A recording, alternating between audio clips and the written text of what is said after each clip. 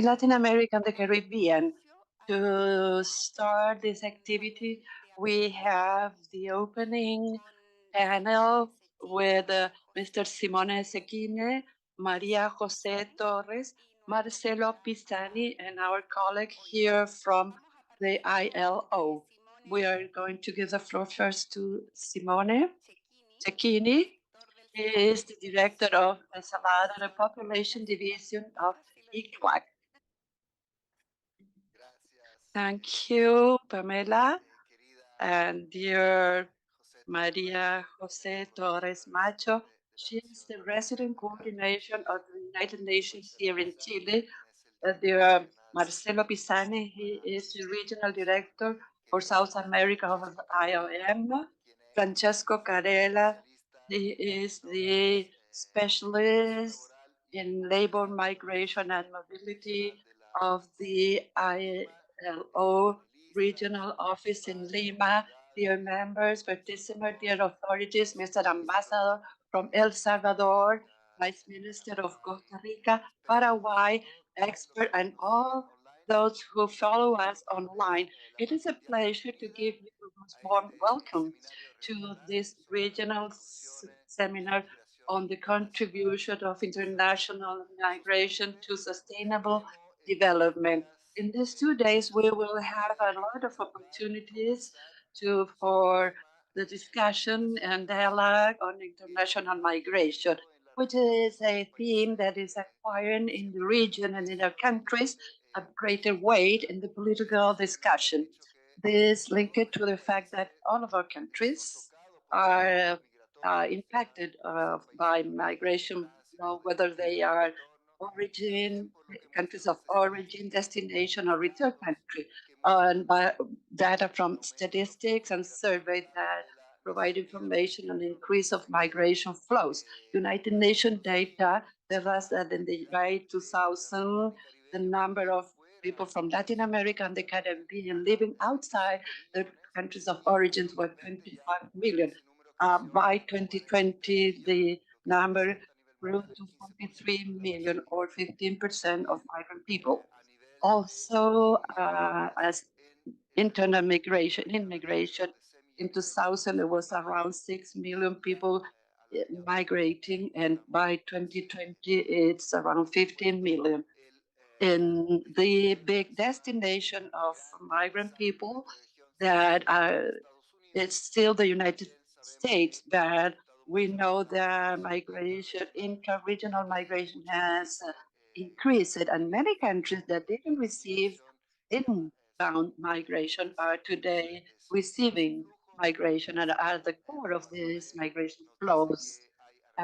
Around 6 million people from Venezuela are migrating or refugees in our region. And countries that are host countries mainly are Colombia, Peru, Ecuador, Chile, and Brazil. And also, yesterday, an article at the El País, our executive secretary, Jose Manuel Salazar Trinidad, wrote that we need to consider all the expulsion and attraction factors for migration in order to explain why it takes place. People are expelled because of the lack of job opportunities, the humanitarian crisis, violence, natural disaster, the effect of climate change. And attraction factors are related to greater job opportunities, greater salary study opportunities, and also family reunification. By analyzing these expelling and attraction factors, it is evident that migration is closely linked to inequalities that are characteristic of our region inside the countries and among or between countries. And also, international migration has been very for centuries has been very important in our region. And immigration, international migration, one of the characteristics is It's intensified, but it's becoming more and more complex. What we observe, it's an increase in migration flows, irregular migration flows. So we all are aware of extreme situations such as what happened in the Darien Gap between Panama and Colombia, which one of the most dangerous migration routes of the planet. And according to the National Panama Migration Service, 250,000 people has gone through the dangerous Darien Gap, which is more than double than 2021. And in the first 4 months, 137,000 people have gone through this dangerous road. It's not the only one, but we see what happened here in South America, what happened in between Chile, Bolivia, Altiplano in Colchane. And also, I wanted to highlight that in the United Nations, in this complexity, we refer to mixed flows because people include migrating, include economic migrants, but also um, those are refugees, asylum seekers, people that are victims of trafficking, including girls, boys, and unaccompanied minor and adolescents, irregular migrants. It's a very mixed and very complex situation, but they are all linked by this condition of very vulnerable people.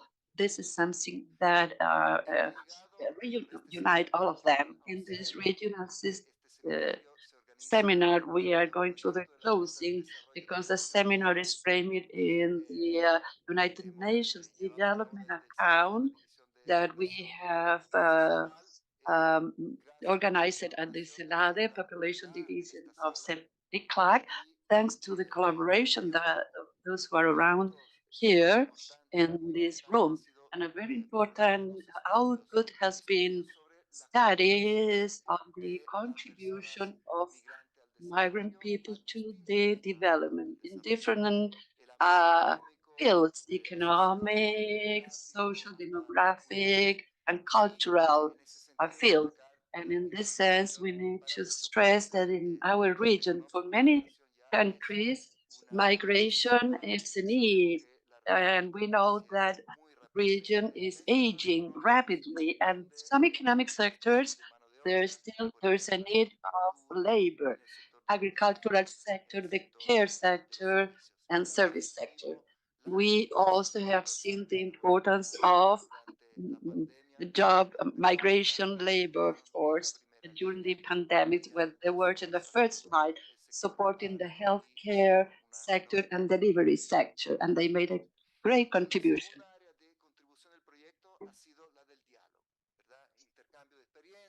A second area is dialogue, exchange of experiences, national workshops. We learned a lot from everyone who took part. And another contribution was innovating and creating infographies, videos in order to contribute to setting up a narrative with regard to migration that is more humane and contributory to development. As we were talking with Maria Jose, in the region, there is a narrative about migration that is very discriminatory. A migrant makes um, more new hits the news in terms of crimes more than what they contribute to society. And so at ECLAC, of course, we are in favor of a discourse that is more humane and against all types of hate and violence towards migrants. And for this, also contributing to the creation of empirical evidence, data, facts that shows the contribution by these migrants. But the project closes, but this is also a starting point, we hope, for greater collaboration here with the UN, the IM, and ILO, and other agencies and countries. And the project spanned 5 countries: Chile, Costa Rica, Panama, and Mexico, and Jamaica, but it is a region and with the UN and the our IEM, in order to have a plan of work and move ahead in the implementation of the Global Compact on safe, orderly, and regular migration and the M30. And in the UN, the effort is to bring together the humanitarian work and also what is done in terms of development in the long term. And recall that at regional level, we are celebrating the 10 years since the Montevideo Consensus on Population and Development, which was adopted in 2013 by all countries who are part of the Regional Conference on Population and Development. And that does have a chapter on the rights of migrant people. And so the issue of rights is also at the center. And at ECLAC, we will highlight that in the period of sessions held at the end of last year in Buenos Aires, the executive secretary announced to countries that international migration would be one of our 10 priority areas of work. And so we will say that we will have 2 days with panels and discussions very rich in terms of not only the contributions, we also have a panel specifically on social labor, inclusion of migrant persons on in the Caribbean, the relationship in the private sector. And so we're going to have a tremendous wealth of panels, and I hope the new ideas may come up. Collaboration, initiatives, precisely so that migrant people may contribute to the sustainable development without xenophobia, without discrimination, and also without uh, the phobia rejecting poor people, which is so common to our countries. And at ECLAC, our approach is uh, looking towards development and rights. We need to see the structural causes of migration as well as the issues affecting migrant persons on a day-to-day basis. So we're going to hear about public policy proposals, have regular pathways for migration, to have access to decent work, to social protection, health, education for migrant persons. And so at ECLAC, the call is for international migration to become a free and informed option and not the result of shortcomings and suffering. Thank you very much.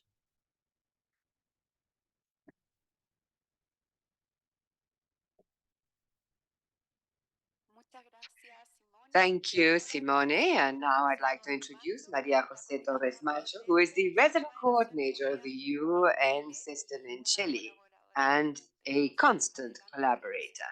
Go ahead, Maria Jose. Thank you, Pamela. And I'd like to begin by greeting Simone Sicchini and all colleagues of ECLAC for the excellent work done at ECLAC and in terms of placing migration and human mobility on the agenda for discussion within the context of sustainable development in Latin America, which is very relevant. Marcelo Pisani, IOM Regional Director for South America, with whom we've worked on many occasions. This is a great opportunity to continue collaborating. And Francesco Canela from ILO, who's with us to discuss these topics. I will be very brief because we're here to discuss the conclusions of the study, really. But in fact, as a I would like to begin by congratulating everyone because we're seeing that the phenomenon of human mobility is neither new to the region nor, or rather, that we've experienced in successive occasions. I'm one of these people who was fortunate to work in Central America during the period when countries signed their peace agreements. And then one of the main themes was the displaced population, refugees. And there is knowledge in the region regarding how to address these populations with uh, dignity, as Francesco was saying, rights based, and that we need to follow and this at those levels. We cannot let it drop. I think that Latin America has traditionally been a region that where these levels have been kept very high in comparison to other phenomena of human mobility around the world. And so I believe that that is why it is so important that we may continue to discuss this topic because there are new nuances. I will not repeat the figures, but I do think it is very important what is being said by Simone regarding the number of persons who are right now in a situation of mobility in the region. We have 15 million people in Latin America who are in a situation of human mobility. That must be the motive of concern. And attention, not only by countries in terms of economic policy, but also the civil society, politicians, the press. This must convene us. This is a topic that must really have to do with the future on how we carry out the 2030 agenda or not. And that is why we were in Chile. Chile is a country that little by little has started to stand out as a very important country in terms of the number of people that are reaching Chile. That is usually the destination of last resort. And this is one of the specificities to Chile. In other places, people who are in a situation of human mobility take these countries as transit countries. But we have an official figure of 1.5 million people who are migrants in Chile, and we do know that there are officially around 500,000, probably in data compared by agencies, but not yet official, around a very 500,000, which would mean that Chile is third place in Latin America in terms of displacement. So imagine how important this is for Chile. We're 18 million here. So there is a tremendous impact on the country. And so in the context of what we're doing as the UN system, and just to pick up on some of the things that was mentioned by Simone, we have taken on the challenge of human mobility as a very important theme to carry out together with the government of Chile in the next 4 years. We've designed our framework for cooperation. There is a pillar one that has to do with the economic and social rights, cultural and environmental rights as well. And while one of the important themes to work on has to do with human mobility. And we're working on this from various viewpoints. On the one hand, the humanitarian response. And this is a group, it is led by the OIM.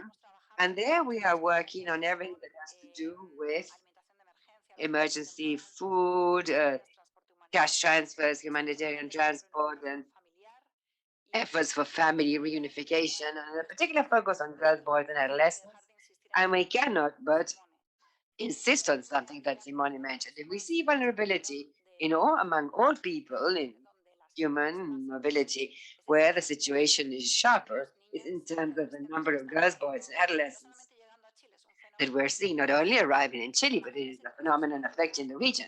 Imagine what that means as these girls, boys, and adolescents start become adults.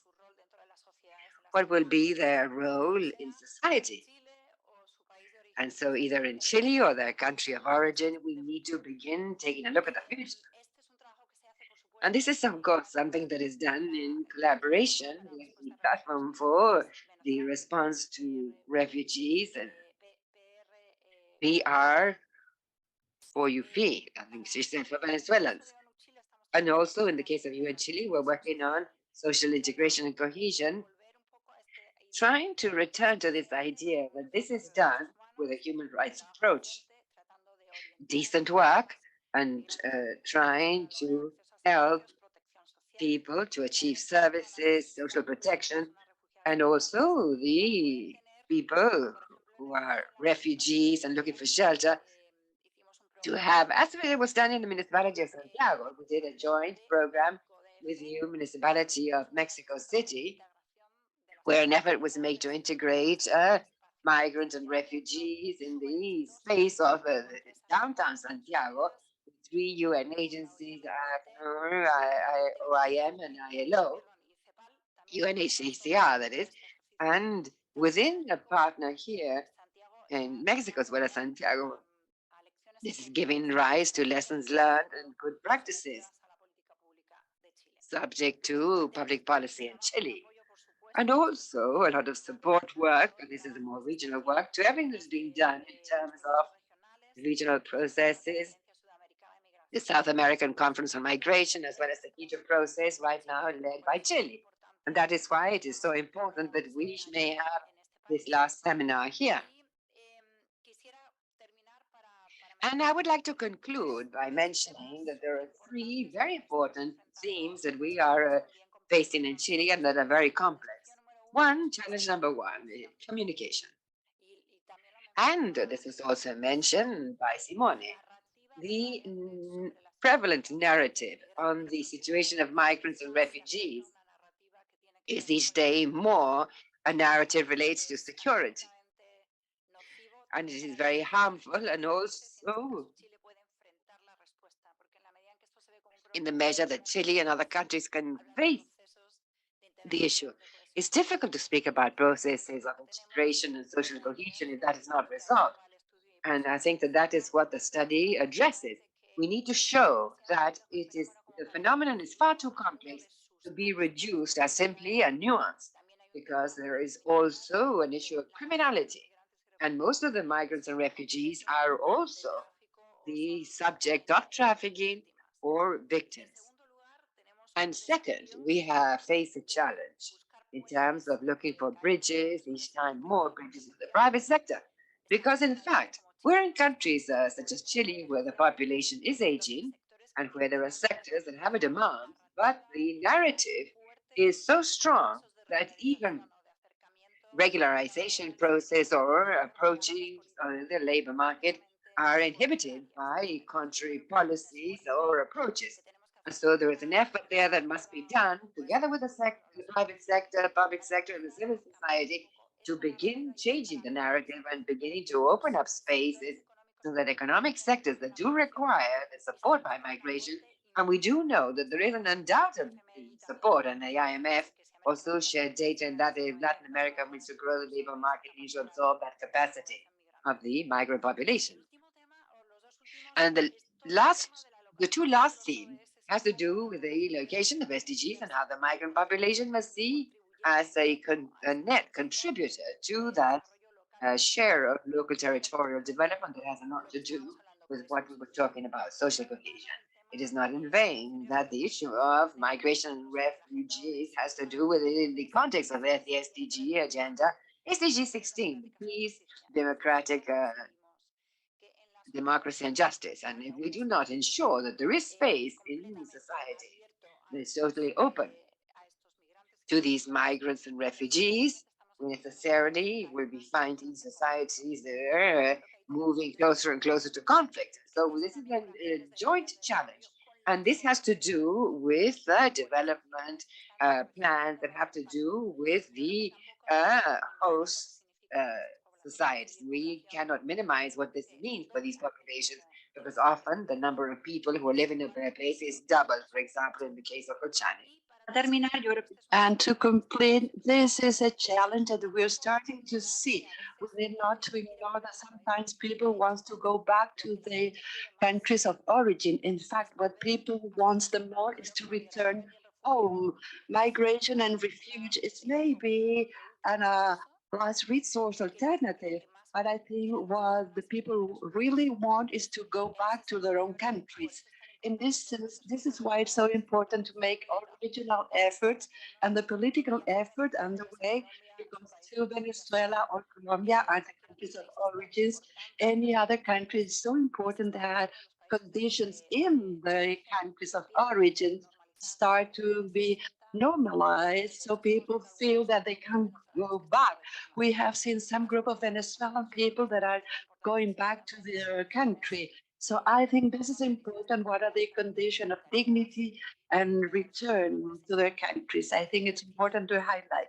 Let me congratulate Simone and Marcello for the work they have done, and have the support of the United Nations system in Chile and my colleagues from ILO, ONU Women, and all the agencies that are working on a daily basis to give a better support to refugee and migrant populations in Chile.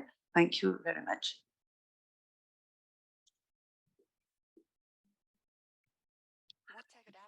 Thank you very much to the President Coordinator.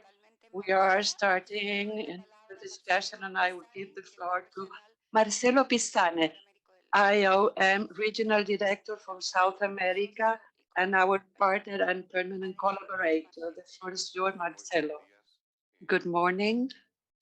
I want first to give my welcome Simone and Francesco and Maria Jose, and the members of the diplomatic body and are on the table. My colleagues from the United Nations, I saw Rebecca, and ladies and gentlemen attending this very important event. It is a pleasure to greet you in the framework of this regional seminar, the contribution of integration and migration to sustainable development, Latin America and the Caribbean, and gather in this room to exchange ideas about the learnings and experiences and to reflect around the contributions of migration to sustainable development. Interregional migration is a trend of Latin America migration processes and is very high in South America. It is estimated that almost 4 out of 5 migrants reside in a country of the sub-region of Latin America. The purpose of reinforcing national capacities to take full advantage of socioeconomic benefits of intra-regional migration and its contribution to sustainable development or the project coordinated by ECLAC, it's a priority. In our region, a large part of our energy has been targeting in response the opportunity associated to irregular income of migrants from some countries. In this sense, this work presented by eClide provide us with the tools that will allow us to build better responses to the challenge of sustainable integration and the foundation to build a new narrative to deal with migration as synonymous human based on human rights narrative. It also shows with evidence which are the contexts in which migration takes place in a more efficient and effective manner. We cannot speak about sustainable development if we do not deal with regularization of migrants that we receive in our countries. The historic opportunity provided by the Global Compact for a safe, orderly, and regular migration to deal with this huge challenge cannot be dismissed. It's a collective commitment from state to improve cooperation around international migration, acknowledge with good management, migration generates prosperity, innovation, and sustainable development in a global world. We need to lead the efforts to improve migration governance and the full benefits for the region. The pact is anchored in the Agenda 2030 for Sustainable Development, where they acknowledge that migration is a powerful a driving force for sustainable development for migrant people and for communities. In 2022, the forum that review international migration had as an outcome the Declaration of Progress approved by consensus in the General Assembly of the United Nations, recognizing that migrant people are a part of our societies and their contribution are positive for inclusive growth and sustainable development in countries of origin, transit, and destination and return country, especially by enriching societies through their human, economic, social, and cultural capacities. For those commitment to become sustainable in the long term and to contribute to achieving the objective of the global compact, the promotion of social peace should become a priority under the view that migration is a pluridimensional reality and the voices and the involvement of all stakeholders are essential, particularly of migrant people. In this sense, it is of the utmost importance that contribution of the word presented by ICLAD that will reinforce with our discussion in these 2 days. It's absolutely important to feed, to nurture these discussions into the corresponding international instances as well as international processes. Just to mention some of them, I would highlight the International Network from United Nations for Migration, the Quito processes, the Declaration of Los Angeles, and the South American Conference on Migration. Is highlighting the work of the final one in order to contribute for international governance from the IOM.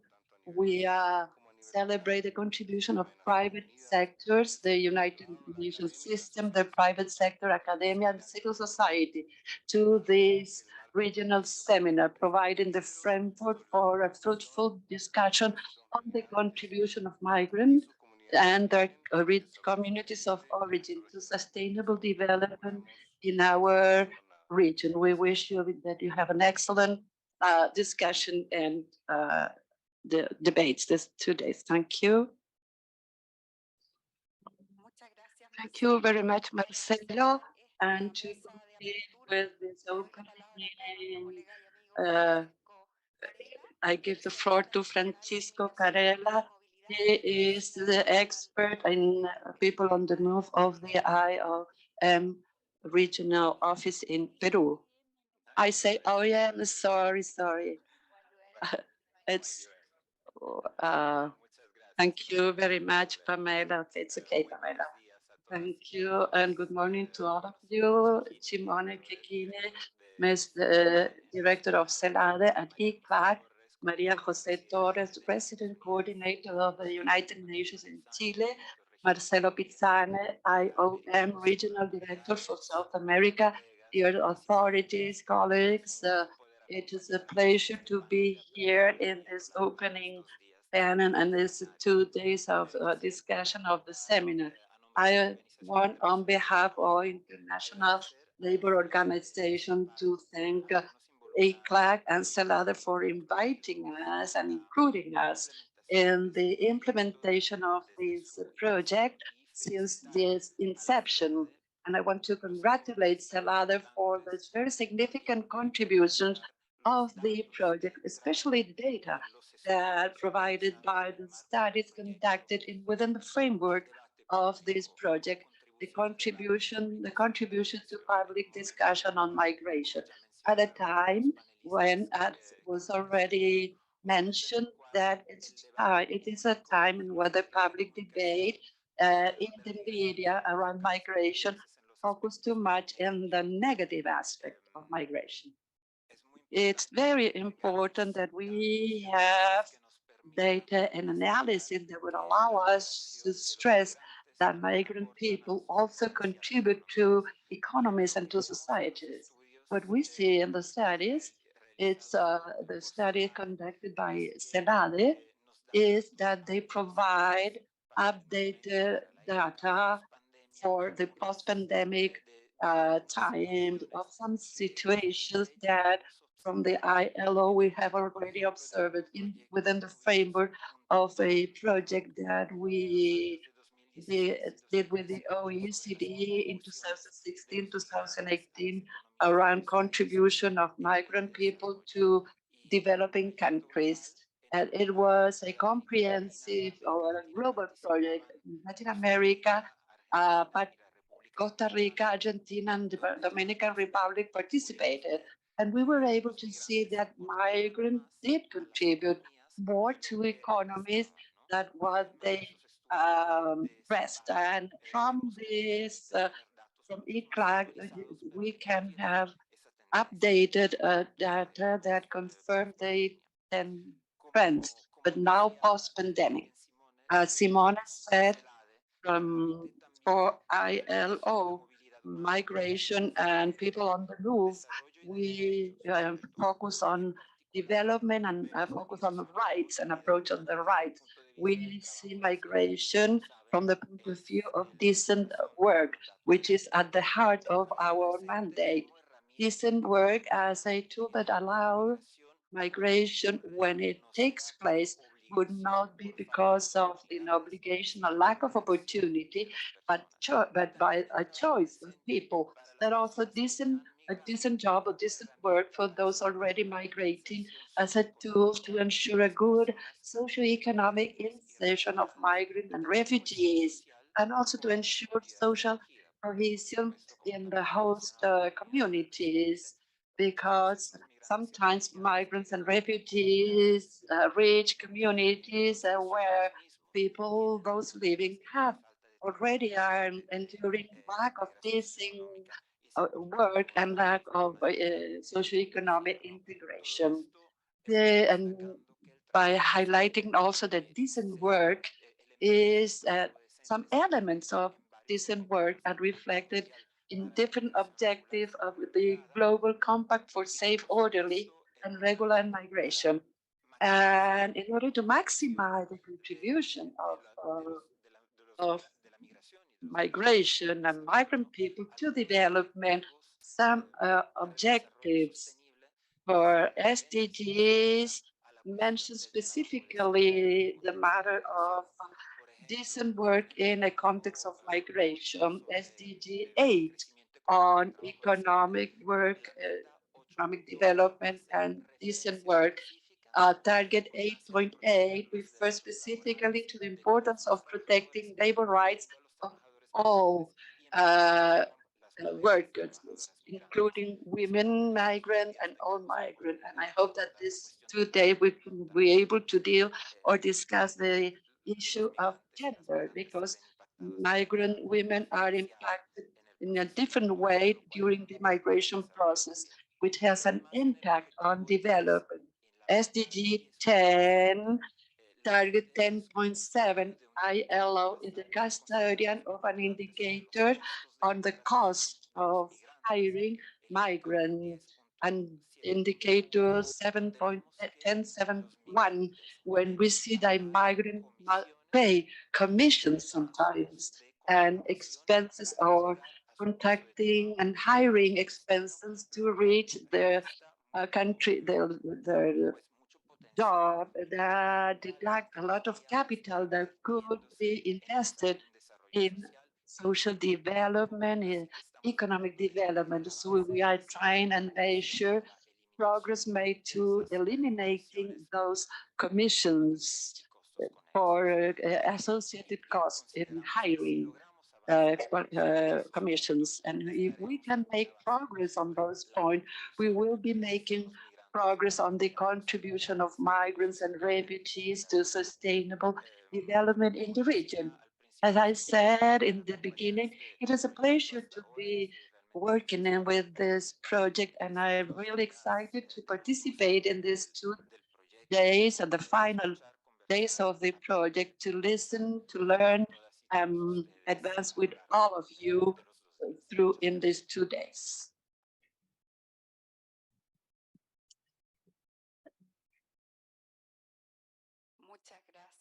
Thank you very much, Francesco, and I apologize for changing your agents.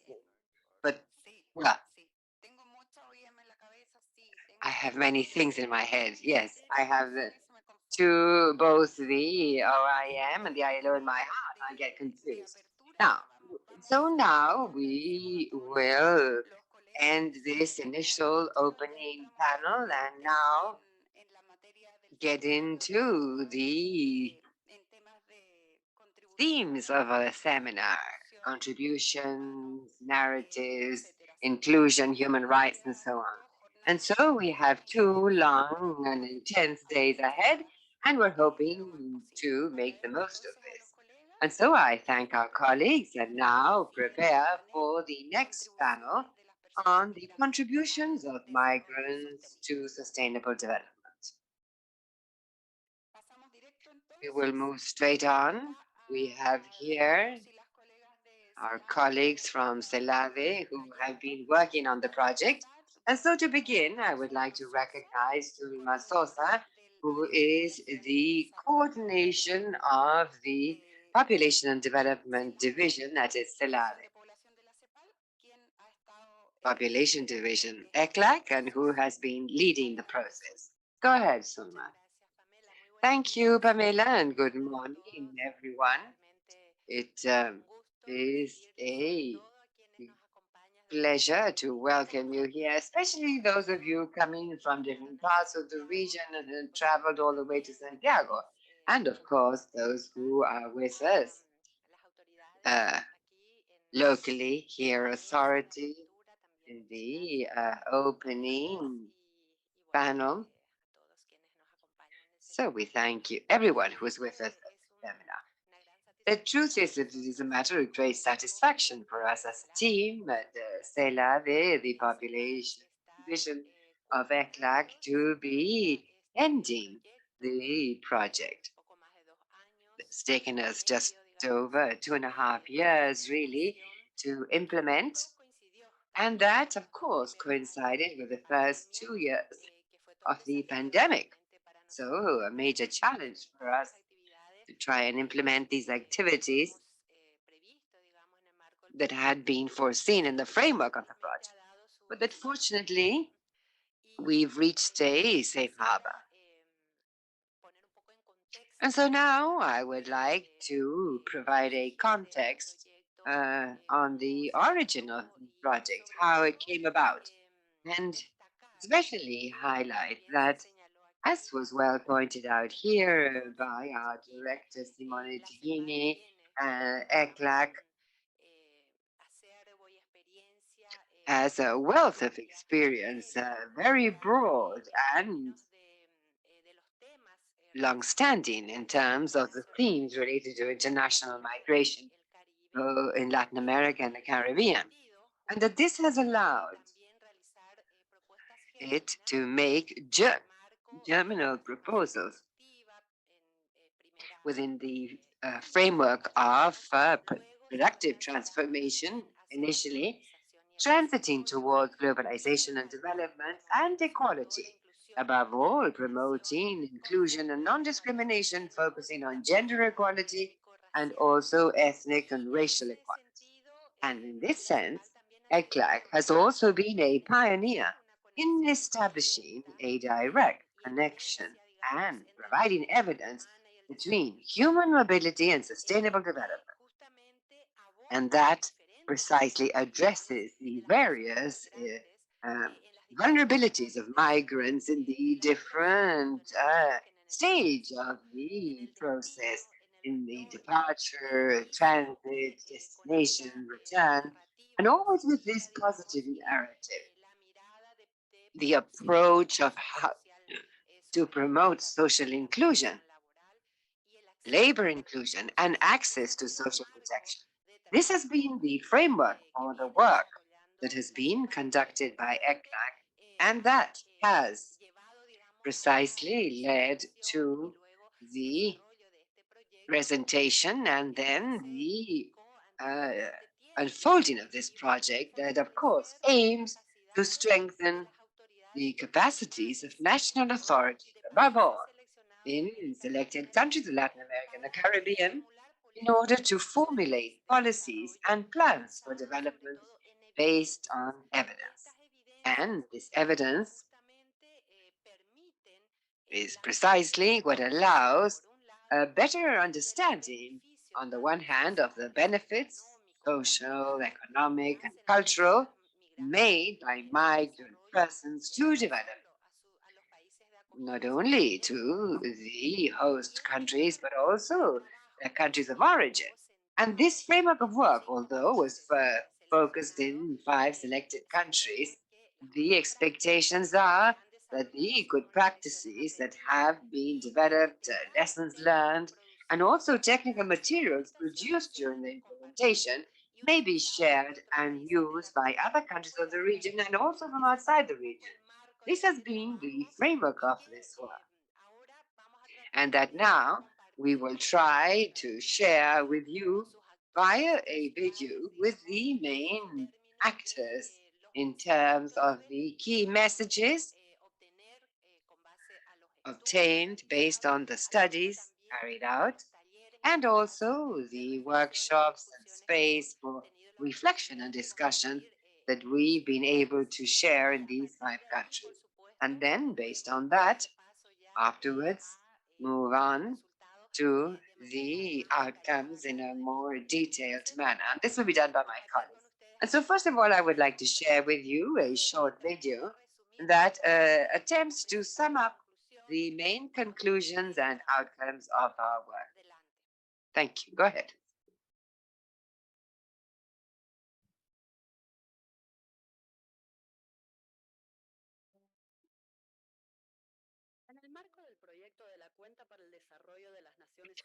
Unfortunately, in the interpretation booth, we have no direct audio, and so it is not possible to translate the video. I'm sorry.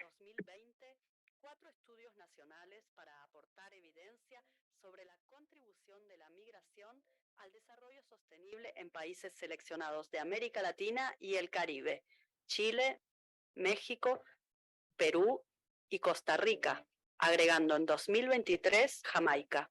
Estos estudios generaron evidencias ampliamente difundidas en los países seleccionados sobre las contribuciones de la migración internacional en diversas dimensiones. A partir de los resultados obtenidos entre 2021 y 2023, se desarrolló su difusión en formatos de talleres nacionales en cada país, de metodología expositiva y participativa que generaron diálogos entre los actores relevantes en los temas de migración y tomadores de decisiones para contribuir al diseño de políticas públicas basadas en evidencia. CEPAL ha impulsado a lo largo de los años una visión firme de defensa y promoción de los derechos humanos y el desarrollo sostenible de la región. Visibilizar el aporte de las poblaciones migrantes al desarrollo sostenible implica reconocer y valorar la diversidad, promover la convivencia en igualdad, donde la institucionalidad y los derechos humanos sean para todos y todas sin discriminación. La migración segura, ordenada y regular tiene lugar solo si es informada, sin coerciones, facilitada, con base en instrumentos normativos y políticas con capacidades anticipatorias y protegida con la dignidad humana como principio fundamental a respetar. Sin embargo, los procesos migratorios muchas veces carecen de estas características. Las personas que migran lo están haciendo en condiciones de mayor vulnerabilidad, muchas veces obligadas por condiciones estructurales de pobreza, violencia y falta de oportunidades del país de origen. En todo el ciclo migratorio se observa cómo estas personas están más expuestas a la violencia, explotación, xenofobia y discriminación. Aún así, con todas estas dificultades, las personas migrantes siguen contribuyendo con su trabajo, con sus prácticas, con sus modos de habitar y vincularse con el territorio, con sus comunidades, con sus familias y con la sociedad de acogida. En América Latina, el envejecimiento demográfico está dejando un déficit permanente de población en edades activas. Es un desbalance que impacta en la economía, al no proveer la fuerza de trabajo necesaria para mantener el crecimiento económico. Las migraciones internacionales contribuyen a reducir este déficit, aportando importantes contingentes de trabajadores jóvenes en edades plenamente productivas. La migración internacional aporta añadiendo diversidad, y esto en sí mismo es ya una contribución. También promueve el intercambio de conocimientos, saberes, costumbres y prácticas.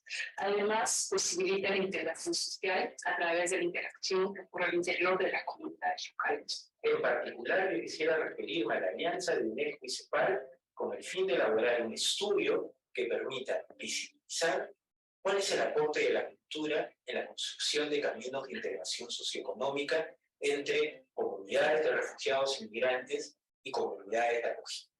Las contribuciones económicas que hacen las personas migrantes a sus países de acogida son innegables. Esto fue evidente durante la pandemia con el personal de salud, que aseguró la atención, y también con los servicios de delivery, que permitieron sostener a una sociedad confinada.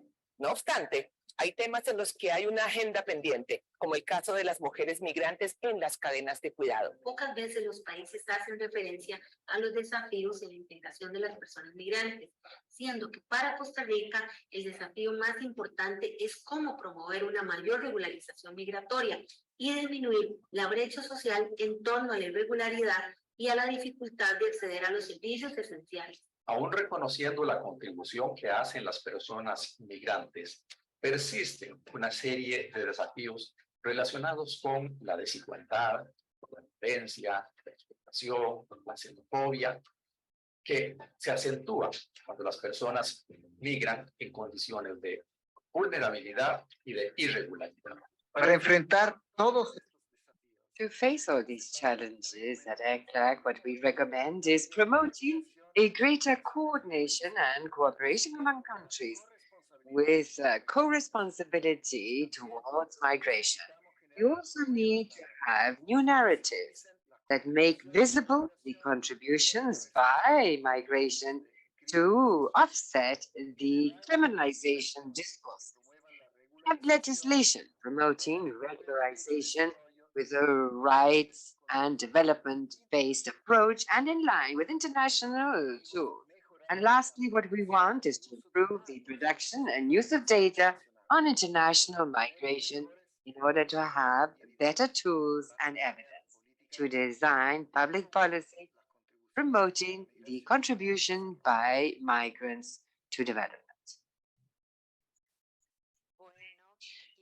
And so, well, we were able to hear some of these key messages as I had explained and merely repeat that also for us at ECLAC, the project has allowed us to strengthen not only interagency work that we can see here reflected as well, with the participation by our colleagues from the various specialized agencies responsible for addressing the theme, but also and especially with our counterparts, governments, and the different civil society organizations, academia, and also specialized institutions, and that allow us to address, to properly address migration and see it as an opportunity for achievement, not only peaceful coexistence, but move towards integral human development and make the most of the opportunity and the relevance of generating, as Simone said, knowledge, wide or ample knowledge of the migratory process in order to fine-tune our public policy appropriately. So this is a contribution that must be strengthened, and so we're making this available to each one of the countries interested in this, and we reiterate our commitment to continue to collaborate to the design and the strengthening of public policy in this regard. Thank you.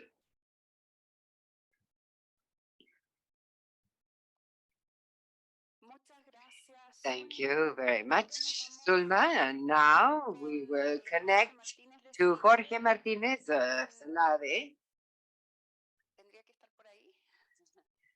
Should he be here?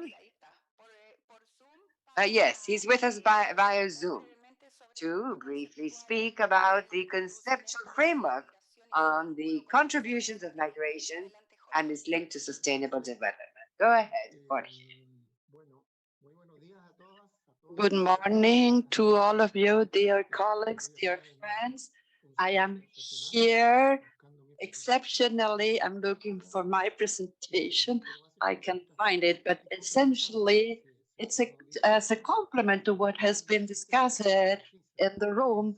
Very the conceptual thought on studies of this type is absolutely relevant and pertinent. I'm still looking for my presentation, but we need to consider that this demands a lot of work, hard work. It's not something,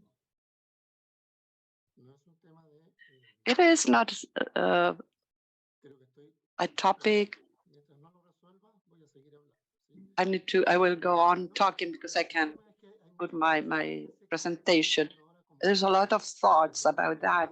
We agree in many points here, and maybe it is convenient to indicate or to go to some conclusions. It's absolutely relevant that the visibilization, the acknowledgement of contribution of migrant people as any other people to sustainable development is key in order to reduce vulnerability. We have discussed it in many occasions about that.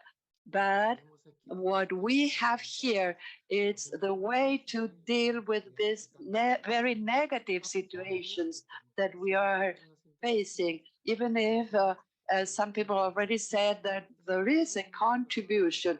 So we have there a situation, and I want to highlight or stress.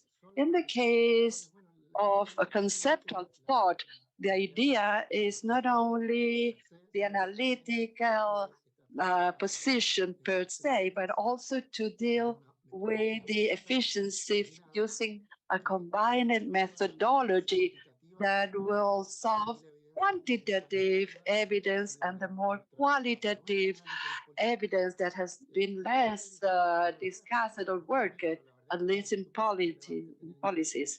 I think it's very important to consider this type of approaches. And second, I'm not sure if I will be able to share my presentation. Second, it deals finally what regarding the tensions, current tensions, and in this sense, this is another way to reduce and solve the intensity of the tension or the stress. This is not anything recent.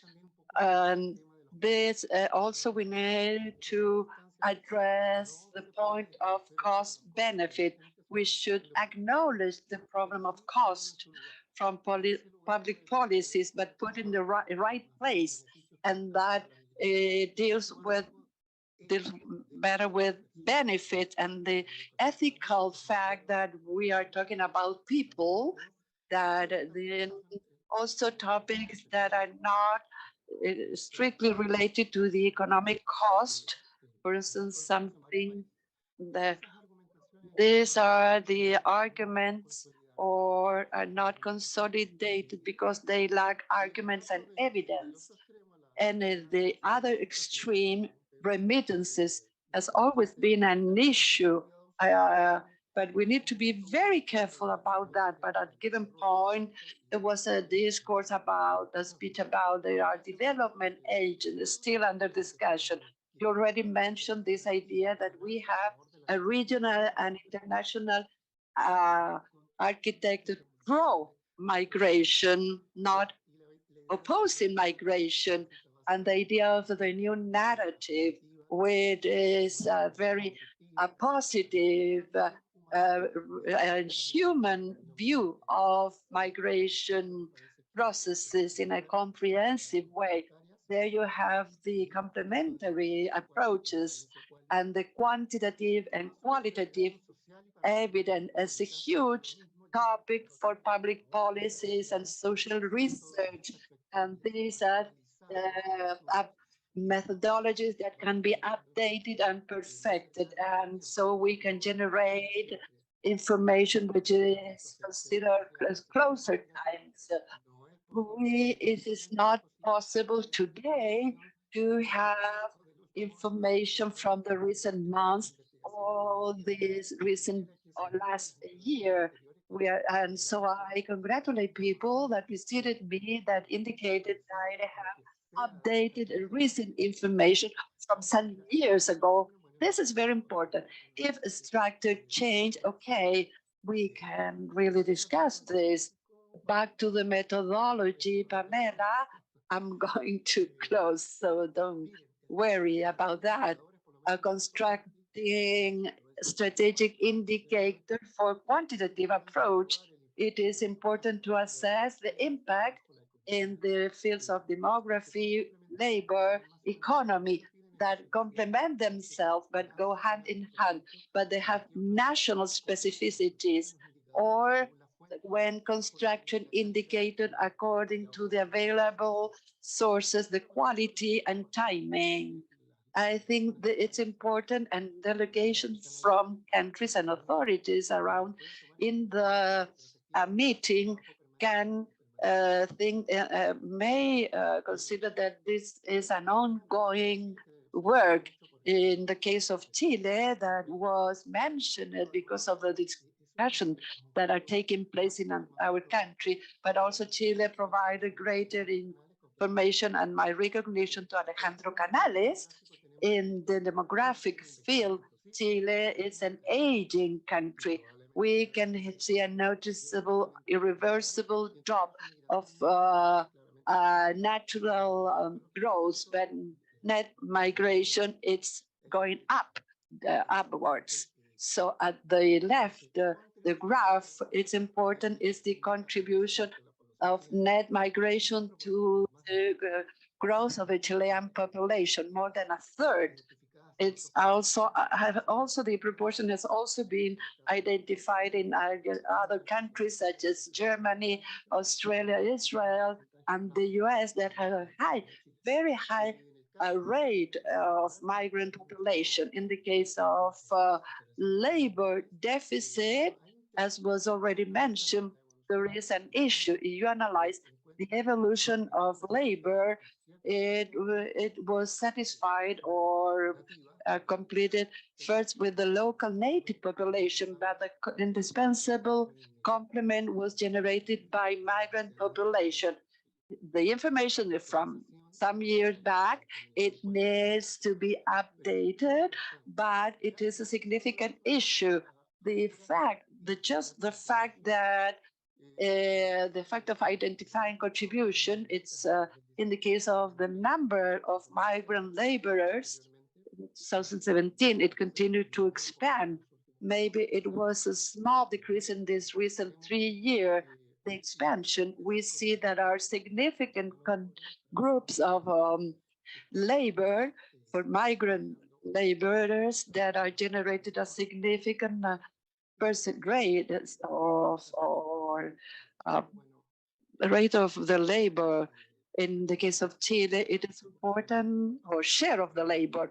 It is important that are some learning the contributions during the pandemic, and almost half our activities of greater participation of workers during the pandemic or the beginning of the pandemic related to household women working in household jobs. Or this also involve working with different sources regarding sources that provide information of growth and contributions to the same. But we can see here that are substantial contribution of migrant population with the assumptions and models that we have created to show their incidence on GDP. And I close here. Demographic topics are becoming more and more important. We know the importance of agents and low growth. Labor topics, they contribute to reduce labor deficits, social issues dealing with the risk. Specifically, it was the case of the pandemics, but it also deals with many other problems in day-to-day life, the need for social protection and social inclusion and socioeconomic topics. And thank you very much. And I wish you the best of in your discussions.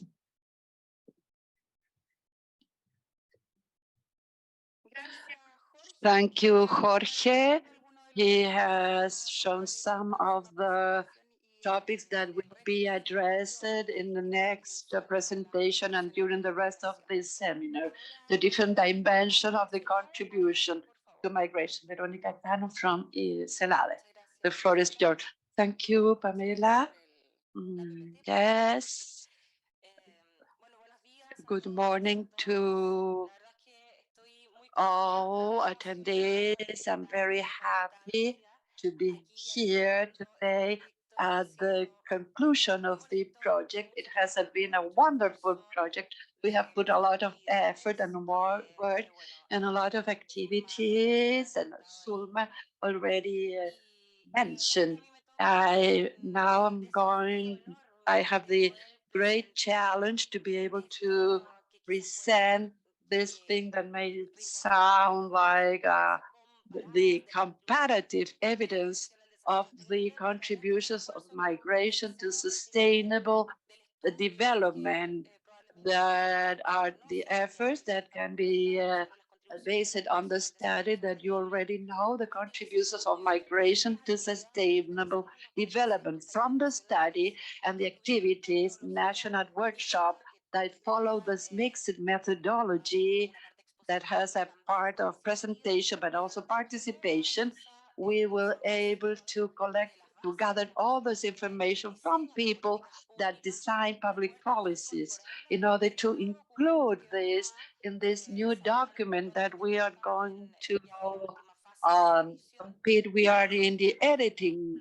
final phase, and we are going to include comparative results and evidence from national workshop with the challenges and recommendations for public policies, including some small guidelines to for tracking migration contribution, a guideline with indicator in order to measure contribution of migration in the different dimensions. And now I will take the opportunity to go a little faster because Jorge already mentioned some of those aspects in this structure of this is a structure, brief outcome on the study of contribution by dimension. We're going to be a little faster on this because it has already been mentioned and we have already read our study. And then what are some of the outcomes of the good practices emerging from national workshop in Chile, Costa Rica, Peru, Mexico, and also some results from Jamaica that we already held our national workshop in Jamaica. This is totally new last week. Workshop, some challenges and obstacles that can be issued from the national workshop, and where the people that were sharing with us, authority, people from social society, the academia, and government also show what were the main hindrances and in order to facilitate and include contribution for migration, and some recommendation and change proposals finally that issued from national workshop and discussion. So this is a summary of the different instances and topics that we are going to discuss. Economic dimension, as we all know, this is the first one that's bring as a result of contribution, how migrant people contribute through their work, their contribution to the GDP, as Jorge mentioned. In the case of Chile, in the study, we were able to see the GDP growth 2009, 2017, 13.4%. It's the contribution of migrant force. Also, this contribution in the study of Costa Rica in the final decade, the contribution to GDP is explained by migrant workers. Also the labor contribution made by migrants in Chile. This was shown just now by Jorge. But there we can say that, of course, this study was carried out in 2020, but now we have new data, and we can see how the economically active population with data from 2021 and the migrant contribution is of 11%. And in Peru, here too, we were able to see that in labor terms, migrants are being included in a high proportion in areas of low skill, and that is somehow the profile of how these migrants are recently arrived from 2014 through 2019, and which opens or shows the structure of the migrant population and the challenges and the contributions made by this type of migration. In Costa Rica, this graph shows how migrants, men as well as women, participate. Their share, their occupation rate is higher in both men and women, and that somehow makes visible that migration in Costa Rica is mostly labor.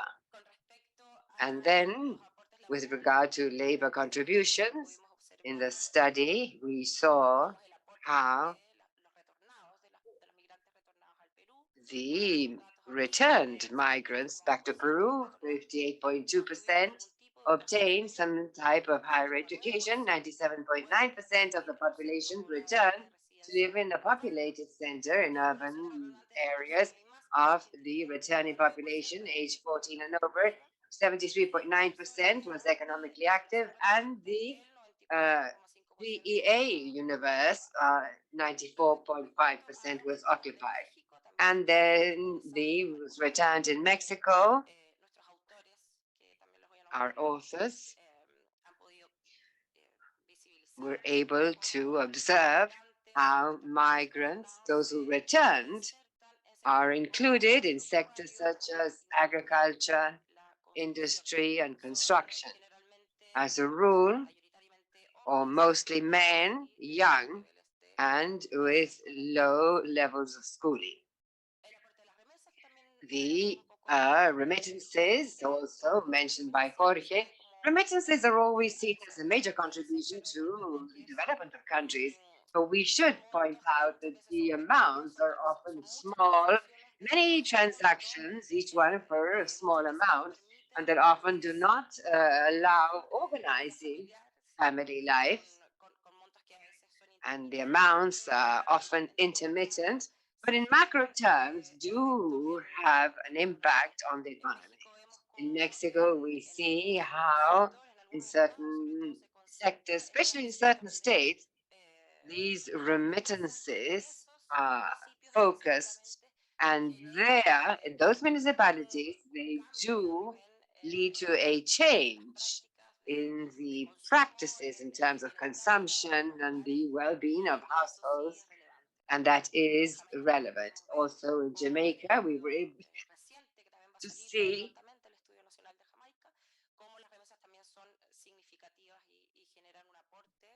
how remittances are significant and make a contribution to development. The other thing that we have observed through our study and workshops has to do with tax contribution, taxes paid by migrants who are working more formally, and also the contribution made by taxes such as VAT or IGV, that regardless of the migratory situation, everyone consumes, and this does lead to a significant tax revenue. The other contribution has to do with receiving, hosting a population that is already trained. This also means a saving in terms of human development, investment in human development. And this is relevant that we put on the table. In social terms, it's mixed. We were talking about labor and social aspects. And we see how, in terms of care, there's a contribution with migrant women in paid household work, and where probably it is possible to see as a solution to the care crisis. This is something we could talk about in length, but the truth is that it occurs. And in the graph, you can see how women, native women, are take higher skilled jobs, whereas migrant women are in the service sector, and that somehow, in theory, what is said is that thanks to the migrant women that are able to take these sort of job, the native women are able to access other higher skilled jobs. And now, of course, all of this does have the other side of the coin in terms of the quality of the work, decent work. And this is a quote from the study recognizing that it is thanks to migrant women, local women are able to be included in the labor force. So there is a deficit of decent work, and this must be taken into account. It appears everywhere in the studies and national workshops as well. In Costa Rica, it's also of concern, the levels of informality of work, and especially if you take a look at this by sector of the economy. There are some sectors that have more than 75%, almost 80% informality, which is a matter of concern. And also in Peru, something similar, informality rates in the among the migrant population is very high. To compare, also the native population has a higher share of people working in informal sectors. In demographic terms, yes, Jorge also mentioned this, migration slows the development in their countries of origin. And so the existing population continues to age, and the migrants produce a change in the age structure.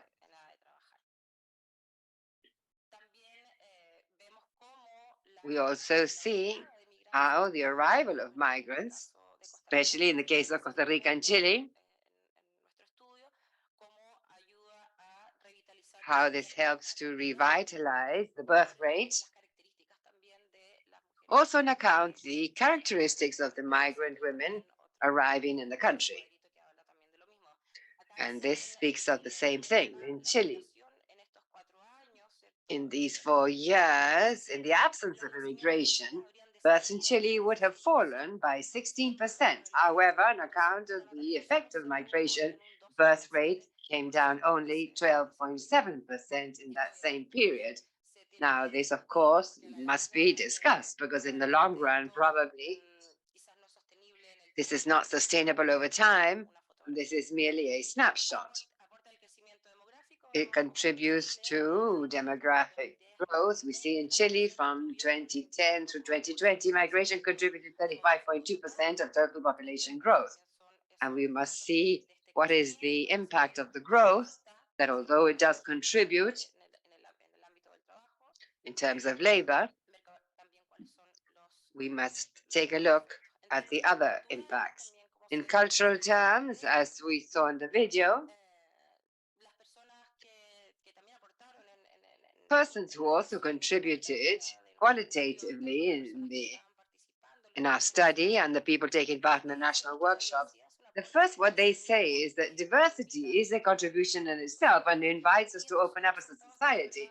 And these results maybe are not so quantifiable, or the truth is that we didn't have a tool to measure just how relevant diversity is, but it comes out with great strength in qualitative terms. And also the presence of migration allows us to be visible as part of a greater, wider fabric. And here too, someone mentioned the case of Costa Rica. And that invites us to think of the migrants who are no longer here, and that somehow everyone here, we do have some history of migration, and helps us to accept this global awareness.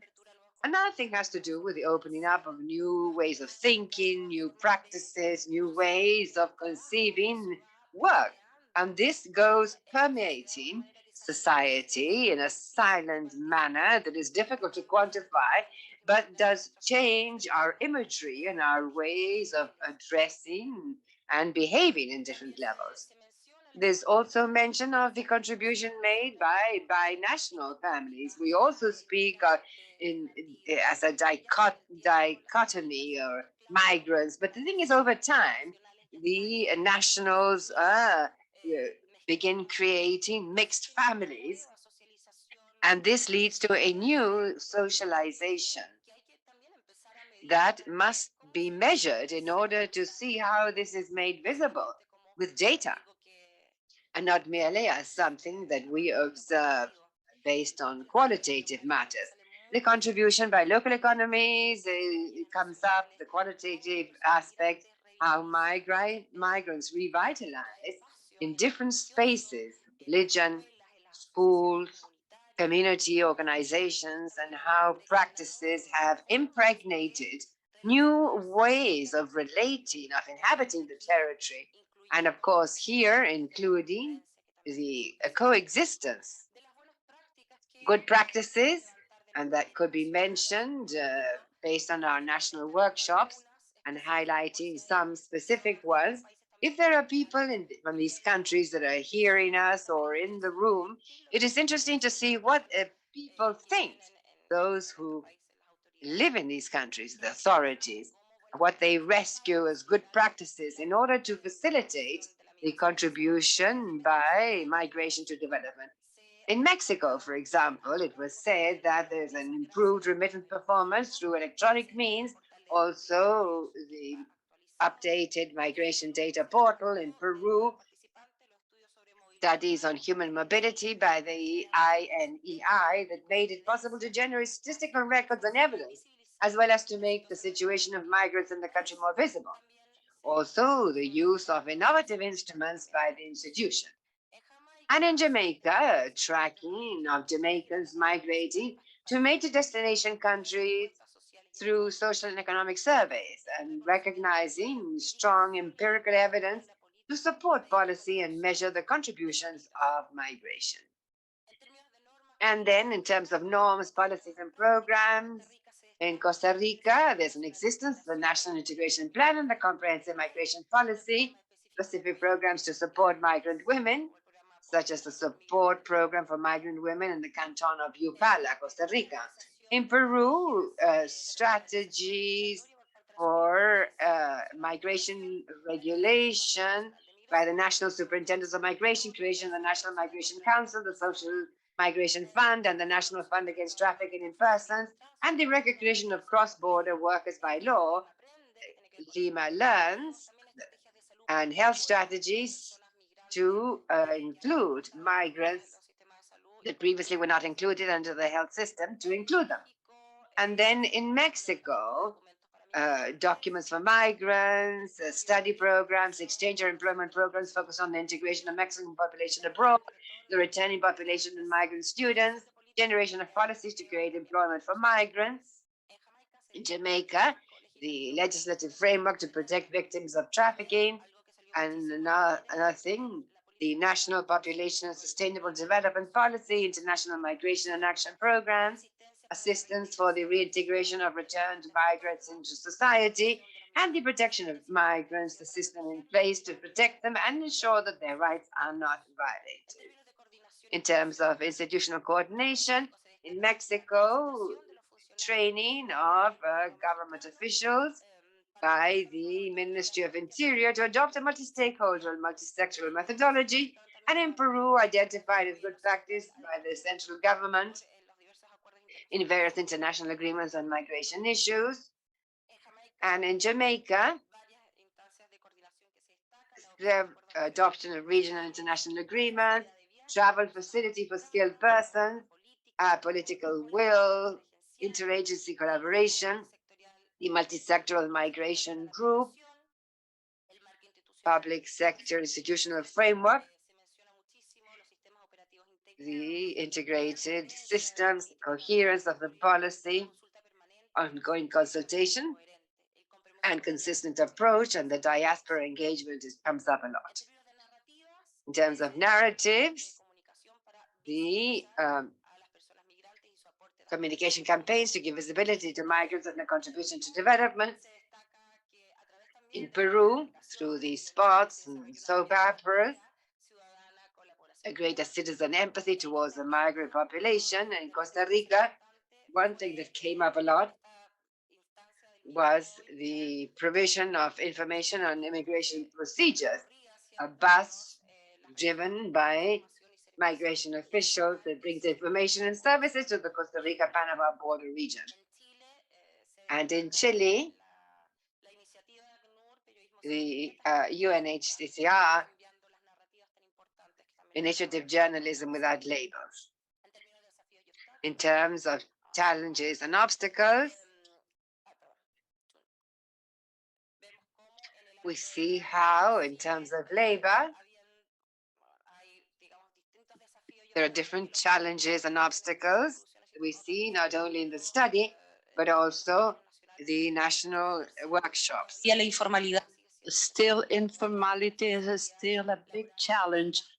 Labor flexibility, of the subcontracting, racial discrimination, labor exploitation. And this is important, the difficulty for regularization because excessive documentation and high price of documents that impede a hindrance of formalization, redistribution of care and care crisis. In terms of education, the challenges are it involves assume the complete school environment, modification dealing with the training of educators, formal and informal curricula. We need to transform. In order to transform that narrative, we need to make a basic structural change, and education is key here. Other topics, convalidation of studies, access to how to make more flexible and facilitate procedures of recognition of former studies in terms of narrative and social discourse is still an obstacle. The discourse and the media political discourse that are still associate migration with criminal and empowering discrimination, xenophobia, and racism. Other this narrative that make migration criminal impede, stop, we make us see the migrant people as an illegitimate or illegal person without possibility to access to services. Obstacles to living together is a huge topic or an issue. We need to really assume the problem at the local and central level.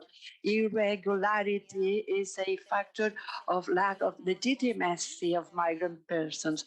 The cultural difference and how to build citizenship, the the challenge in the access of service. What are the evidence and the data that are in the we oppose the sensation of that they are taking our rights, migration and the association with criminality? Regarding data and information, some of the hindrances are administrative records. We will have specific panel discussion, but still, national workshop, we gather the information on how difficult it is to use administrative registry and the bad, improper use, the difficulty to follow the diaspora, the lack of data integration, interoperability of data and standard system, the lack of updated, deaggregated data, lack of communication of data and evidence, lack of communication towards the people, towards the society, have to convey data so they are understandable. And then we need to work with narratives, also the divergent, the different data depending on sources of information. Different sources of information provide different data. So how can we arrive to a standard mechanism to end the challenge regarding institutionality?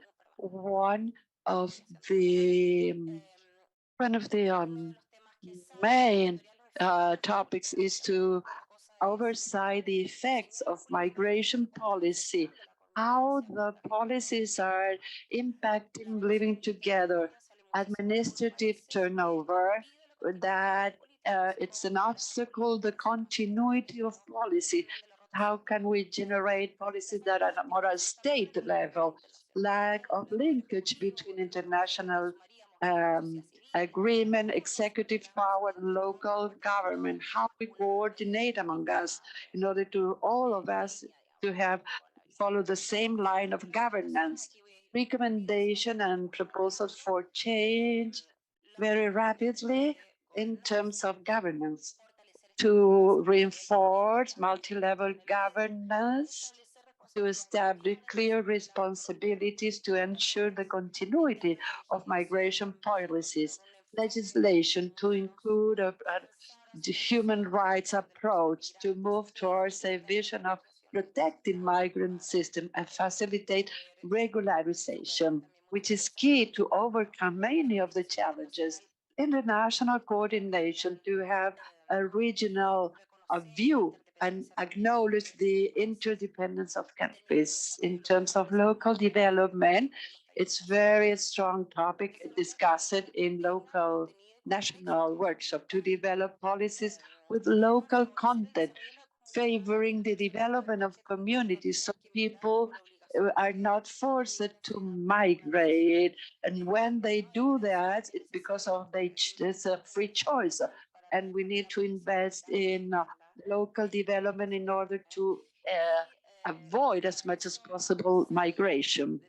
And in every workshop, we discuss the topic of sustainable funding to reinforce decent work, to improve the oversight of labor conditions, to fight against xenophobia and racism, to put on a new narrative. It's very important to work on this and have a new view, intercultural view with including respect for human rights. And I conclude to improve information on rights and access to services, facilitate access to services via regularization, generate non-hierarchical gathering or spaces, how we generate inclusion spaces so we stop seeing among people that people like them and us, and then work with the community, which is essential for awareness to avoid discretionality of one-stop window. How can we make that policies that can be excellent guidelines, but they can reach to ground level to work in intercultural education and to generate spaces for exchanging experiences and learnings. And finally, regarding data to generate evidence and updated studies.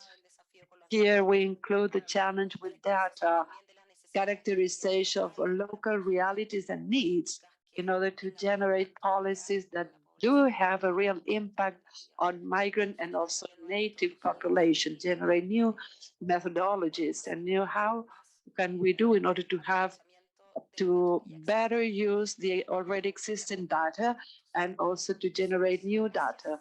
Thank you very much.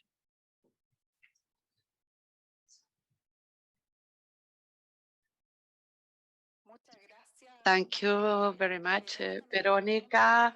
I have here my 5 minutes sign. I didn't want to press you too much because we need to find the key outcomes of finding of the project and the work in a very for your peace of mind. Our presentation will be uploaded into the website because it's a large amount of information. You will all have access to it, even if we're a little late and we have our coffee break. I wanted to open the word for intervention before ending this part. Does anyone have an intervention, question, or comment to people? We have two hands here. Can you introduce yourself so you can be identified?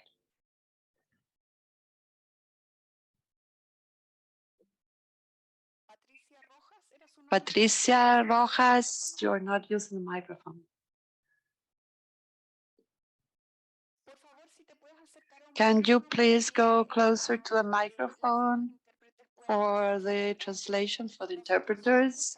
Because we listen to you, but the interpreters are from Patricia Rojas from the Association of Venezuelan People in Chile.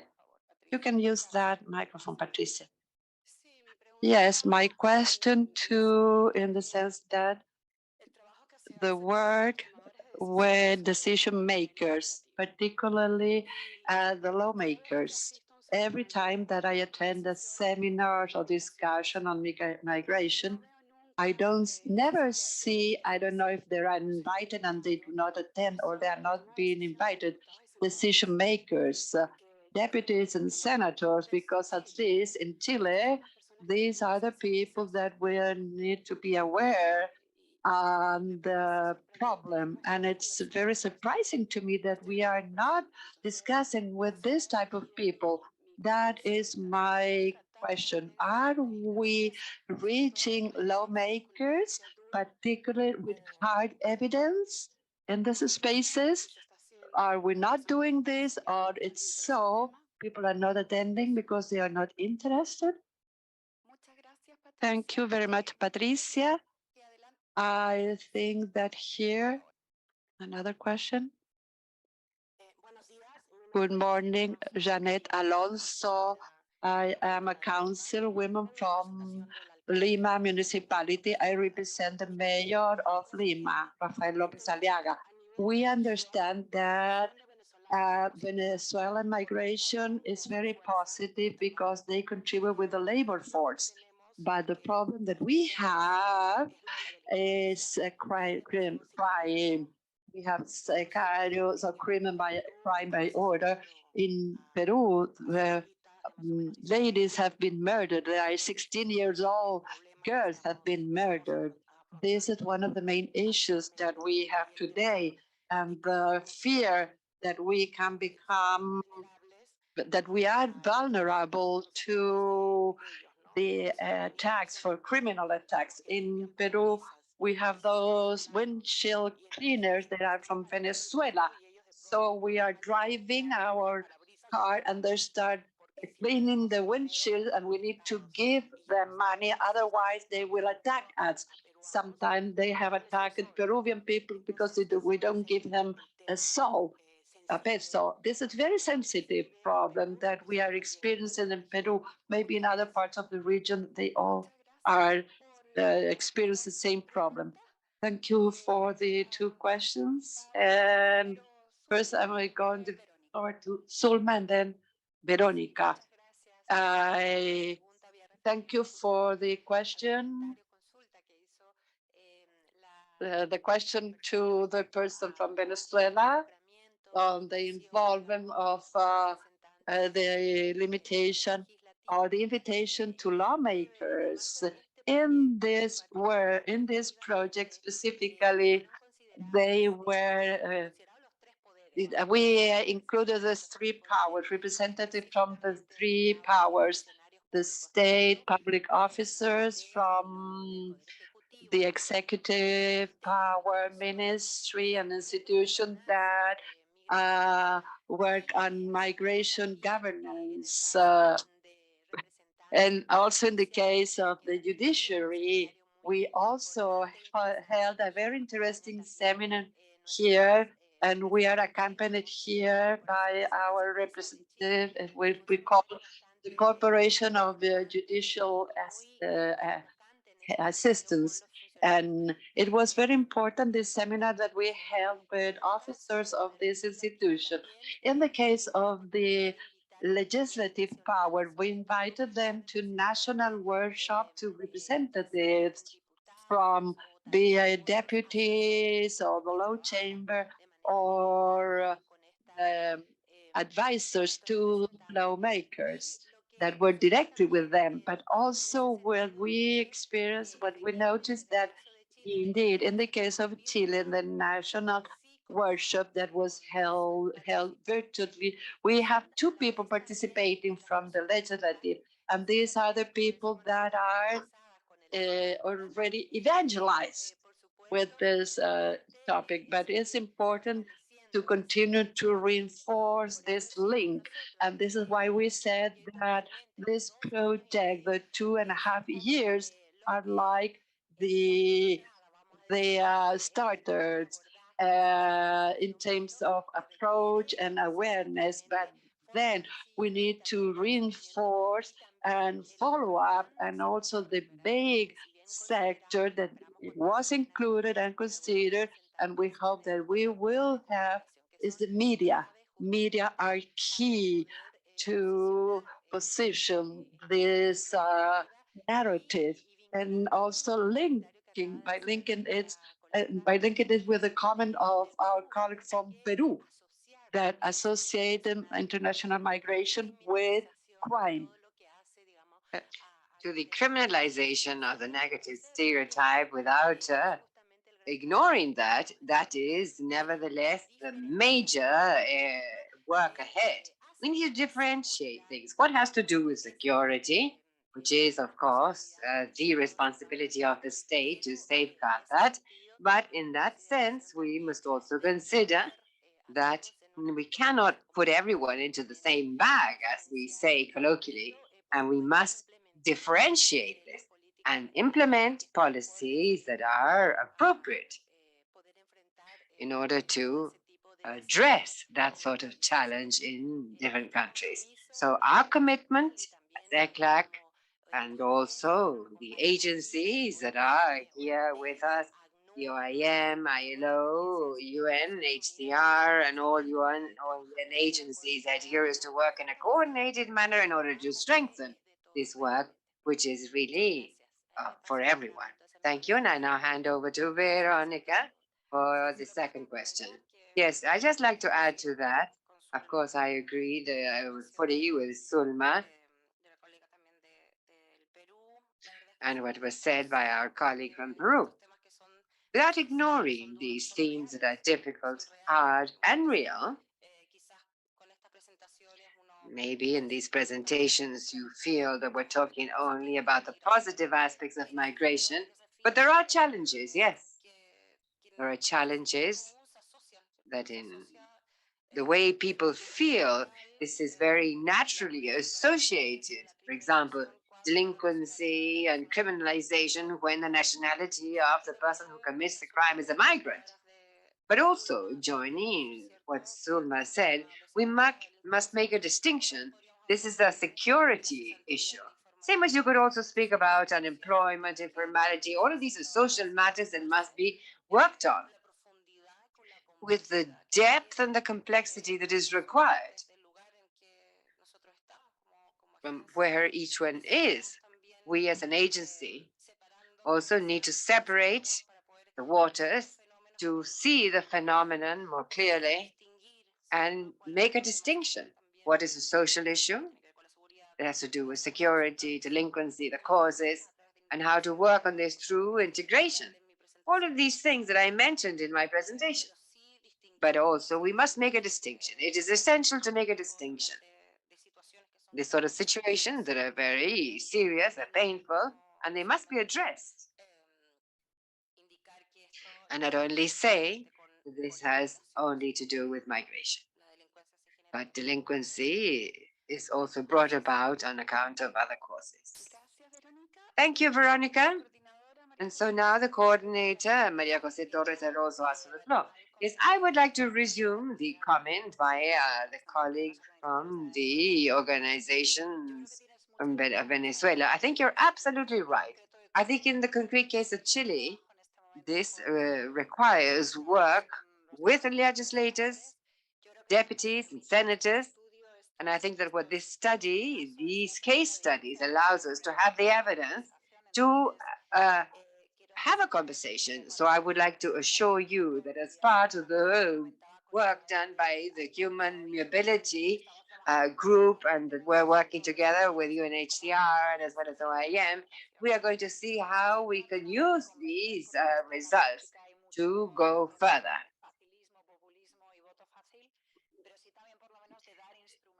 This provides you concrete tools and evidence so that we can discuss the topic without simplifying it. This is an issue of criminality that must be addressed, but also there are many other aspects, as the study says, must be addressed by the legislators of the country, such as Chile, that are not only concerned with the Chile of today, but the Chile of the future. So I think that your comment is very important, and I think it is part of our work agenda, and this is a very important contribution for that purpose. Yes, of course. Now go ahead, Marcelo. This is a topic that's not forgotten, not ignored. It's very important to connect what is being discussed in these spaces with decision makers and that produce the regulatory frameworks. There's several things there. There are studies. I don't know if you know of OPELE in Central America, which is the entity that brings together the presidents and parliaments of Central America. There is a framework law there for migration that is human rights based. Why? Because as a rule, everything related to migration is spread out within a regulatory world that countries have. But there are many voids, there are gaps. And so we are devising guideline frameworks to have something to follow. And there you can also find a study on the amendment with the existing regulations and the compact for the 2030 agenda. There's a group working on this. Latino and Pala Sur, we're working on the creation of a regional network of parliamentarians for a safe, orderly, and regular migration. And so I agree that these things should be connected more strongly with these other spaces, which is something that I try to express in my opening words as to what is happening here, affects the CCM, the Quito process, and also feeds in to these other instances. Thank you. Thank you, Marcelo. And now, yes, before breaking for coffee, I just wanted to say that since we're now beginning the dialogue, the idea is not only to share the outcomes of the project in the 5 countries, but also today, in addition to streaming with in-person presence by representatives of Paraguay, Uruguay, Ecuador, Dominican Republic, and Argentina, and maybe someone else as well. But there will be an opportunity to intervene as panelists in the coming panels, and of course, all the discussions that follow, because these are matters that have many aspects in common. And so, of course, they must be shared with the region. And so now we invite you to enjoy coffee, and then we will tell you when it's time to come back. Thank you.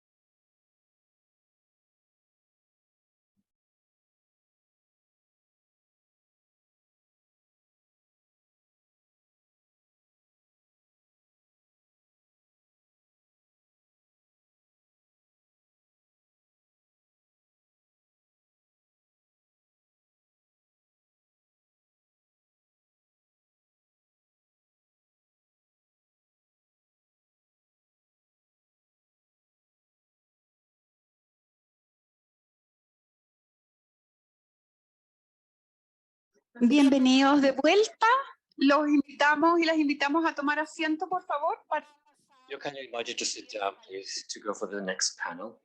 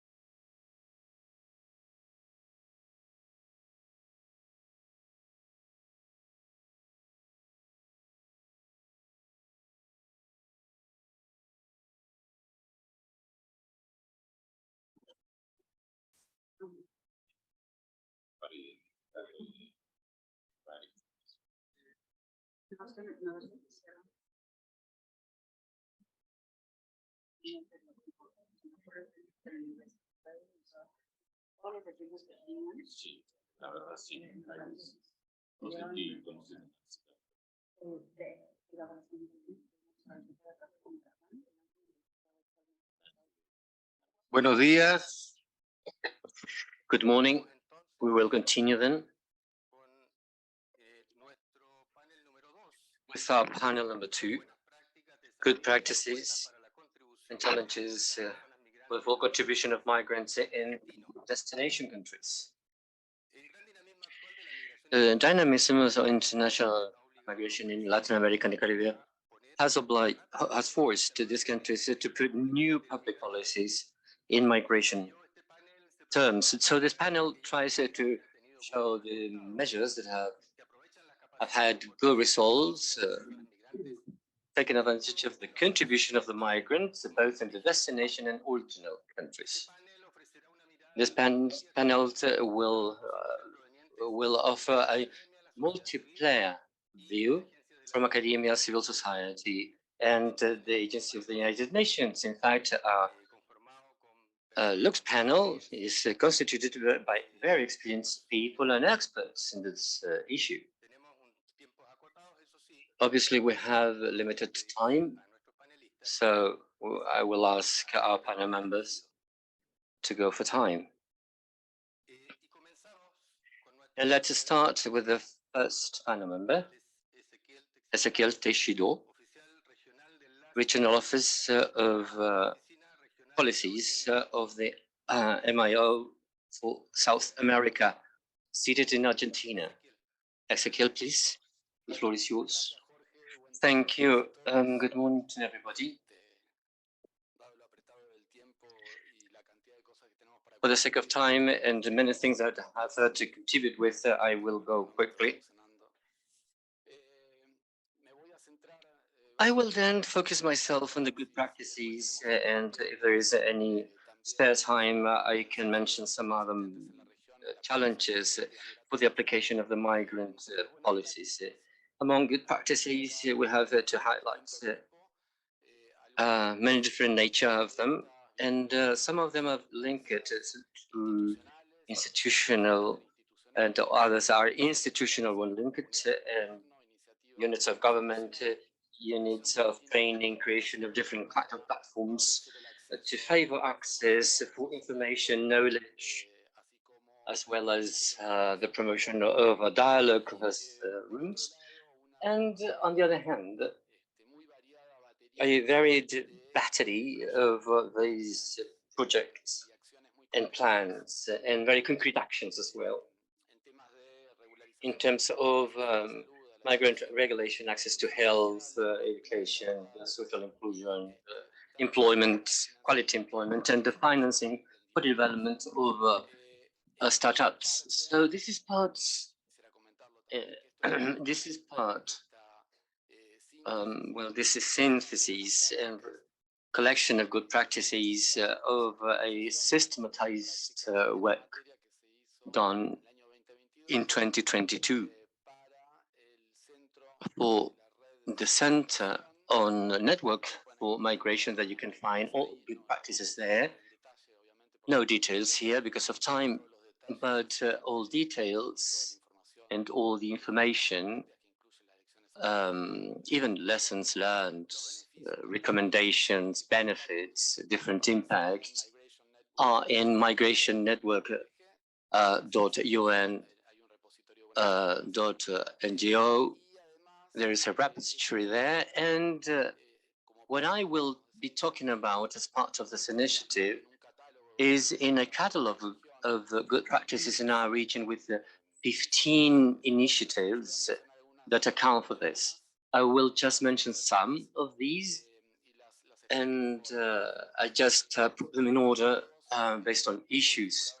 Obviously, all of them link it to strengthen the link between development and migration, and how from these good practices we can strengthen the contributions from the migrating people to the sustainable development. So I would like to start by these policies on regulation. They are well extended in our countries.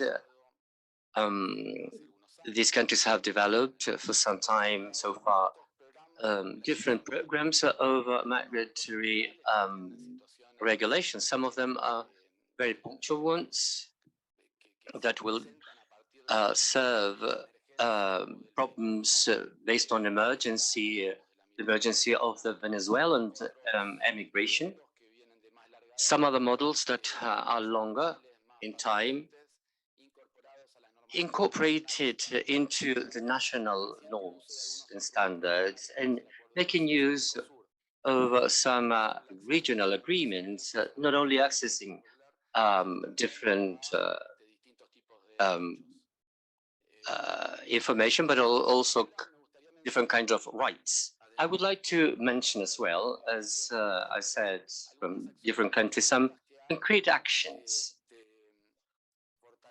that have strengthened these programs. In the case of Argentina, there is an initiative which is called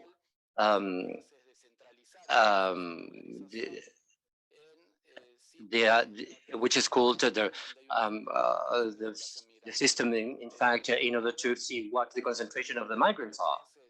The state goes to the territories and offers different kind of information and ease the information to have access to information, and with this,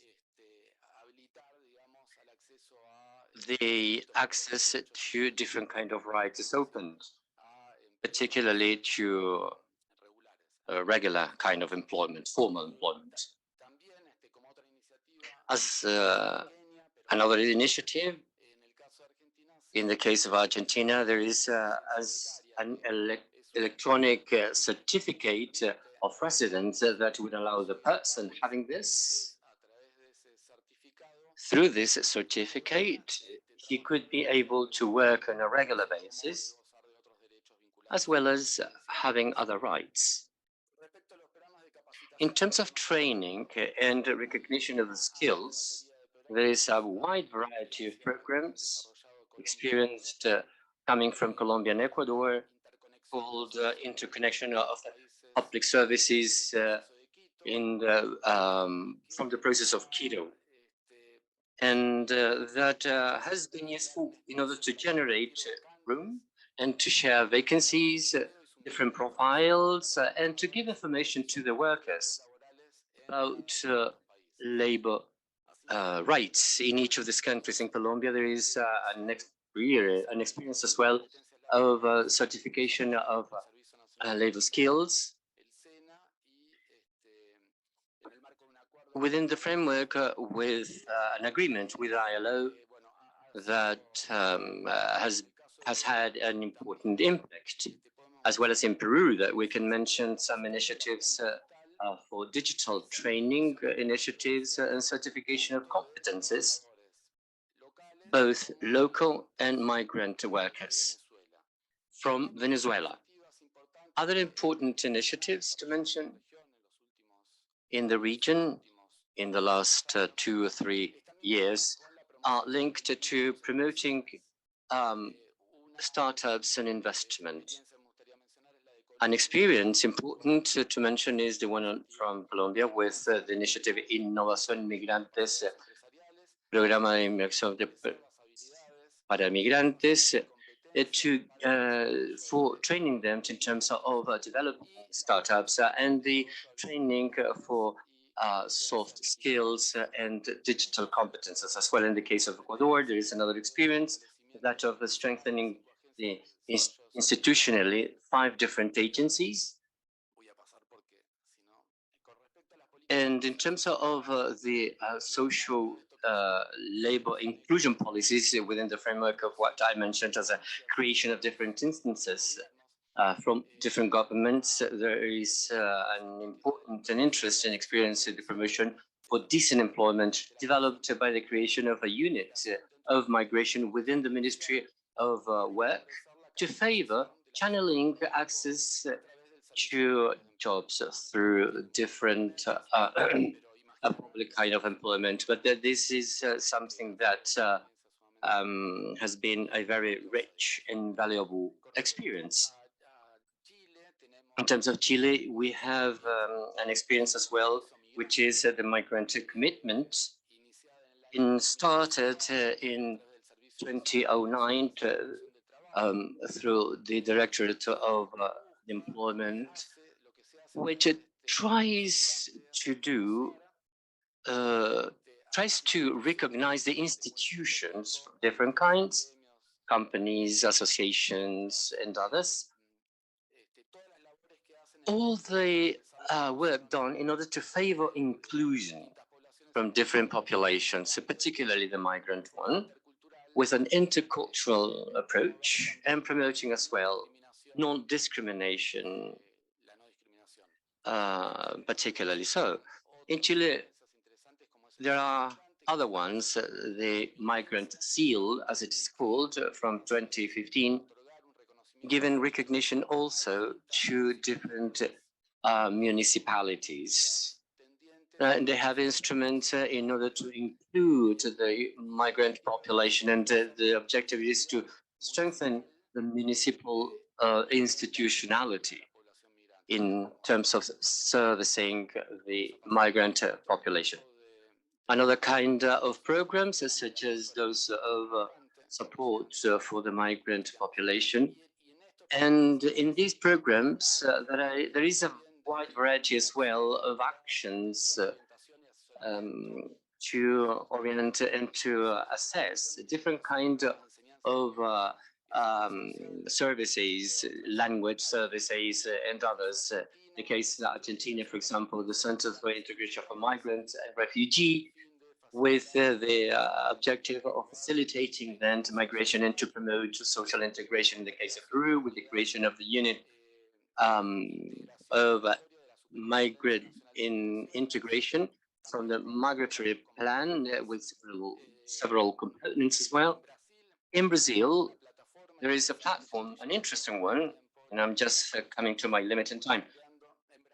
In Brazil, there is an interesting experience, which is the platform for migrant and cities, which is the product of an alliance between the IMO and the university, the Federal University do Rio Grande do Sul, southern part of Brazil, to favor institution promote dialogue on migration certification from governments for migratory governance and to give visibility to good practices instrumented by the states and cities of the country. In the case of Paraguay, there is a creation of a specialized team for people coming from the ministries, and in Chile as well, health services in primary health services. In Bolivia is just access to health as well. I'm going too quickly because I don't have any time and lots of information. And there is a regional experience generated within the conference on migrations. in South America, which is a recommendation document to give guidelines to protect um, girls, ladies, and sexogeneric population. This is part of this production document, which are done within this regional space. Among these programs of these linking programs, that is to say, observing the contribution from the migrant population in destination and origin countries, are part of this in several countries in South America. They do have different kind of programs. Some of them look for maintaining the link and to take advantage of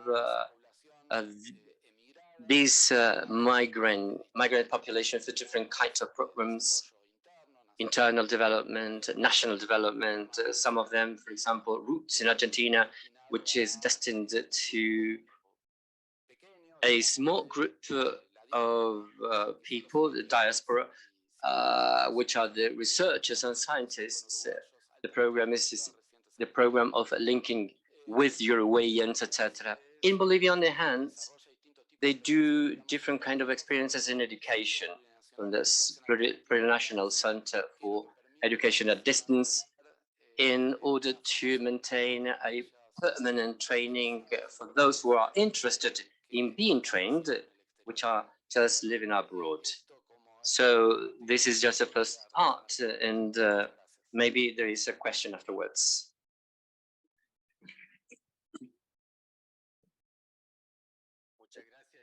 Thank you very much, Ezequiel.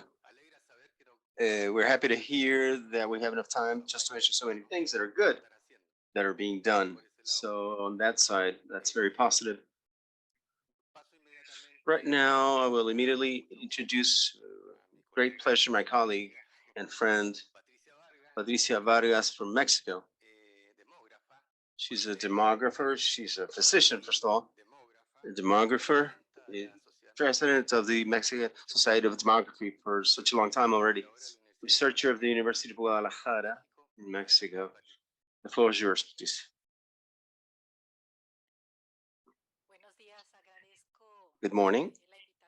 I thank you for the invitation to be here today sharing with you, with all of you, all the colleagues that I had not seen for such a long time, because as you know, pandemic really disrupted our life.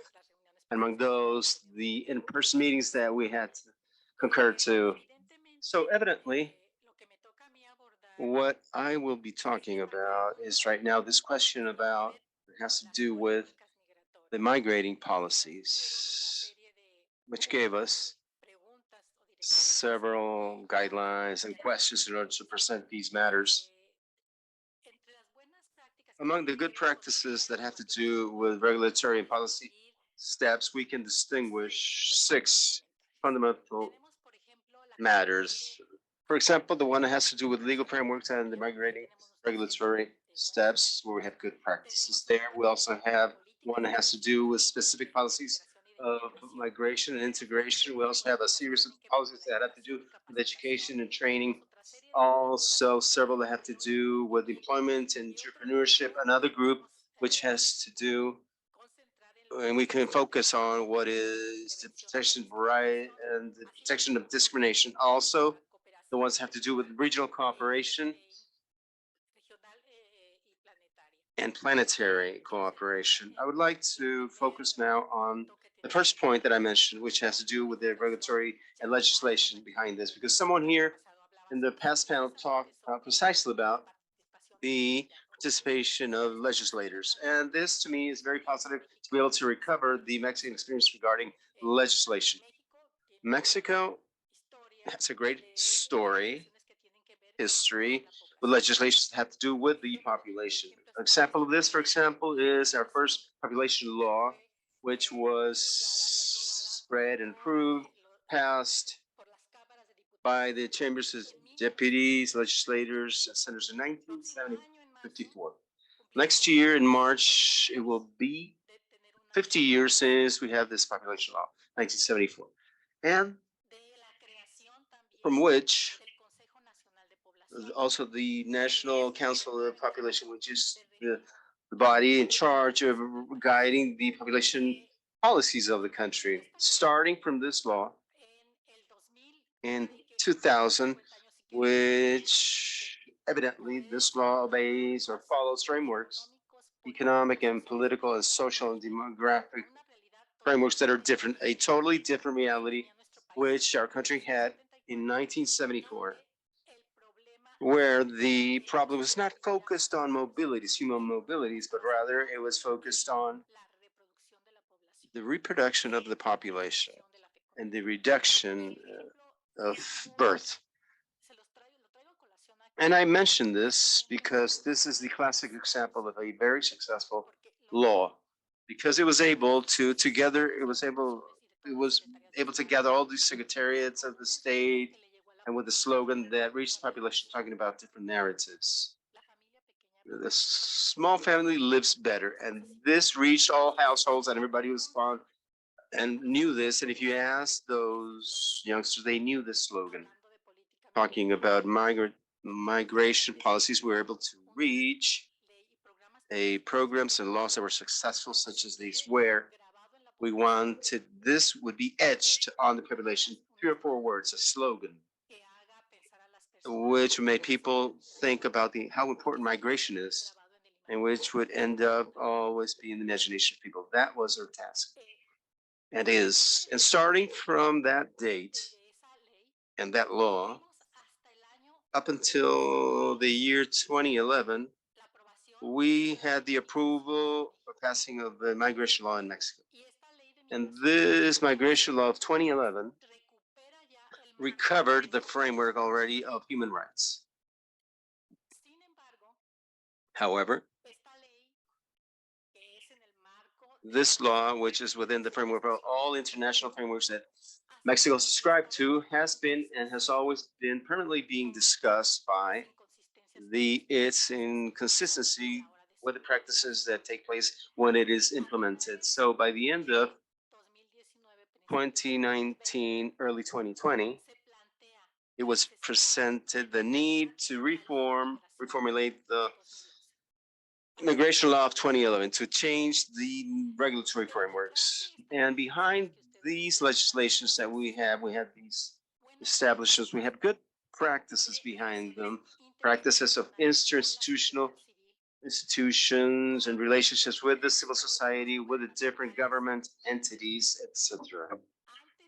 And before presenting this proposal of the change of legislation in 2011, by 2019, there was a gathering of a committee of academics precisely with the government institutions in order to present the changes that had to take place in the legislation of 2011.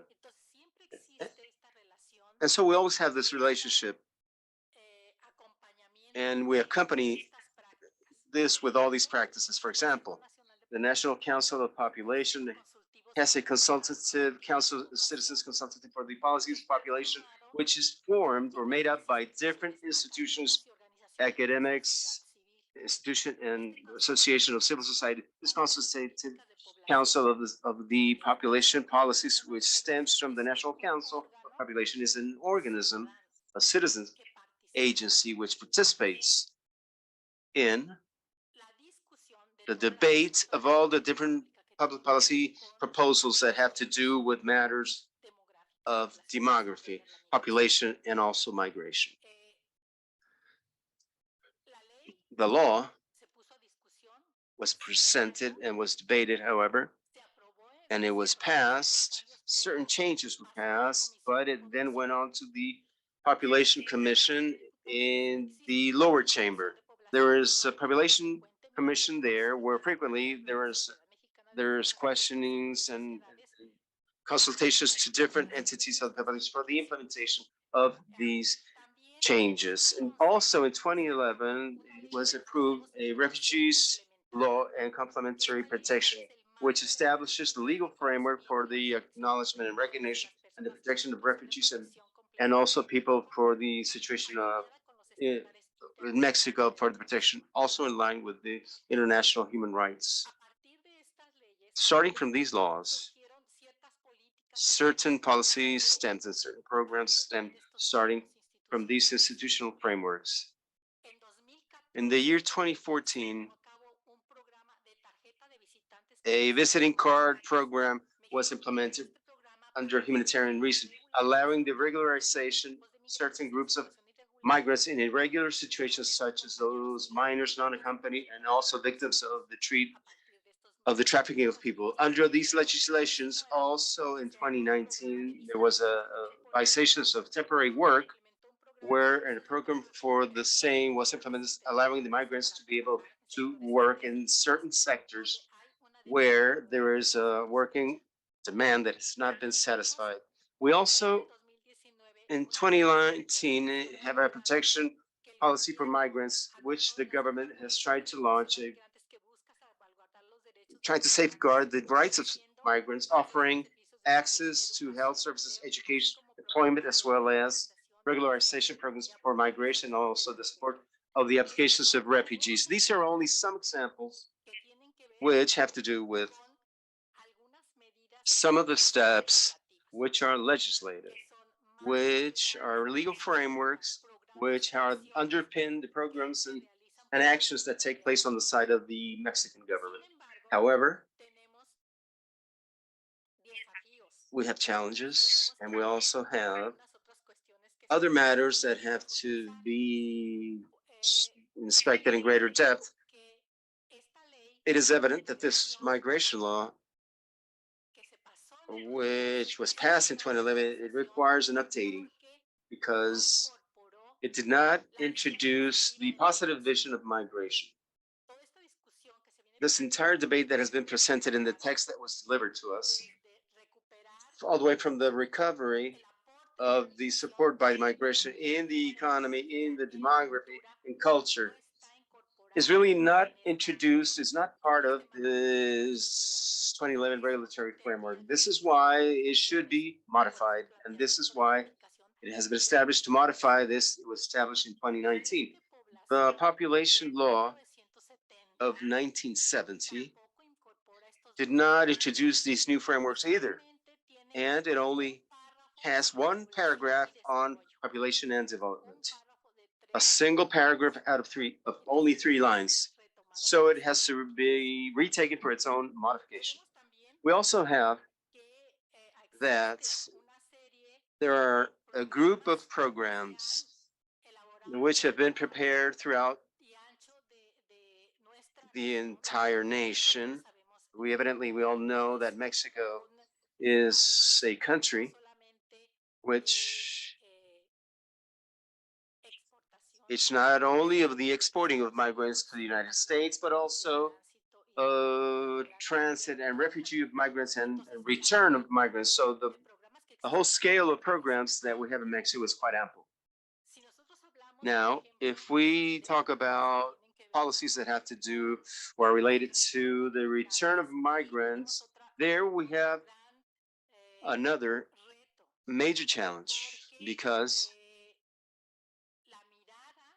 the look or the view of reception has to do with the reintegration of migrants into their own places of origin. And it is precisely there where we have inequalities, because policies have different levels. The macro level where they are prepared and the micro level where they are applied. So we also have to be looking at the different levels of the micro level for the application and the macro level for the preparation. One thing is to prepare the laws for the programs and regulatory frameworks, and the other very different one is to apply them. So out of major challenges that Mexico has is precisely at the micro level, in the level where we have to apply. And it is there we know, and we have read extensively all the news which come from Mexico. In the past situations that have taken place, the violation of rights, things where thousands of migrants have lost their lives, situations. This is in the micro level where we have to really pay attention to. And in the micro level is where we find the players, which precisely are the one who apply these programs and these legislations. And it is here where we have to decentralize focus new actions and new programs. This is it. We'll be taking this afterwards. Thank you very much. Muchas gracias, Patricia, por tu intervención. Thank you, Lisa, for your intervention and helping us understand the Mexican reality, which is paradigmatic seen from abroad. And so now we can understand the relevance. Thank you. And now we will continue with our panel. And now it's the turn of Valesca Oreta from the Jesuit Migrant Service. She's a director, and recently she's had a very lot of work. So go ahead, Valesca, with your presentation.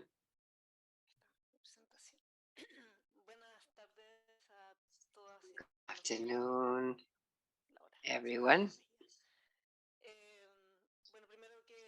First of all, I would like to thank the organizers for the invitation to be here.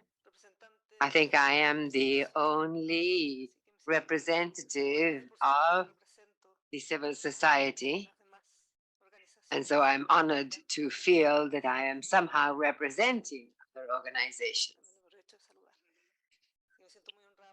I'm honored by this, and I hope to represent everyone well. Well, for you to frame what I'm about to tell you,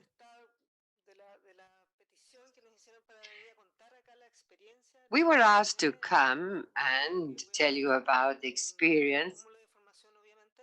Obviously, there's a lot of information, but my presentation will be short. It has to do with sustainable development and with work,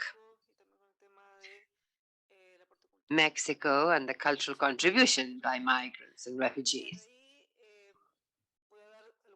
And then I will be giving you some examples where our policy and rules reflect that. However, to frame this even further, I would like to say that as journalists say, this is an ongoing news. We're on the eve of having a new law with a new regulation. So I will tell you about what has been written so far, but I hope that you will invite us in the future to tell you how we did in the process. And so I hope to bring here the voice of migrants and refugees. The questions are how to enhance the contribution made by migrant persons to sustainable development in terms of good practices and policies, which is what we were asked to come and speak about. And first of all, I would like to say that in Chile, the foreign population is estimated at 1,482,390 people, representing approximately 7.5% of the overall population. And since 2012, more than 150,000 people have entered the country through informal passes, and this is important to be taken into account. In 2022, the new law 21,345 came into effect on migration and the Foreign Office. The spirit of the law is an attempt to replace the logic of the state security decree law 1094 of 1975 that was passed during the dictatorship. The aspects of the new law, and I repeat, is also ongoing news based on sustainable development. The mandate of the law is to seek the integration and inclusion of foreigners in Chilean society. That is the purpose of the law. That is in itself good news, because they're not seen as the foreign enemy, but the mandate is to integrate and include the foreign population.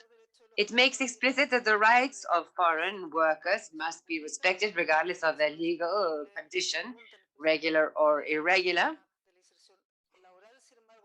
However, here too, there are some legal matters that somehow contradict this to a certain extent, but at least this is said in the law. Foreigners who are in Chile and have asked for temporary residence in the country may carry out paid activities during the processing of their permits, because in the USA they require further permits, and so that means that there's a lot of red tape, and there are subcategories of temporary residence, and this is very much ongoing news because it depends a lot on how the migration national policy is going to be presented to see how it is materialized. Let me mention this very quickly so that we can get into the discussion of the heart of the matter. Foreigners or seasonal workers that enter the country for a reduced period. Season workers are foreigners that before the Chilean consulars abroad requested for job opportunities. And here they say that they need to be authorized under the National Policy on Migration and Foreign Office. We still don't know how this is going to work because this is not yet a law. And foreigners whose residence in Chile is justified due to humanitarian reasons, Decree 177 passed in 2022, such as pregnant women or girls, boys, and adolescents. And here, this is identified in terms of the demographic contribution these migrants and refugees may make, given the Chilean birth rates at the moment, which are quite low. Two good practices that you could follow. And this is very important, particularly today, because we are facing a humanitarian, social, and political and economic crisis in Venezuela and also Haiti and other countries of the region. That it's not harmless. It's this is a frame of what we are experiences as a country. Chile is the fourth country receiving Venezuelan population, migrant population. It's important to be there because we are not in a context that does not have experiencing this personnel and humanitarian crisis behind the figures. These two good practices from 2018, extraordinary regularization or massive regularization, and 2021 that also presented better requirement, but even though it was a good practice, there were a lot of people put aside because the requirements regarding documentation were cross for everybody. But you have to agree that countries as Venezuela and Haiti has a lot of problems for people to obtain their legal documentation with the high standard required by Chile, demanded by Chile. So it is very expensive for them. I know we receive a lot of migrant people. We work directly with refugees and migrant people. And by listening to their situations, we know that indeed to have access to their documentation and everything that relating to the bureaucracy in their own countries, it's very expensive, very hard, and the what if we are a receiving country, we need to reflect on in terms of what we are requiring when dealing with one of the biggest or more terrible humanitarian crises ever endured. And Chile has an excellent law on refugees. We work with the OHCR, and it's a very excellent refugee act. But today, Chile should think and consider and make progress in flexibilizing the application of this very good law. But still, we have the same limitation, the situation endured or going on some countries of the region and the impacts of people that are in a gigantic, massive migration and diaspora. And in this sense, the refugee is considered as one of the instruments that will solve some of the problems. But Chile, we have a very low data on. I'm a little bit ashamed of how we are considering people as refugees.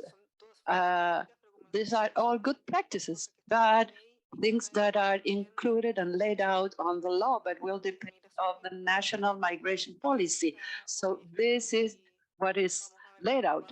But let's see how it will develop during its implementation. And I repeat it because these are people that are waiting that this national policy to really be a reality.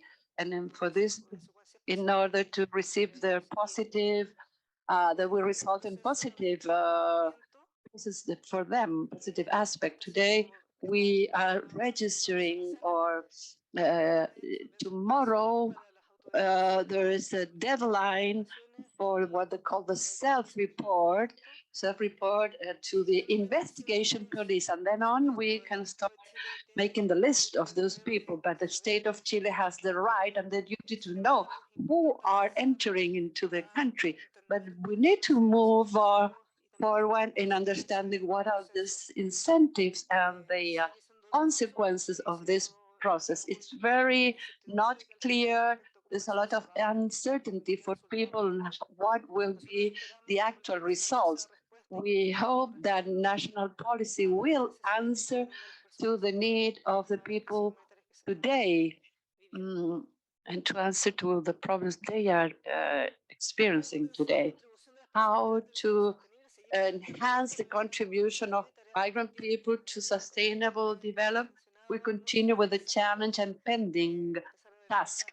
There's a lot of challenges, as was mentioned before, that it is important how we continue to challenge ourselves and discussing around the table topics that are important that we need to discuss as a country. The regularized, what are among challenges and pending tasks from our side, because we see every single day, because we were directed with people. People want to be regular. They are not afraid of being regularized and submit their information and contribute to Chile. These are the greatest part of people. We work with them is their ambition, and we our guideline and consultation deal with this because of irregularity from the figures at 100 plus 150,000 people come in through unauthorized border crossings. So they're still in the irregular situation. We do not know how the total number of people in irregular situation. What is the implementation of the national policy on migration and foreign citizens, a specific application of what we understand as integration and inclusion.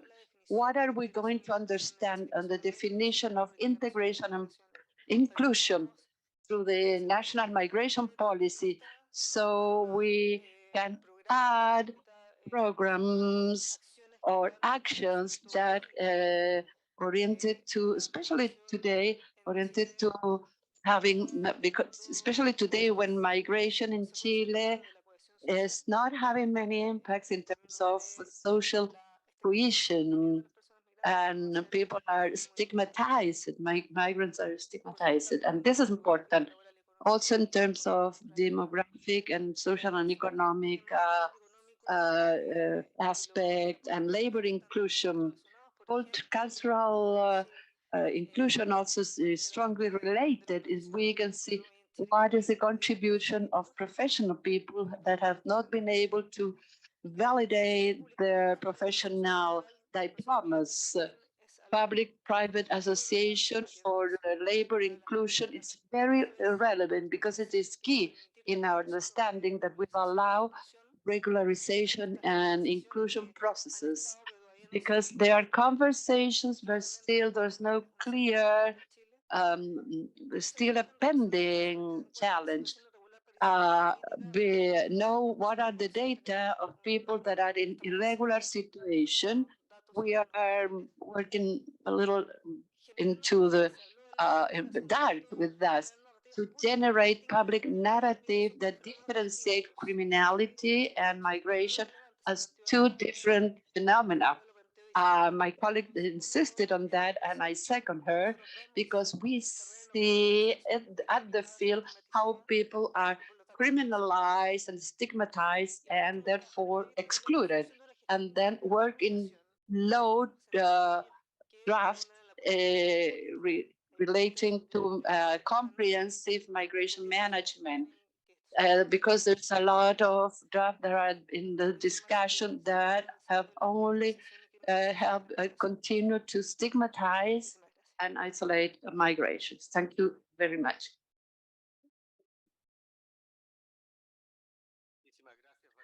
Thank you very much, Valeska, for contributing with the view of this civil society organization that I work in with migrant people that living in vulnerability, and also making us understand the challenge from going to what is written to the reality.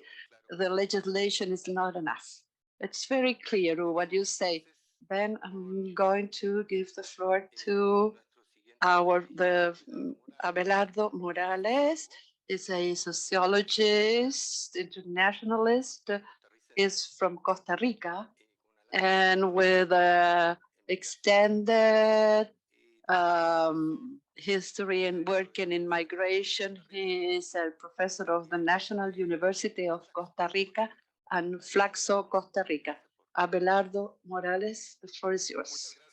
Thank you, and congratulations to Celadia and CEPAL for holding this seminar, for the completion of this very significant study.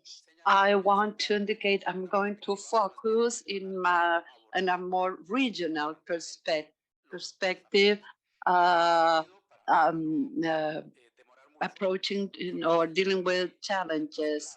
I want to indicate there are two key moment. One started in 2015 when we start noticing a change in the geography of regional migration, particularly in the corridor South America, Central America, and Mexico, mainly with the emergence of new flows where there is a extracontinental migration is intensified, but also migration from the Caribbean and other South American countries. Second time, pandemics. With these two times, we can say that we are dealing a time in which this is clearly expressed in an increase of migration flows. And in this sense, there is a phenomena of survival migration in Central America, Mexico, and in the region, in the sense that it's a migration that does not respond anymore to looking for better jobs or fleeing from a political situation, but a number of different factors.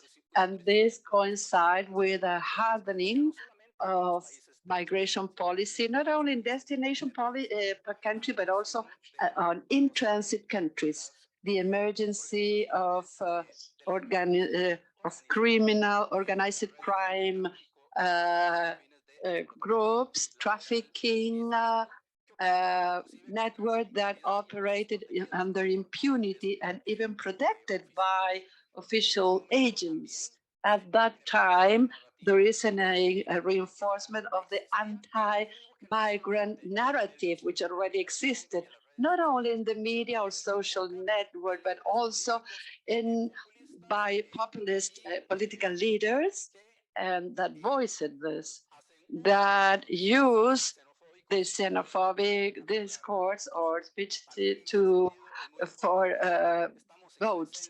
We are in the presence of a time of the development of harassment practices to human rights defenders or advocates, and also migrant people, protectors of migrant people, I advocate. So not only migrant people are under danger, but also the advocates. So we think that it's important to have a new regional view and a comprehensive perspective in the sense that this change, the scenario encompass the Mexico, Central America corridor at the northern border, which is the known border between Mexico and the US, and the south border, emerging from 2015, clearly localized in the Darien Gap. I cannot stop in here, but I think it's important that from the point of view of policies and the analysis, we need to consider, take into account what is taking place at the different places of migration transit. So challenges are not dealing anymore with what happened in the in-transit and countries of origins, not anymore dealing with the expelling and reception causes. We need to consider this phenomena for on the move perspective in the sense that migration goes through different places, different territories, and in these places there are borders. And at each border there is a change of regimen of the management, administration, and control of migration. So the perspective of mobility entails that this idea of seeing different corridors, different wave, different station, diverse people and flows with different characteristics. Not only there is a change of the face of migration, there is a change of faces of migration. I think that another important challenge did with policies. Policies sin obviar que hay factores locales que determinan la gestión de las políticas. Considering that there is the management of policies, but regional, they are subjected to a new geopolicy of migration. And this new geopolicy of migration has to do with situations which are linked to the marketplace, to changes in economies, in transformation of the geography of flows, as we have said, but also to changes in the migrant devices and local legislation that affect the mechanics of determined flows. Changes, obviously, in the conditions and expectations of people. But along this line, we cannot forget that the main one in the policies that we are experiencing has to do with management and new players in the hemisphere and global ones that are considering or creating different things such as the opening of frontiers and local migration needs to geopolitical needs. And we are living this in the changes of legislation and the progress in the migratory devices in the United States. So it is important then to change the narrative of migration towards a new narrative that, as we have said here, will recognize the contribution of the migrant population to the development of countries in their different territories and momentum. And this is well documented in the study and in the seminar. But this evidence is a contrast to the conditions of migration and the labor conditions and insertion of the migrant population in the different corridors of migration. Consequently, we could also say that there is a deficit of protection all along these corridors. And this phenomenon of lack of protection, that is to say the lack of protection, but transform it into a management of migration is less local and more global. So we can conclude that there is a fragility of migration that not only happens in the places of origin and destination, but it affects the whole trajectory of these mobilities. In order to emphasize good practices of new discourses, new narratives on migration. I just brought, or I would like to emphasize, the proposal of Pope Francis from 2013, which is not mentioned in our context, neither in our analysis, and I would put the emphasis on three verbs highlighted by the Pope. If you're interested, this is in the pages of Vatican. Verbs are to content, protect, promote, and integrate. So along this line, Pope talks about integration, which is not an assimilation inducing to forget the cultural identity. It is not that we are leaving our identity aside, but we would like to discover this secret to accept the valid aspects and to contribute to greater knowledge of each of them. And for this year, the Pope emphasizes the idea of promoting freedom of choice, either migrating or staying at home. There is a freedom to stay, to leave. It is not under the concept of individual neoliberal freedom, but a freedom accompanied with protection. It is with the development of policies to go with these people and help them in their trajectory. So here we're talking about a new universalism on migration. And this universalism has nothing to do with the metaphysical universalism, but a one which is centered in action, particularly in order to promote alliances among government, political forces, international organizations, organizations of civil society, communities of migrant people, and private companies, in order precisely to generate new actions and new initiatives for protection and migratory management. If we consider as well this idea of having a regional view and an integral view, forces us to overcome the state-centered migration and nationalism of this management of these migrants that is on top of the will of the state in order to solve problems. But it is clear that there is more international, more commitment and more exchange of information is needed today among different states and different actors. Thank you very much. Thank you, Abelardo. No doubt that you have put on the table an important issue that the government are addressing with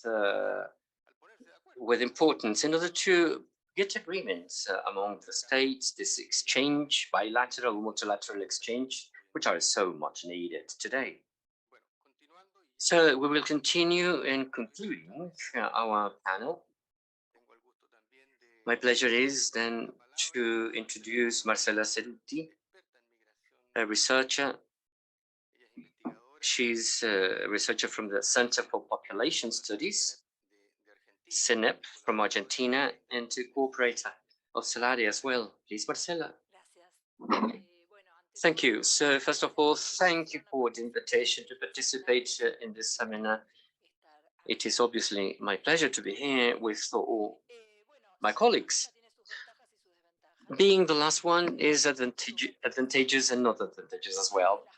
Several other things have already been said. So it's just we are reaffirming certain things. The disadvantage is that we're very close to launch time. So I will be short enough not to be hated by you. My presentation has to do with the challenges and the estimate and promotion of the contribution of migrant people in the region. So my vision, as in Abelardo, is going to be much more general towards the region, emphasizing South America.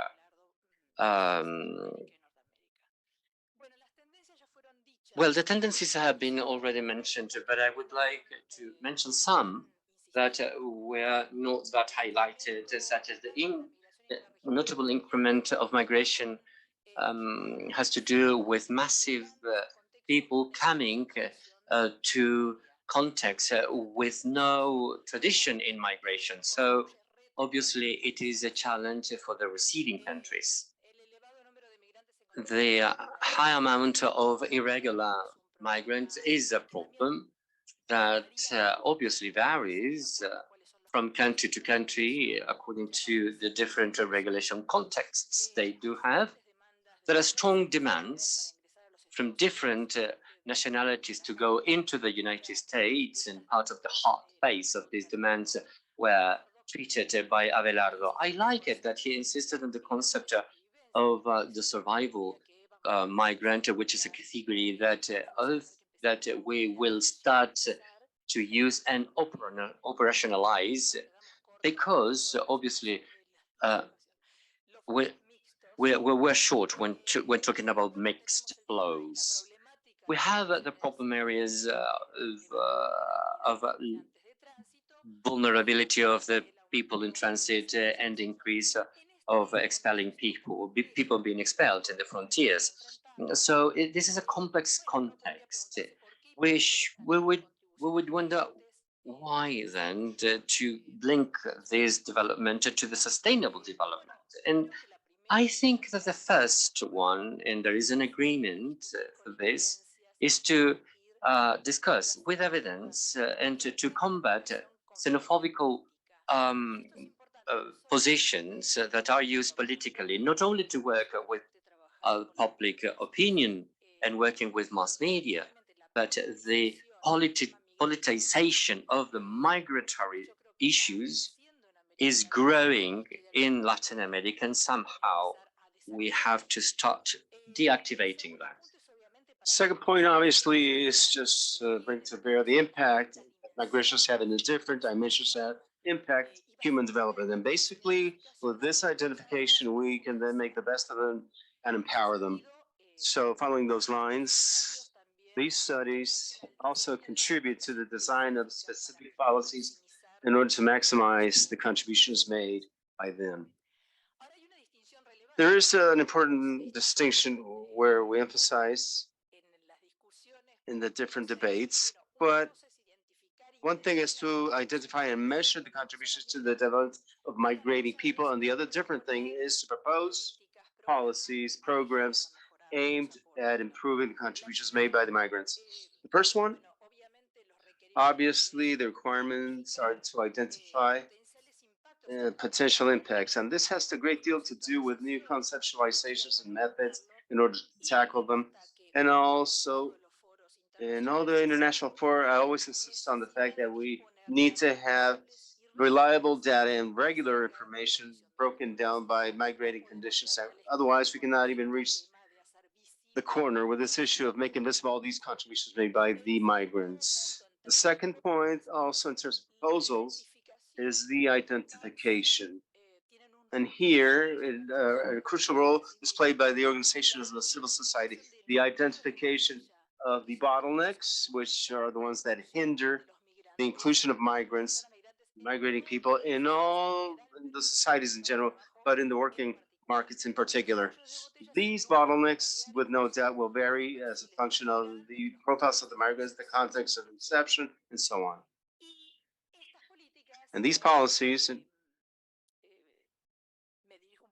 I also aim this over at Mexico, who mentioned several initiatives that are quite interesting here in Latin America. Well, they need to have specific attention to which are the monitoring mechanisms in the implementation of these actions. Not only the proposals, which are fantastic many times, but also the possibility to be able to monitor how they perform. So when we talk about the contributions made by migrants, what we talk about, this is long-term information, which came back to the fore with a focus on the contributions made to the destination societies. What happened here? Well, so as I was saying, this is an old topic, in the reflection, academic reflection of the same. We used to talk about impacts, and the word impact not only had with the contributions, but also those aspects that could be considered as questionable or can question migration itself. So we worked, with no doubt, we did work on the money shipments, which are the most tangible impacts or effects of migration, but also we also see now several works in order to measure the direct investment on furniture, tourism, expenses, the payment of wages of workers, and so on. So several things that have derived in contribution to the source societies. As of a long time already, we have worked on the impacts on the propension of the economic propension of those who stay in the origin and the loss of talent or otherwise the adding of talent in circulation and the impacts, and also these major topics that are connected to the alleviation of poverty or the impacts on the inequality levels, and also and how the migration is impacted of those who are left behind. And one other thing that worked in were the social remittances, such as the social cultural changes. We have strong evidences, which the most promising ones have been perhaps the ones that took place with the binational surveys, which are the ones that allow us to see in a more direct, to see these flows in a more direct manner. So, in a growing impact has been the growing interest, made by the contributions made by those destination countries, basically, as we've seen up to now, and we saw very clearly in the work by CELADE, have been the demographic impacts or contributions, basically the positive impacts on the age structure, the economic contributions, where we have seen the GDP contribution, but have greater contributions due to a lack of information in order to be able to look at the contributions such as consumers, workers paying taxes, entrepreneuring, startups, creating small and mid-sized companies, transferring human capital, which we had mentioned also, but we cannot measure very clearly either as an innovation source, and also make it use of original labor. This is when we create a company. Also, the contribution made to the diversity of culture, social and cultural, which the CELADE work, in fact, has been busy showing it, and also has to do with the gastronomic industry, the musical, tourism, and also sports. Now, which have been the difficulties behind this that we find? First, the difficulties of the measurement of non-easy contributions require specific data broken down by migrating conditions, and this we all need to see as part of the commitments that we have taken. This is a complaint by the Global Pact, which is the part of the #1 objective, and also the ODS, to track really what is going on with the migrants. And the census of the population are insufficient, the surveys, but they're very good, but not sufficient. And they take place every 10 years and so on. So they have their own limitations, not only just to be able to show the demographic contributions, but also for all the rest. And also have to resort to household surveys or workforce surveys with small samples, which do not allow us to predicate for migrating groups, and let alone by origin. And also expenses by households, which do not have even the variable places where they were born, the register, ministerial education of Social Security, which we all know the problems they have. We have very little time. And also the learning tests, taxation statistics, GDP, something we measured here already. For Mexico, for example, we cannot do it for the case of Argentina, is the GDP by sectors. So we cannot see which is the contribution made by migrants, and let alone by broken down by the local level. So we also have a statistical sanitary statistics we do not have, let alone, or there are some studies made on banking statistics and the access to credit. So one aspect that we need to consider that we not talk about in regard to contributions, when we talk about contributions, we also always see like it's a picture of what what the migrants are contributing with today. So the contributions are made by destinations. These are dynamic. They vary with time, with the type of the accumulation of experience and so on. And they go all the way up to the second generation. I'll leave it there so you can think about this, but this is something that we need to introduce. And also the first basic barriers we talked about, but I will underline it once again. This is the migrating regularity. The nominal access to rights is the only condition, the possibilities they have real access to rights. People in the irregular conditions operate in the margins and the fringes of the work markets. They're vulnerable to exploitation and to the developments of activities that are illegal. Also, they are penalized in their income. The other problem also is information with which the migrants upon entering the migrating process, which in the questions we might talk about this later, but the lack of knowledge on the working search process, the difficulties to certify competencies. Some mentioned this of my colleagues. Also, the recognition of educational information, the prejudice and lack of information of some employers in order to make the best use of labor or to be able to hire migrants, and also limited access to credit, where many of them do not even have a bank. This also has a general impact on the population. So very quickly, also the recommendations is to focus in the integration is to first promote the employment through the elements that we mentioned before. Guide in a working manner not only has to do with the provision of information, but also with the labor information, or the information on the process for search, training in soft skills, promotions of entrepreneurship with the training and monitoring. Some of the good practices that were mentioned by Ezekiel a little while ago, the granting of seed capital, and also something we didn't mention, but the training in associations and cooperation. This other aspect we already mentioned. Now, levels of action and requirements. The recommendations operate in different levels. This is what I mentioned. Some aspects have to do with the national level and also have a strong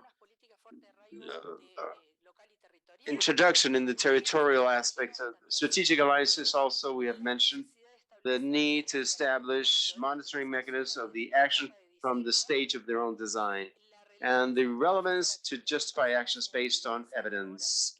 And now this is it. Thank you very much.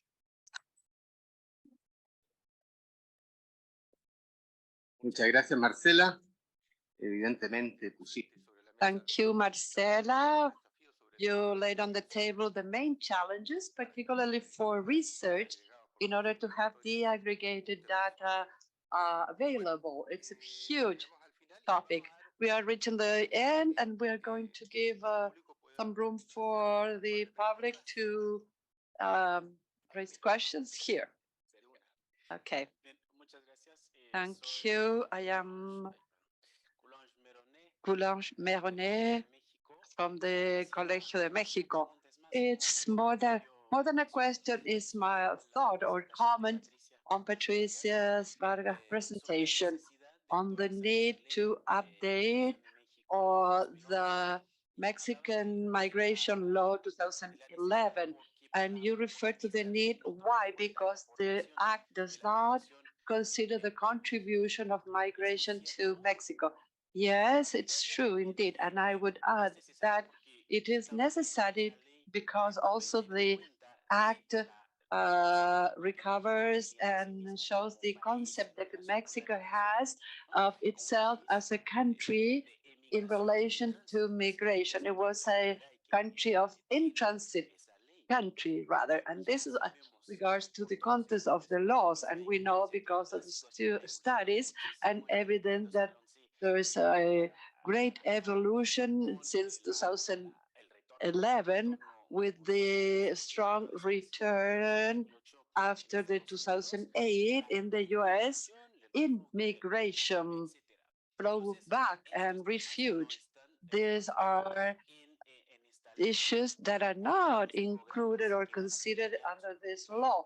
with the programs that go hand in hand with the law, but it also immigration, what Mexico also, and I think many other countries in the region also considered that Mexico received a population that had family relationships or cultural relationship with the countries and the society. The children of Mexican immigrating to the US, people coming from Central America or Spain. It was a population that had strong links or relationship with Mexico. We see that this no longer the case with the new migration. And so Haitian population, they're arriving from to Mexico starting in 2015, not only Mexico, but in all the region. Abelardo referred to new phases and new migration groups. The generalized Haitian migration in the whole region, and these are not considered in the existing laws or the new laws that are being enforced in the case of Chile and Brazil in the region. So they do not always consider that migrant populations are not do not share the characteristic of the receiving society, and they are not considered at the time of enforcing the law. So there are bases for difficulties for enforcing this law. This morning we were referring to the importance to have a relationship or link with the lawmakers, but not always you are receiving population that share the same culture, and this is very important at the time of the implementation of the laws. And then finally, we have the other issue. Abelardo already mentioned that Mexico considered itself as a container that may manage alone all migration status or situation. And we clearly see that when a country adopts a policy, for instance, when the US adopts or follows a policy, it has repercussion on the migrant dynamics in Mexico. And when there is some specific situation in Haiti, it has an impact on what is taking place in all the country. They have some links with this migration. So a country on its own cannot or will not be able to manage all aspects if they adopt this nationalist that only me on my own, because decisions taken in other countries will have an impact on what happens here. So we cannot detach ourselves from what is happening in other countries. One question, because we are very, very late. Then we give the floor.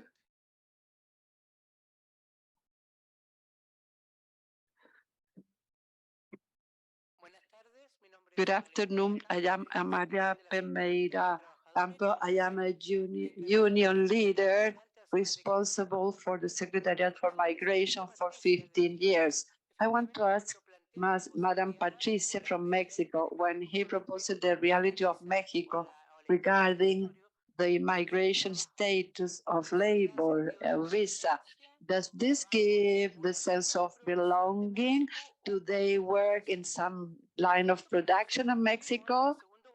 In the second government of President Bachelet, we had visa associated to work a contract. At the end of the contract, the migrant stayed in a very complicated, complex situation.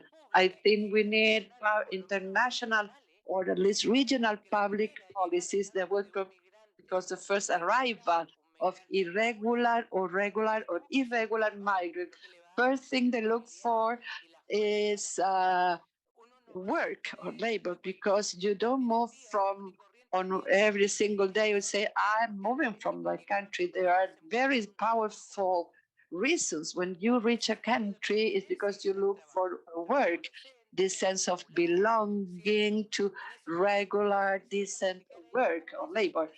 Can you please explain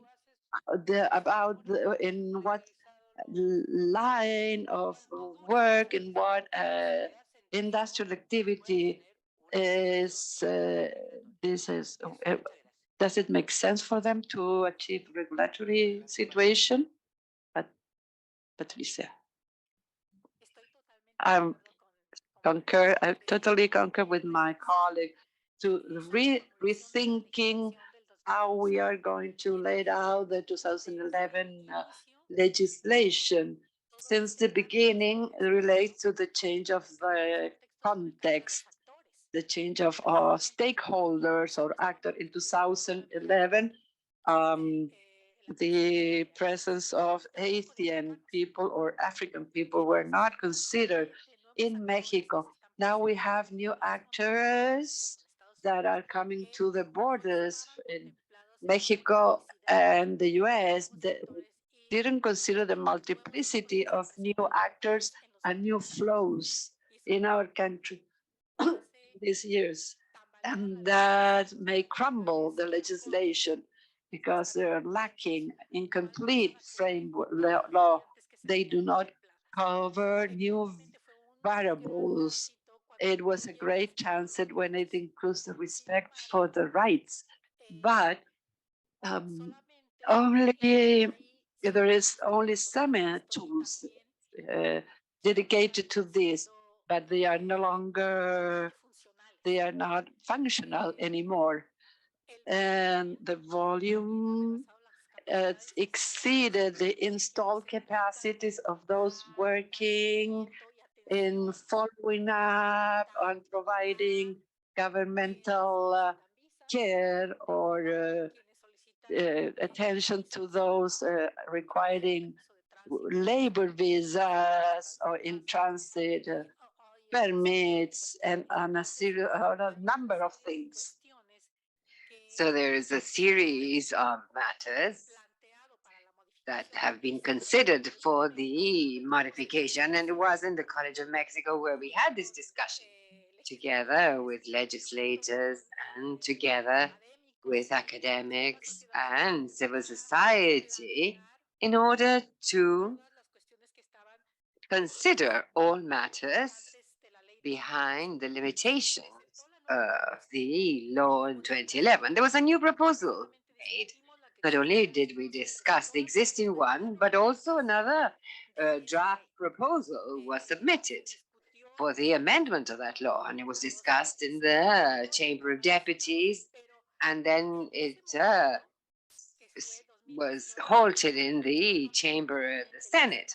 But the scenario has changed totally since then, and so now that discussion is once again coming up to see what amendments can be made to the proposed amendment to the 2011 version. Because, well, we need to have a new proposal of the proposal. And this has to do with these temporary matters mentioned by my colleague here. So time continues on. And so you have a series of changes, transformations that occur. And so you're always looking at the past. But we have gained some room in the chamber.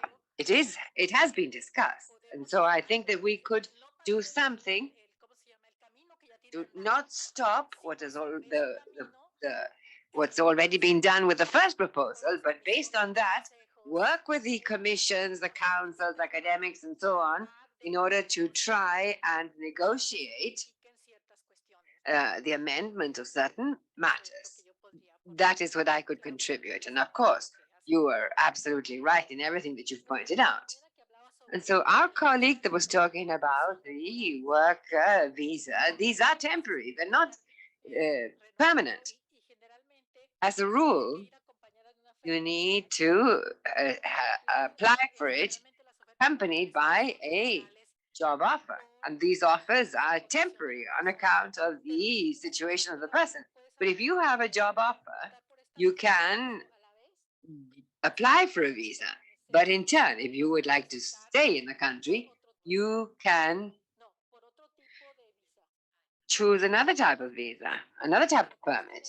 But you could have one and then negotiate the other.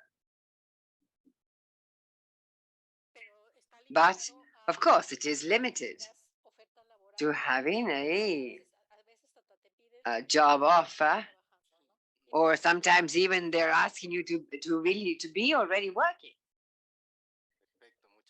Very well, thank you very much. So we thank our panelists for these very interesting presentations and comments. And so a big round of applause.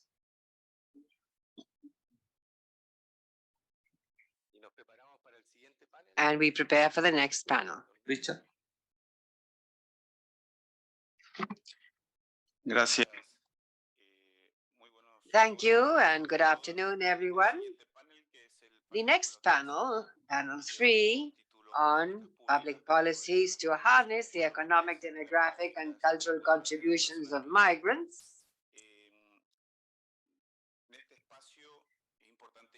Here it's important to point out that local and national governments in the countries of destination and origin are not always in conditions to consider the contributions made by these migrant flows. However, the design of public policy is fed into by not only one's own experience, but also compared experience, particularly among countries.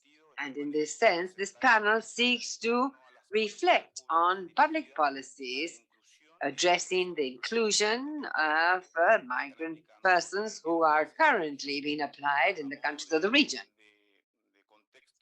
To provide a context, the panelists that today will be with us in this panel will focus their interventions on based on three major questions. That is, which were the main public policies in these countries with regard to the inclusion of migrant and refugee persons. The second question, in regard to public policy in these countries, what would it imply to strengthen or review the policies? And lastly, which are the plans and programs in the country in relation to the migrant population and what have been the outcomes so far? And mainly, which had the best result? So, introducing the panel, I will give a general introduction and then move on to each panelist. We first, Marlene Luna Alfaro, Vice Minister for General Directorate of Immigration and Foreigners, Costa Rica. Also, Juan Andrés Cáceres Arzamendia, Vice Minister of Administration and Technical Affairs, Ministry of Foreign Affairs in the Republic of Paraguay. Mr. Armando Garcia, Superintendent of Migration in Peru. And Querido Mayor Eduardo Mata Castro, Director General of the National Directorate of Migration in Uruguay. And so I will straight away hand over to Marlene Luna Alfaro, Vice Minister Immigration and Foreigners in Costa Rica. Good morning. I'd like to begin by saying thank you to ECLAC and CELADE for inviting us. In Costa Rica, the truth is that we experience migration very close up. Before getting into my presentation, I would like to tell you that Costa Rica is a very small Central American country, 5,500,000 inhabitants, 50,000 square kilometers. Today, the figures in our country in terms of transit, migration, and migration, recent studies show that there are among us more than 12% of the population is migrant. And we have 5% refuge applicants of those various nationalities. And just to say that, well, truly, as a country, we're facing a tremendous challenge. We never tire in saying that in Costa Rica we have a big heart but a small wallet, and with which to address the problems affecting or affected by the various social and economic crises the country has recently gone through. But that nevertheless, we do want to continue to be hospitable, respectful of human rights of all populations visiting us, and above all, to be able to continue to guarantee that protection of migrants and refugees that face such tremendous challenges. I would also like to share with you data that today means that we're in the world's lens. Number one, Germany, followed by Mexico in terms of requests for refuge. The second country in the world with the great highest number of pending refugee requests, and at pace we're going today, we're going to take 10 years to answer them if we do not receive some sort of external help, or if not something is done within the country to resolve this. We are the first country in the world in terms of Nicaraguan refugee requests.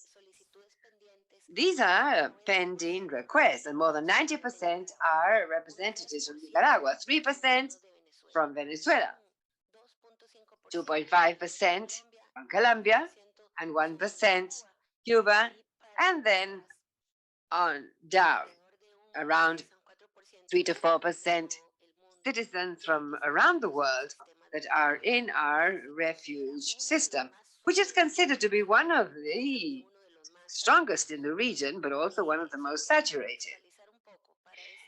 I would also like to add that for us, living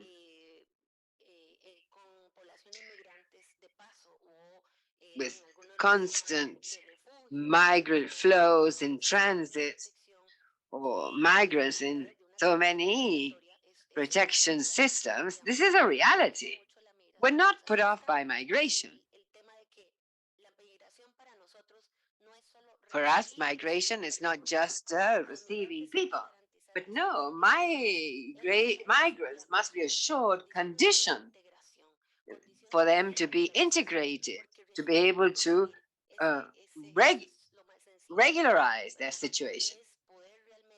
The idea is, from the viewpoint of governance and policy, the government's policy, to provide the conditions for these people to be included in society. So let me kick off then with my presentation. We have an integral migratory policy. As of the moment when the last law was passed, we've had a lot of migration laws passed over the last 20 to 25 years, when the biggest wave of migration into our country began. But after the passing of the last migration law and 14 regulations, imagine this is the most regulated law in the country, the Costa Rican immigration law.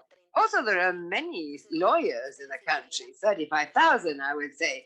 So I'm sure that you can imagine how much we like, how much lawyers love to regulate things. And, well, so Costa Rica is a very good example of this. So this, the new migratory policy, 2020-26 in Costa Rica, we're almost finishing the new migratory policy. But as you can see, there were principles that could not be renounced: non-discrimination, security, gender equality, the labor rights, and of course, something that we really like a lot in our country, that is transparency or accountability. pillars of the migratory policy, migratory regularization. That, for us, is one of the main axes.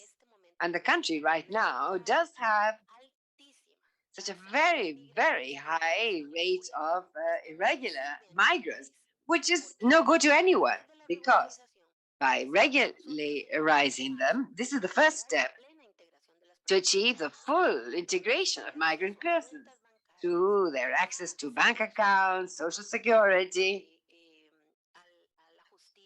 justice, through access, the simple fact of having a driving license or getting better paid jobs. When you're in a country, if you're a migrant and you're not regularized, the thing is that access to favorable conditions cannot be guaranteed in the same way. And so the policy, of course, has a component of integration to employment and so on. And in Costa Rica, health is a universal principle. Everyone has a right to health, and no one is refused health care. Although in recent years, we have been a bit weak in terms of health because the system has suffered some undermining. But it is good. It is there. And also education is universal for either nationals or foreign, all the way to grade 9, approximately 17. And also access to social services, and more recently, the Constitutional Hall has said that even migrants, be they regular or not, should have access to decent housing in our country. And we are having a housing policy adjusted to this. And so the framework of our migratory policy means that work or oblige the institutionality in the country to meet these principles. And so strategic pillars, we have a policy. We have a migratory integral policy in the country, and that we also have a separate policy that has to do with integration. We've had free policy since 2009, which is when the first integration policy in Costa Rica was adopted. It recognizes migrants and what is known as a highly vulnerable population and guarantees healthcare, education, and orders all institutions in the country to strengthen their areas for caring for migrant and refugee persons, whether they are regularly in the country or not. One of the programs that you were able to see is migration has the Migra Móvil program, which are these little buses. As Sulma and Veronica was saying earlier, these little buses are going to the most remote communities in the country, and we have a slogan: if the people don't come to migration, migration goes to them. De los últimos 7. All along the last 7 years, we have regularized almost 100,000 people, and we have visited 143 communities. Now we are receiving donations to reinform with 2 more vehicles because the work is still insufficient. We go to the communities, we gather the documentation of people, and 1 or 2 months afterwards, we go back to the communities with the documents for those people. Despite Costa Rica is not a big country, there are people in which the economical situation, fear for the city, fear to be taken by the migration agents, they never think of becoming regular. So this program has been quite successful in Costa Rica.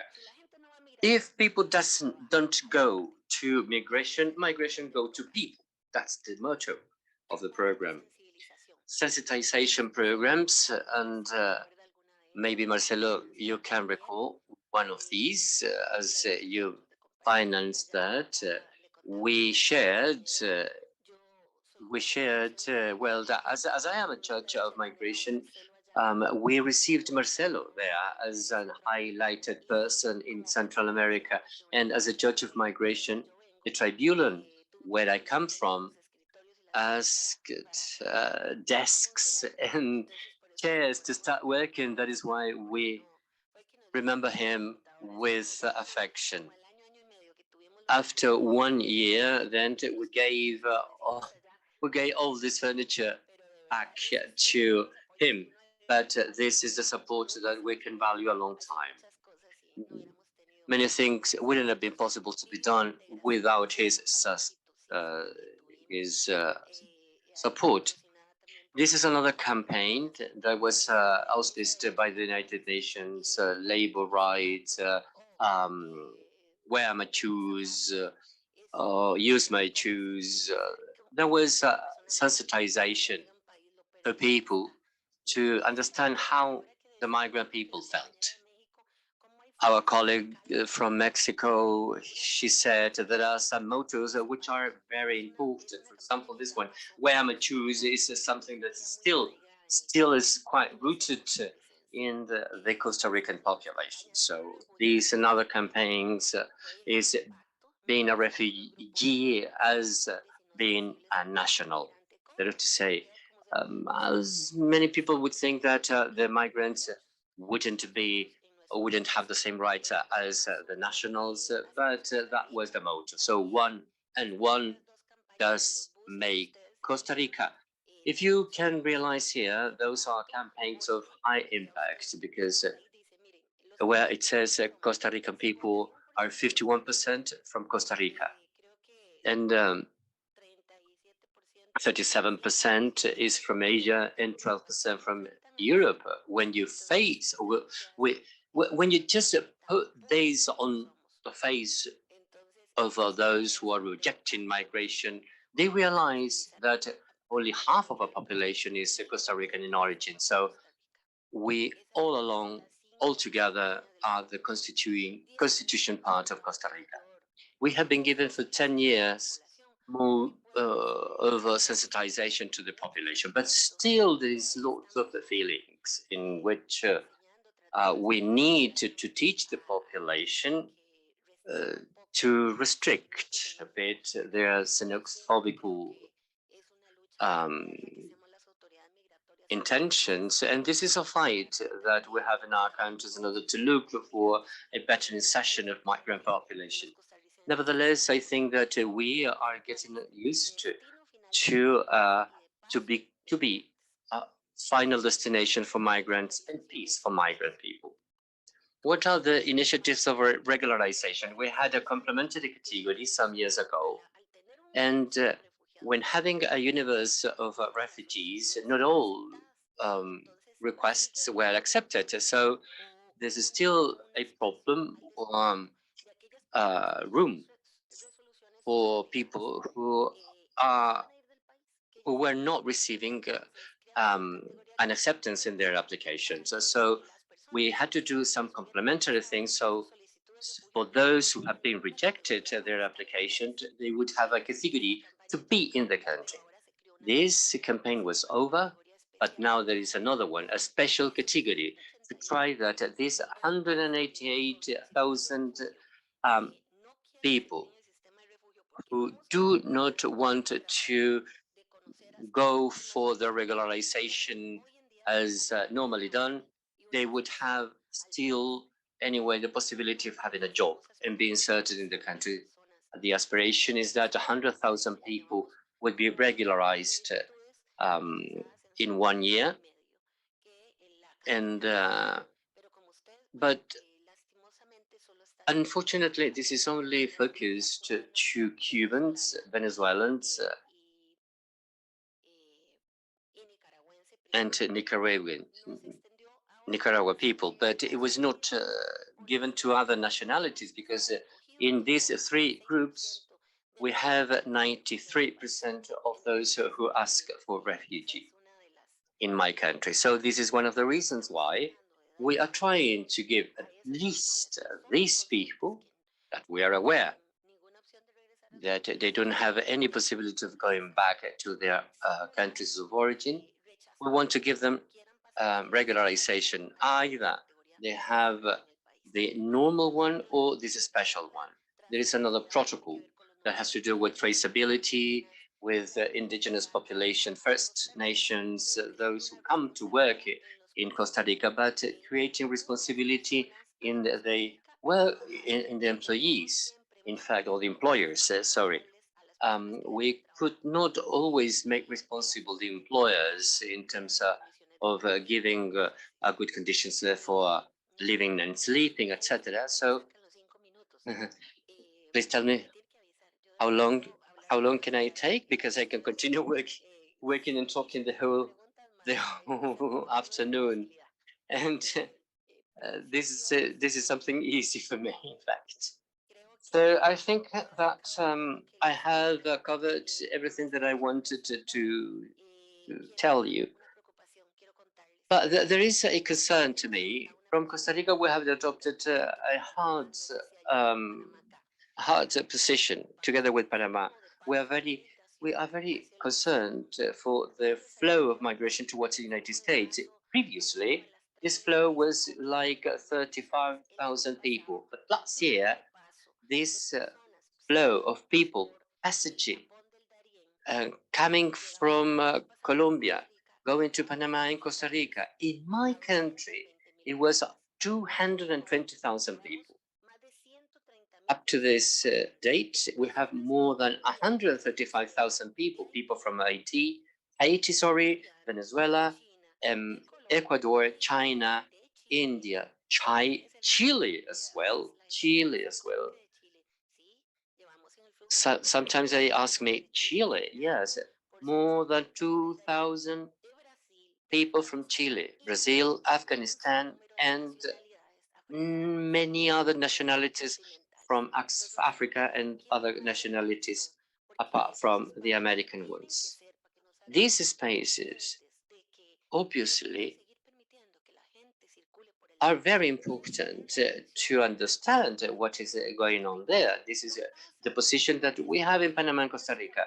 There is not only one woman that goes through our territory without having been raped, for example, or an abused children, etc. So people are suffering enormously there. We have to put this into an evidence, and we'll have to try that these people wouldn't migrate all along these passages.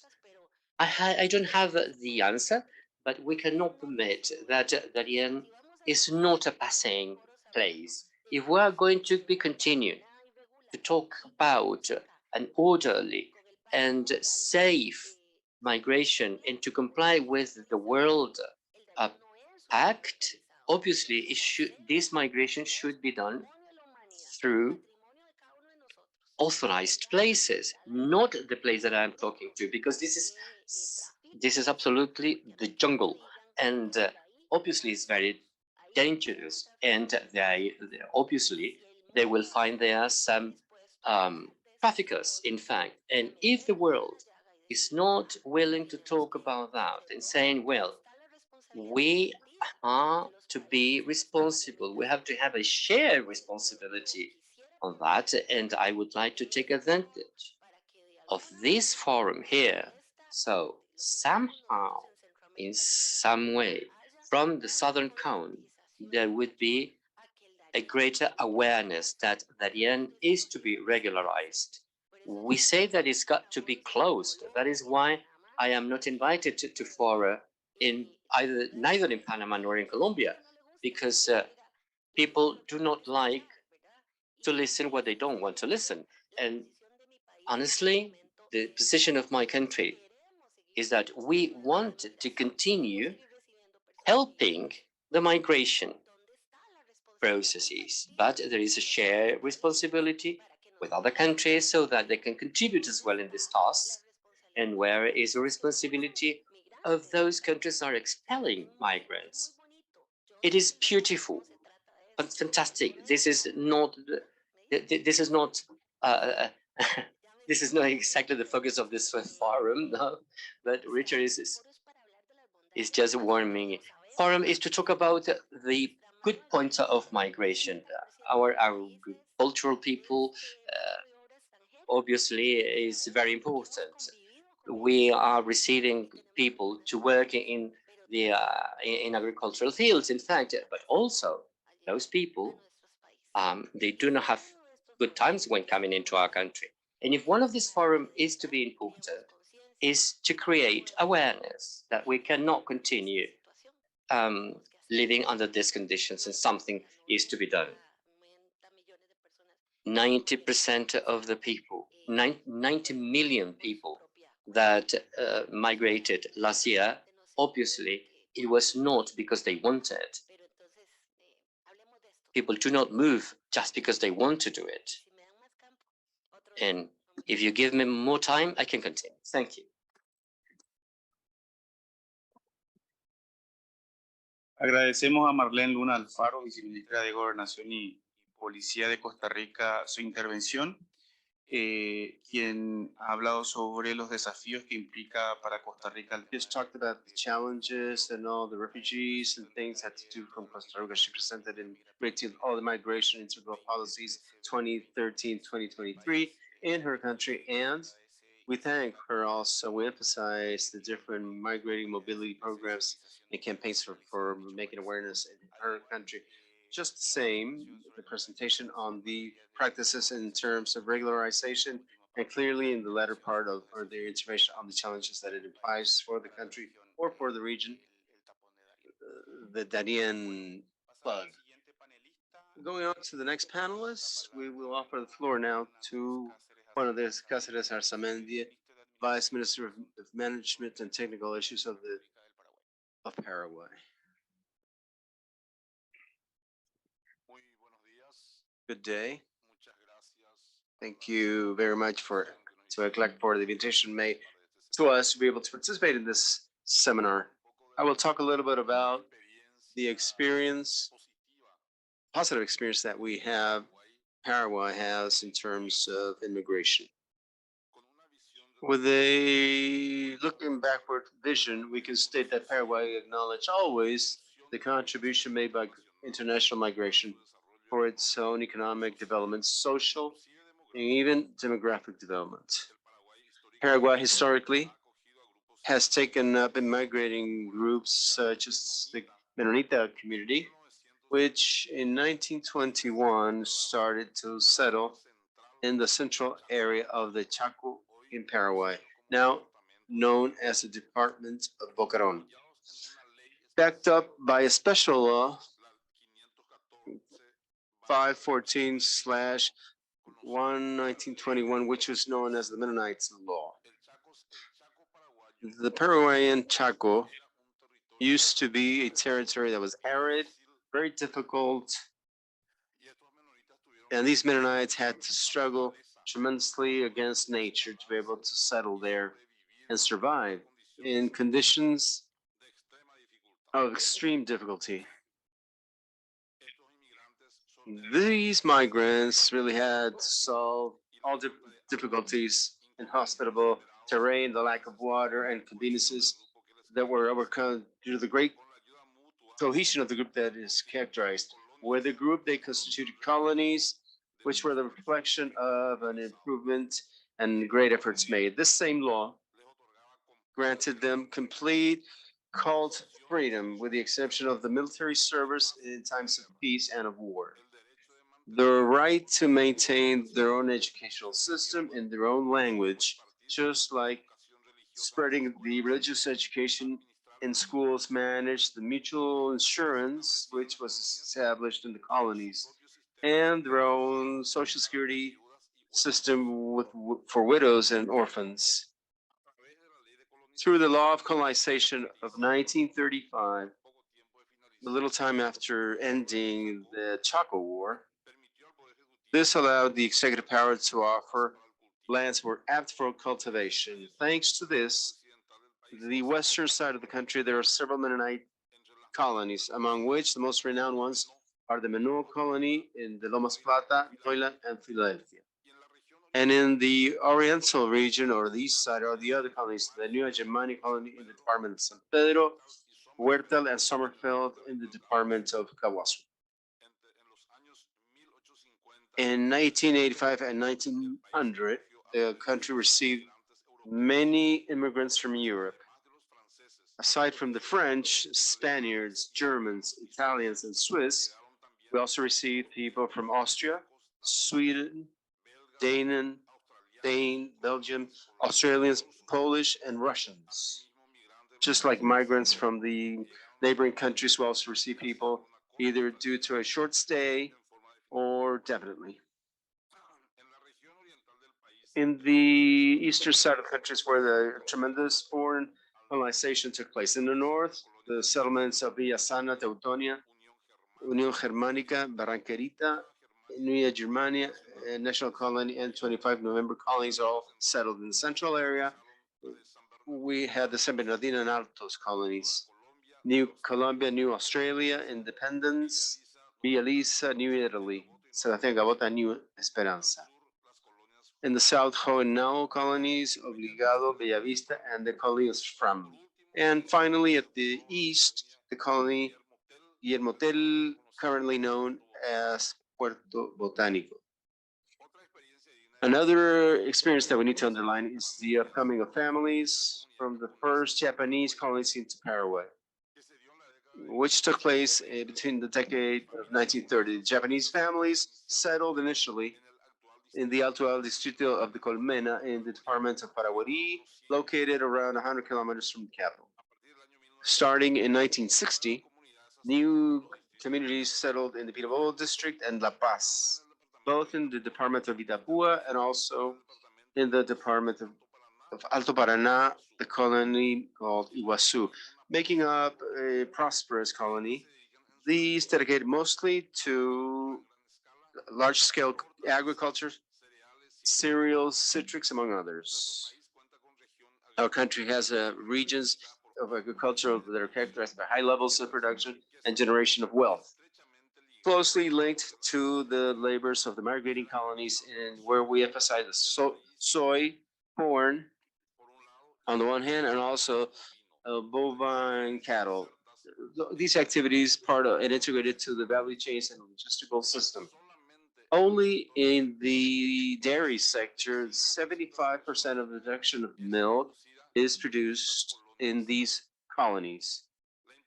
The importance that migration means for Paraguay is reflected in the new law of migration.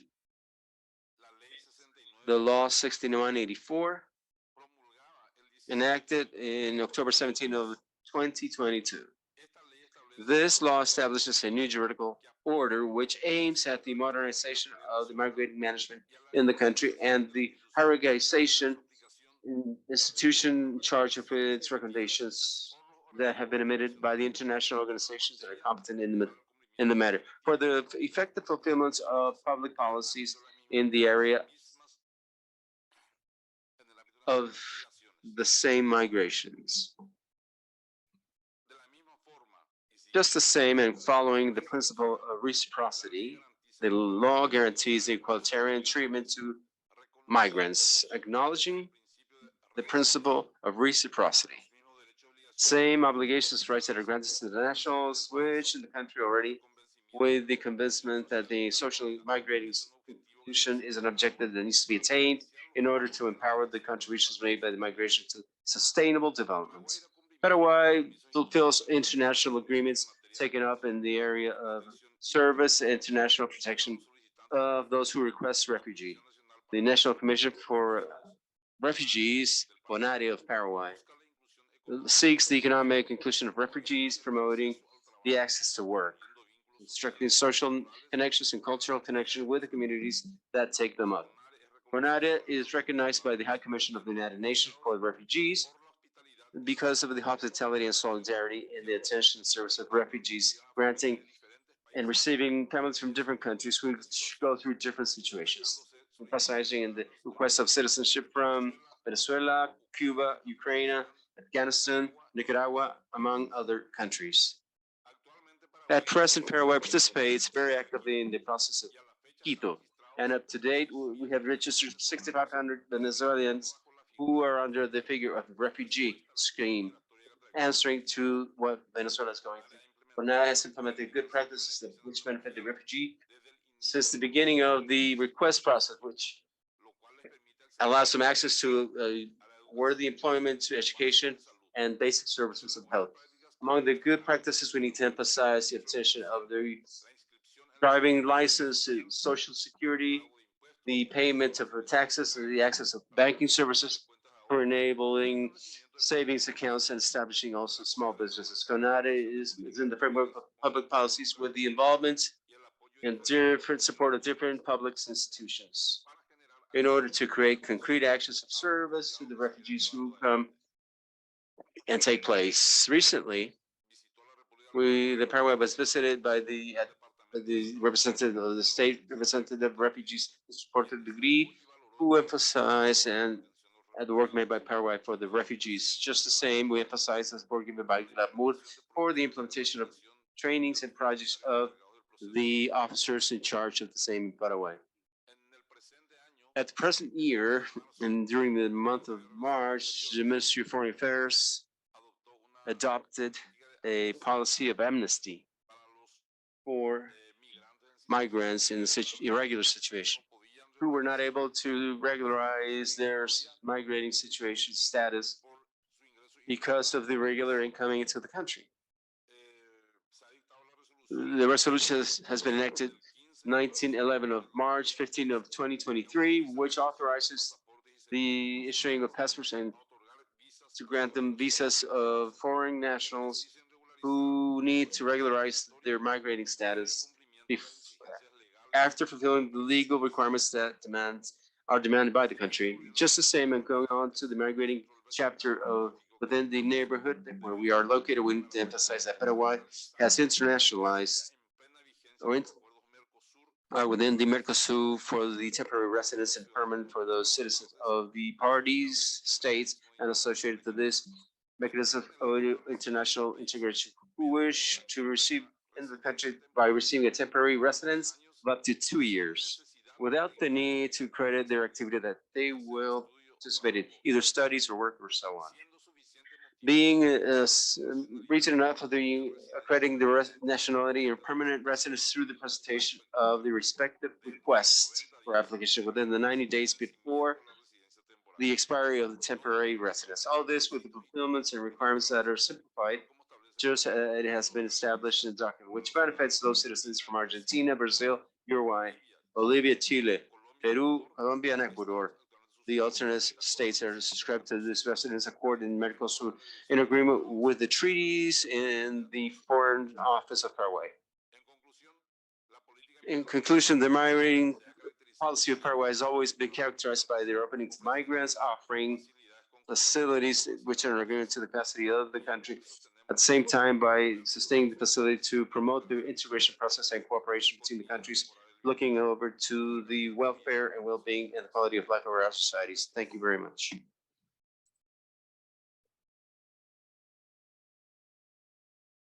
Agradecemos a Juan Andrés Cáceres Arzamendia, viceministro de Administración y Asuntos Técnicos de la Cancillería de la República del Paraguay, su intervención. We thank the intervention of Mr. Juan Andrés Cáceres Arzamendia, with specific reference to the contribution of migration to the process of economic, territorial, industrial development of the country. We really appreciate the presentation of the characteristics of the new migration 2022 migration law, especially mention the work of the National Commission for Stateless Persons and Refugees, CONARE, and the detail on the visa and regularization processes taken up by the country regarding irregular migrants. Now we give the floor to Armando Garcia, Superintendent of Migration Policy from Peru. Thank you to all of you. We need to stress the valuable role of ECLAC and the United Nations, first of all, for holding this space and for promoting commercial and sustainable economic development in the region.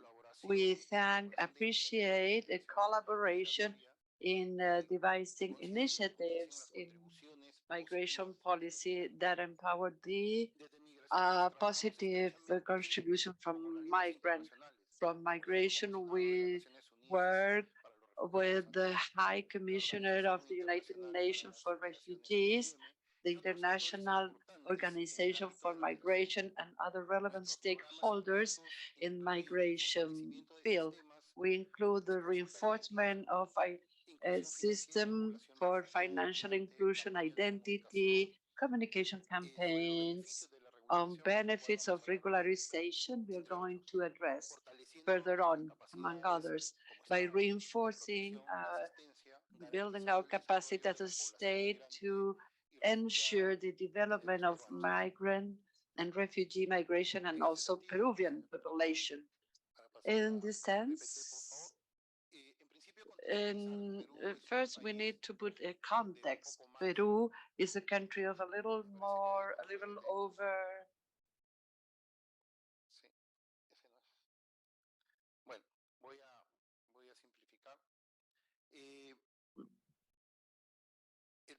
Peru is a country of 35 million, a population of 35 million, and by tradition it has not been a host or receiving country.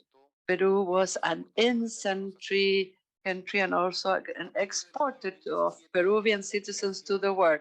Since 2017, north-south migration has a strong impact on the policy and the international activities. Since 2017, there is a massive migration in the region of citizens from Venezuela, mainly. Peru, we have received 1.8 foreign citizens, of which most of them are from Venezuela, 1.6 million. 85% are set up in metropolitan Lima. This phenomenon started in 2017. The phenomenon which in turn at the same year, Peru issued the first migration standards, the migration policy of 2017, specific objective 2015 promotes the protection, care, and defense of human rights and cultural identity with different approaches: human rights, social inclusion, intersectionality, protection, care, etc. On that same year, there is the legislation decree, which is the migration law, which has 8 principles, among which the principle of migrant integration and non-criminalization of irregular migration, among others. All these objectives are in line with some SDGs, and we start evolving on a reality that impacts with the regulations from previous year. For instance, children without passport at the border. According to the regulation, they couldn't come in, but we cannot separate families rapidly under this norm. We adequate the standards of the law. 2017, 2018, and over time there's a first effort for regularization in 2020 that ends a specific date, and since 2010 through April 2023, the situation is not taken into account, and irregularity is expanding and growing in our country in these recent days, because since the 10th of April 2023, there are new norms or rules in the current government. First, a law that provides amnesty for foreign citizens, fines that could be up to $6,000 of penalties, or that were another regulation that allows the regularization of foreigners that enter the country in irregular situation, and some specific regulation, one from that prioritize the protection of vulnerable migrants, even though our regulation considers vulnerability principle in a specific chapter. these policies and norm rules should get us to focus on migration governance.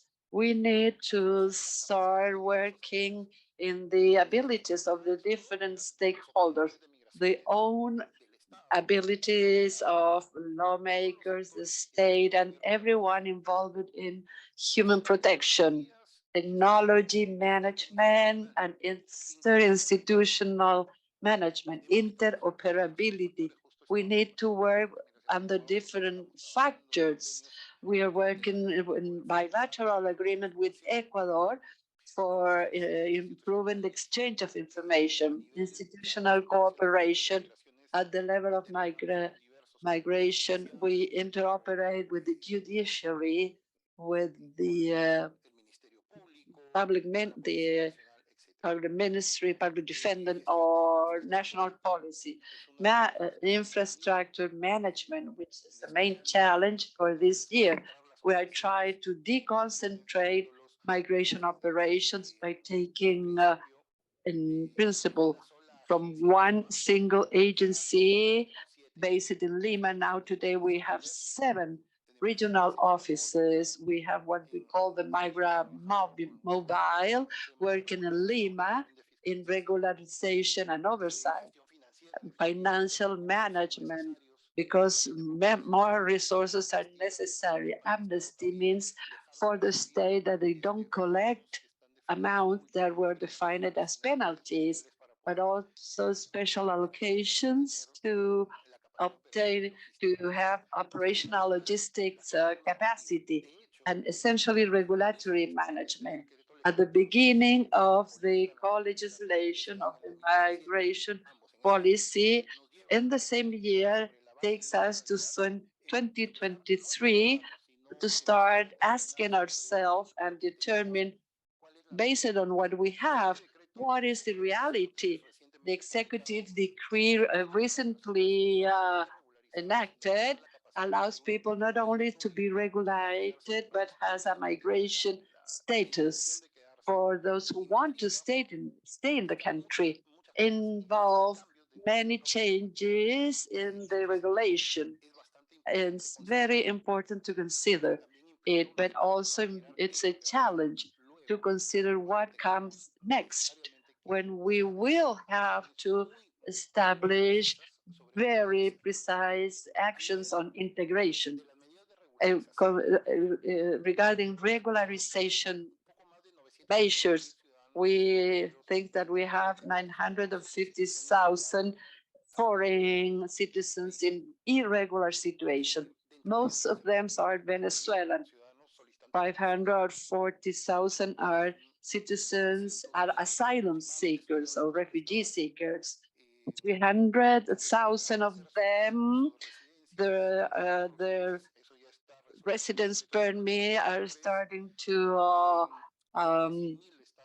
some 100,000 of them received penalties, and 300,000 of them were in irregular condition or status, and now they will be regular. We have more than 62,000 people seeking amnesties to this date, and other citizens, Venezuelan citizens, most of them have requested to migration regulation in less than 30 days. The deadline for these measures are 3 months, and we will have actions to really conclude this real migration regulation. Amnesty and regularization are the driving forces, but first we need communications. Communication must be for the hosting population and also for the migrant and refugee population. I should not forget that we need to understand the equation in Peru on migration, integration, and criminalization, which are very hard and are exposed in the media, in all the media. It's always on the discussion, on the table.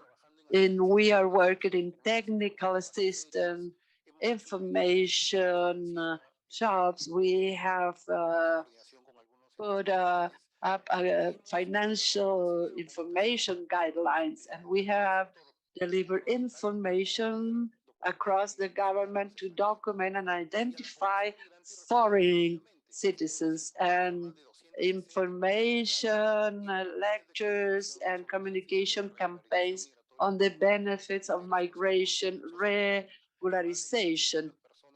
Over 1,800 people have been included in these spaces in this year. It is important to understand that media, or the way to communicate to migrant citizens because of the number, is through social network and their own communication channels, not necessarily through regular media. Migration integration projects reinforcing the online migration system. Biometric and biographic verification is already put in place. We are working with notaries using biometric information through fingerprints, and in the coming months we will be starting working with financial agencies also.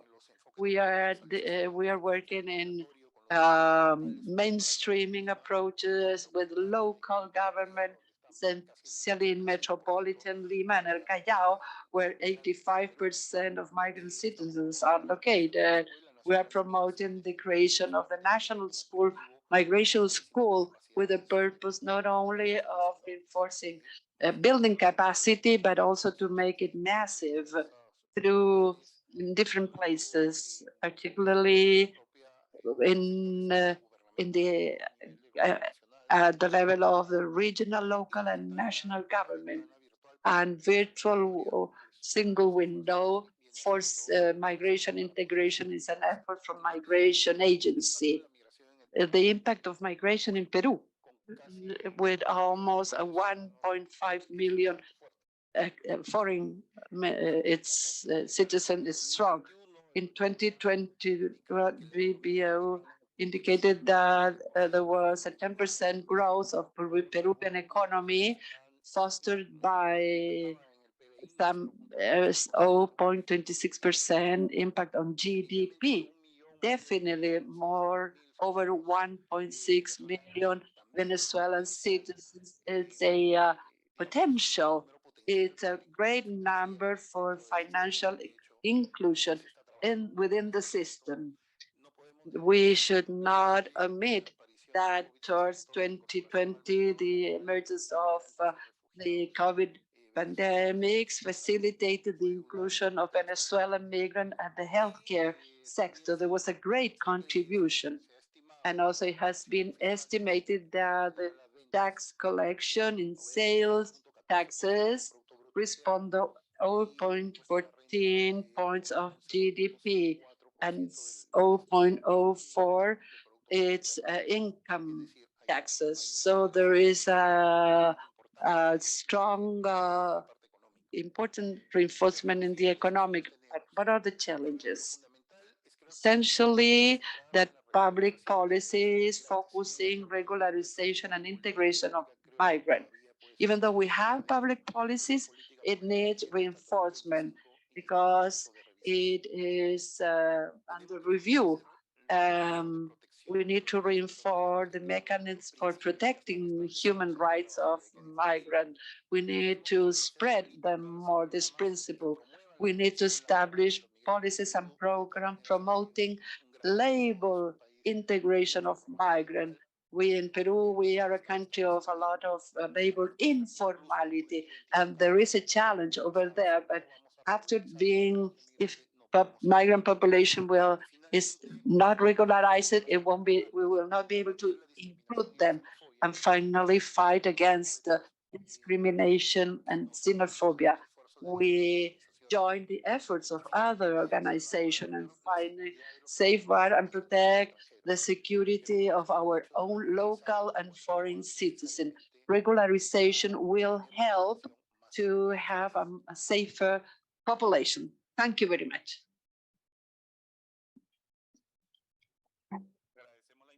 Well, we thank Armando Garcia, Superintendent for Migration Policy in Peru, and who's shared the characteristics of the policy in Peru and how it has evolved since 2017.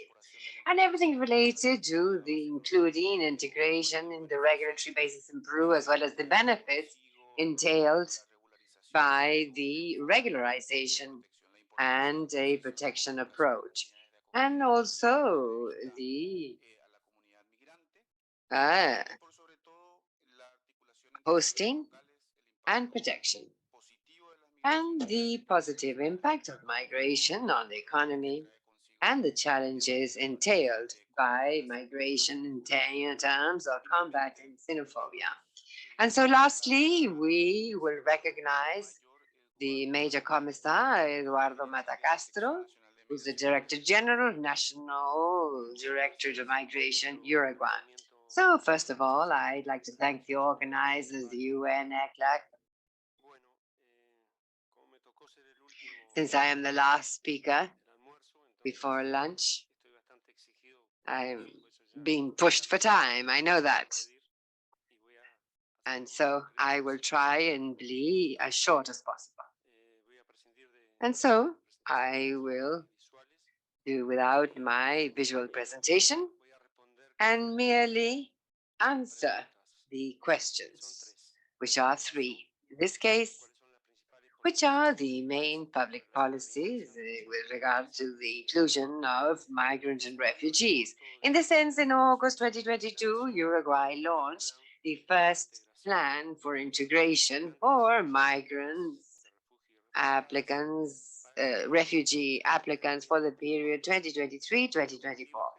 The overall aim was to ensure integration in its various dimensions of the migrant population and those who are requesting refuge in our country, and promote their contribution to the development of the country within the framework of the human rights-based approach and our national migration policies. So the National Integration Plan was furthered by the National Migration Junta, which I'm a member, and that coordinates migratory policies by the executive and by the Refugee Commission, which is responsible to determine the legal condition of these refugees in Uruguay. Likewise, this is supported by the international, the OIM, and OHCHR for the implementation. I'm going to sum up. I'm going to skip one part here. And then also, I wanted to tell you that we have 16,000 requests for refuge yet to be resolved, including 73% Cubans and 17 Venezuelans. In this sense, I did want to say that we do not have a serious issue with criminality among foreigners in the country. But 2 to 3% of the population that is deprived of freedom in our country are only that small percentage of is foreigners. The percentage is small. So we have no criminality issue with migrants. So in 2022, there were 8 thematic workshops held together with various institutions, and also documents were devised for each workshop. And now we have a final document with the contributions by the workshops and the UN agencies involved. As to the labor integration, Uruguay has a law for the promotion of employment in 19,933 that determines certain tax benefits for employers who hire a particular profile of people, including Afro-descendants, migrants,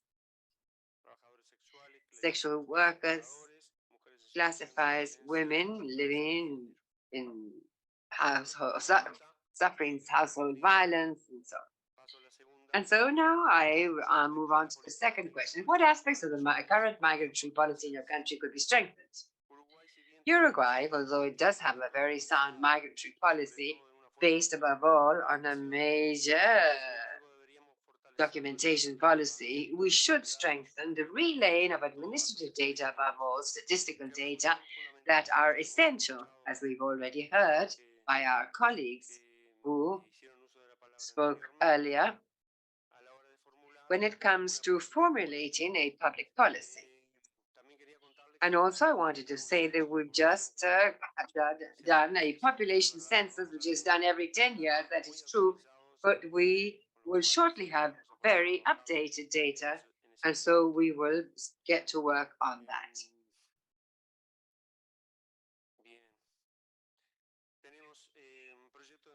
We have a project to improve neighborhoods, and one component is institutional strengthening through new software for the processing of residences and an appropriate software. And also, the lodging or housing policy is an essential aspect that must be strengthened. We're always speaking of the aspects to be strengthened, but the housing or lodging policy is one of these. And within the framework of that same project, with IDB and the Ministry of Housing, we have a forecast component one, which is subsidies for the rental of housing for migrants and refugees, as well as provide guarantees for rentals and plans for them to acquire a dwelling. The next question, what plans and programs in your country for migrant population have had best results in terms of inclusion?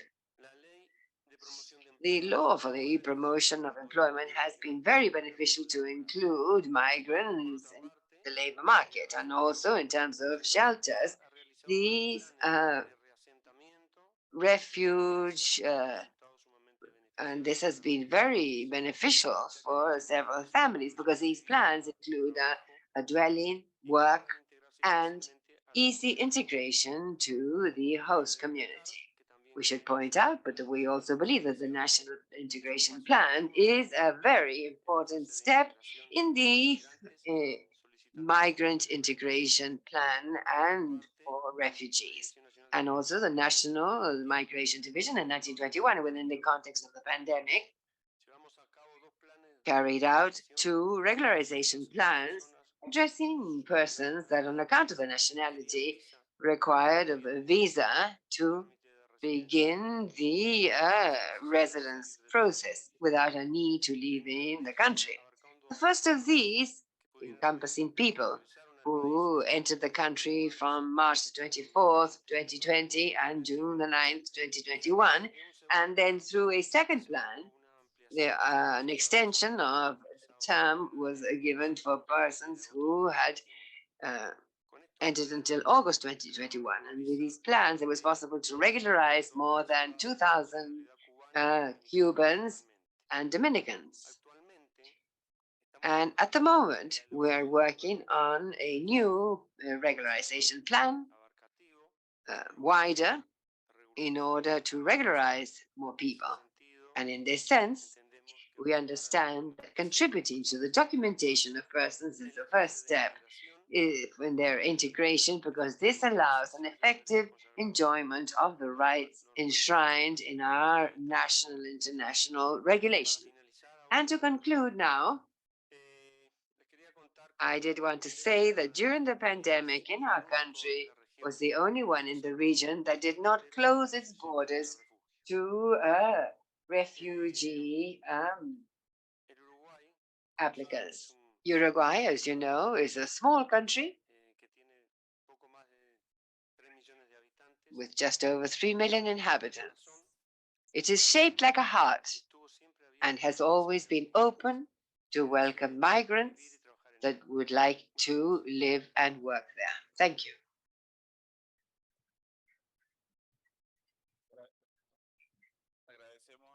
We thank Eduardo Matacastra, Director General of the National Migration Directorate in Uruguay, and his approach in terms of human rights in the regulatory framework and challenges in terms of refuge and migration as a development tool. And what he said at the end, the relevance of regularization processes carried out by Uruguay and the relevance of documentation for the migrant population. Considering the time and the importance of having lunch, we're proposing the following. And then at the end of the next panel, we can have the questions for the panelists in order to move on to lunch. So we thank each and every panelist for their interventions. And so, well, we will break for lunch. Pamela, the floor is yours. You have something to say? Yes, thank you very much, Richard, for moderating and all the panelists. So now it is lunchtime, foreseen until 3. But since we are running late, we suggest take a little longer and start at 3:15. 3:15, we will be resuming. And so we can have lunch here, if you like, in the cafeteria or the dining room, which is a little further on. 3:15.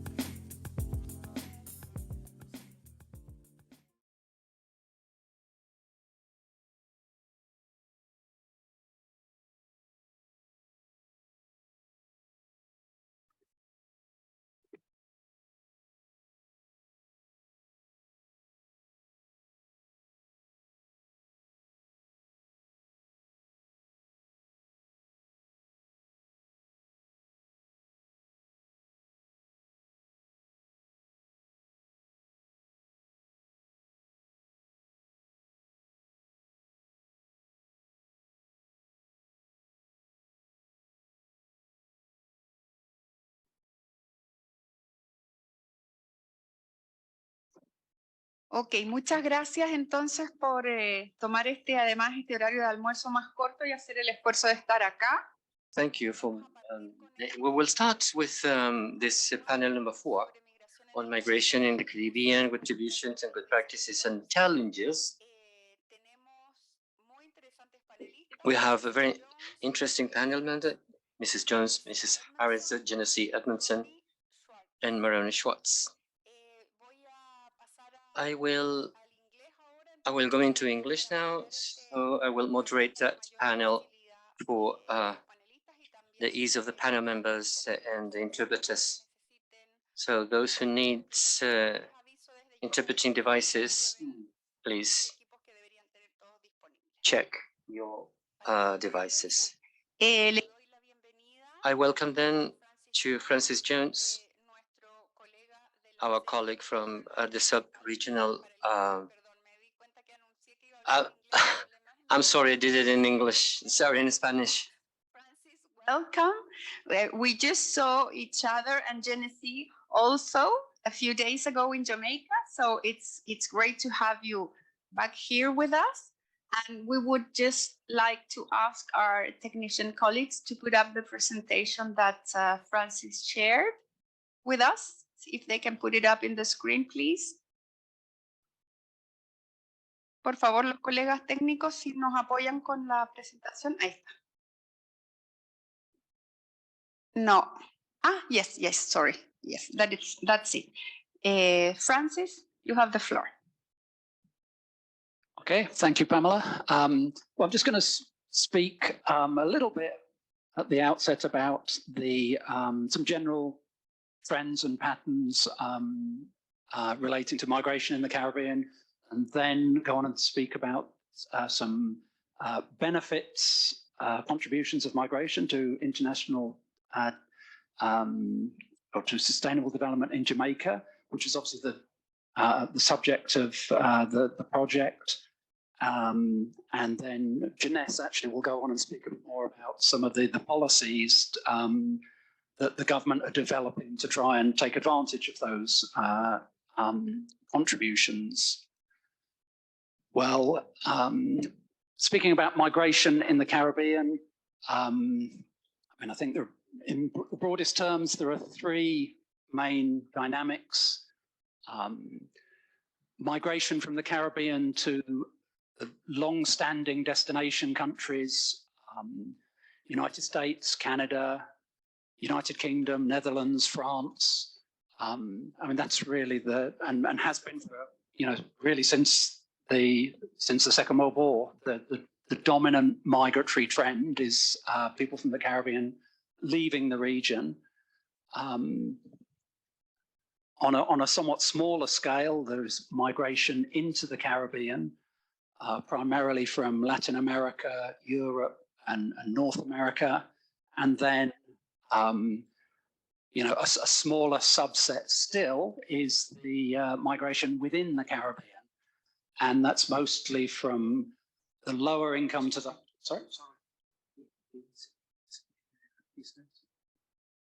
más cerca, más lejos. Distancia de 5 centímetros. Acá? Sí. Okay. Migration within the Caribbean, mostly from lower income to higher income countries, also among neighboring countries. So, for example, the migration between Guyana, Trinidad, St. Vincent and Grenada in the sort of south, I guess it's the southeast Caribbean.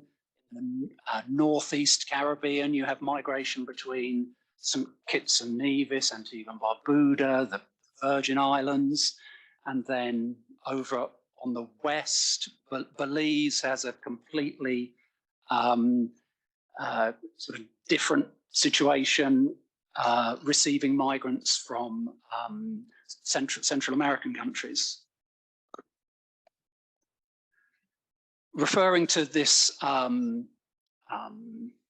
sort of emigrants from the Caribbean, there's an average of 45,000 a year. Those are the, I guess, official figures based on visas and work permits and that kind of thing, so that there may be some additional uncounted people on top of that. But as you can, I think the interesting thing about this is that the trend isn't increasing. It's it's a pretty steady outflow, mostly to the United States, some to Canada, but it's and with variation from year to year, obviously according to what's happening economically in North America. And 2020, we know COVID, that had an effect. And obviously over this period, over the last 20 years, the population of the Caribbean itself would have been growing, but the number of migrants leaving hasn't been growing in proportion with the population. It's just stayed roughly steady. And so the effect of that has been, and this chart shows basically the size of the Caribbean diaspora relative to the resident population. And you can see that whereas in the 90s, in the 2000s, the size of the diaspora was growing relative to the resident population. Now, in recent years, it's pretty much stabilized, and the diaspora is remaining sort of about the same size relative to the resident population at just over sort of 30% of, so by which I mean the diaspora is equivalent to 30% of the resident population. I should also note that when I talk about the Caribbean, I'm using a sort of ECLAC definition of the Caribbean. ECLAC obviously being we're Latin America and the Caribbean, and we have to make a distinction between what's Latin America and what's the Caribbean, because there are some countries which have a claim to being both. But for the purposes of this analysis, I'm talking about I consider Cuba, Haiti, Dominican Republic, and Puerto Rico to be Latin America. So I'm talking about a sort of English, Dutch-speaking, also the French territories, with those larger Spanish-speaking countries and Haiti classified in Latin America. And that's sort of relevant in this context, because this pattern of a sort of stabilization of the relationship between the resident population and the diaspora is specific to the Caribbean that I'm talking about, that English, Dutch, French-speaking Caribbean. Because I think if you look at Haiti, Cuba, DR, there's the outflow of migrants there means that the diaspora is still growing. Again, you can see it's USA and Canada, but really over the last 30 years, USA and Canada has been the destination where all the growth has been.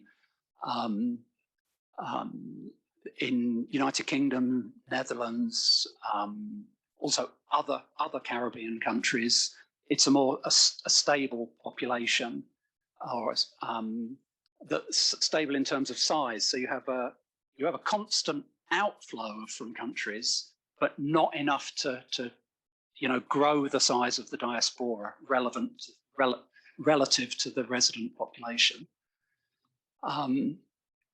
When we look at inward migration to the Caribbean, that's slightly different. We're talking about a smaller number of migrants, because whereas the emigrants living outside their country was 30% of the resident population, the immigrants living in Caribbean countries, on average, about 10% of Caribbean populations. But that proportion is continuing to grow, and most of the recent growth has been migrants from Venezuela, who are actually when you consider all the people who've left Venezuela, the number who've come to the Caribbean is really very small. But when you're talking about small islands, you don't need very many people arriving to be very noticeable. So, you maybe have around 20,000 Venezuelan migrants arriving in places like Curacao,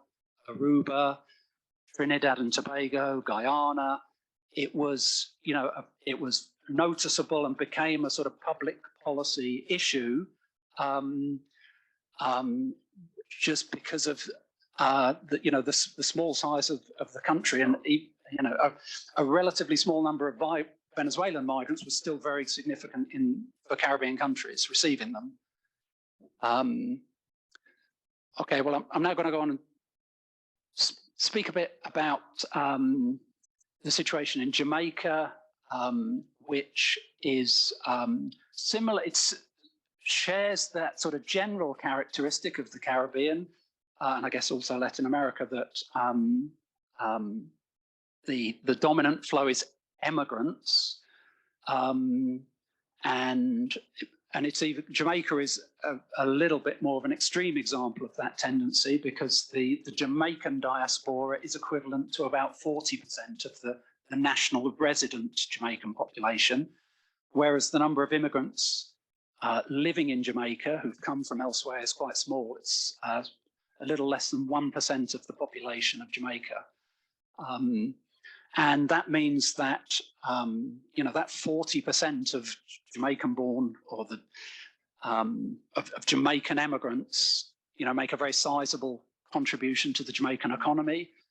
I mean, back in 2010, remittances were 15% of GDP. They peaked in 2021 during the pandemic. A quarter of GDP was remittances. And that was somewhat unusual, because obviously the pandemic meant that GDP went down, and the Jamaican diaspora knew that, there was their relatives back home were having a tough time, and so they sent even more money. So that was how remittances reached a quarter of GDP. In 2022, it declined somewhat from that, back down closer to 20%. And I mean, those remittances are very, very important for the Jamaican economy. They stabilize foreign exchange, because it's people have to buy the Jamaican currency. It stabilizes the economy and enables people to save, and serves to help reducing poverty and social inequality. So there's many households in Jamaica that are dependent on income from remittances, and they use it to cover all the basic living expenses, food, utility bills, education, housing, and so on. And in many households, there are sort of multiple people depending on those flows of remittances.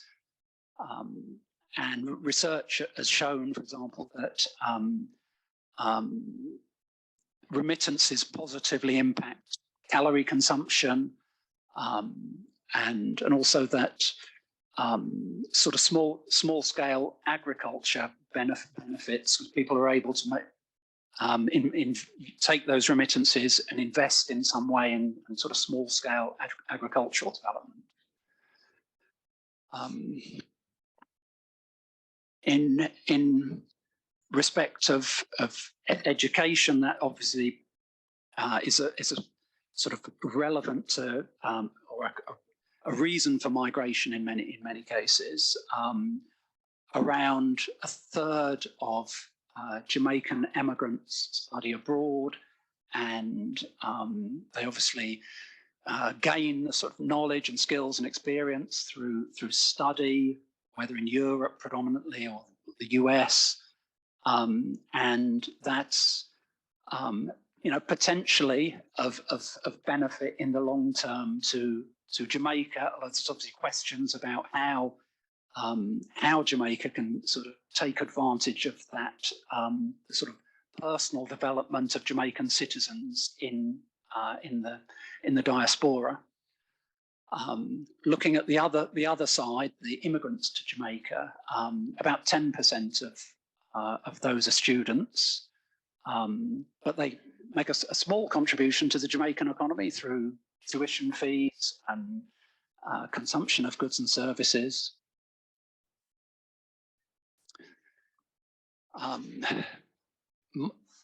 Sort of migratory patterns are, not sort of gender neutral. The majority of Jamaican migrants living in USA, Canada, and the United Kingdom are more likely to be women than men. In the USA and Canada, there are about 30% more female migrants versus male migrants. And in the United Kingdom, that figure's reached 70%, which is, I mean, it's pretty, not a small difference. You know, for every 100 men in the Jamaican diaspora in the UK, there's 170 women. And there's key factors behind that are higher female participation in tertiary education, because of, a lot of emigrants from Jamaica are university educated, which obviously has important consequences for the Jamaican economy. And specifically, there's recruitment in of nurses, and in some extent in the health sector generally. And I think that's a significant factor behind that high gender disparity in the United Kingdom. The fact that there are so many female Jamaicans in the UK is recruitment of nurses, I think, is quite a big cause of that. But migration, can therefore be seen as a route to economic empowerment for these women.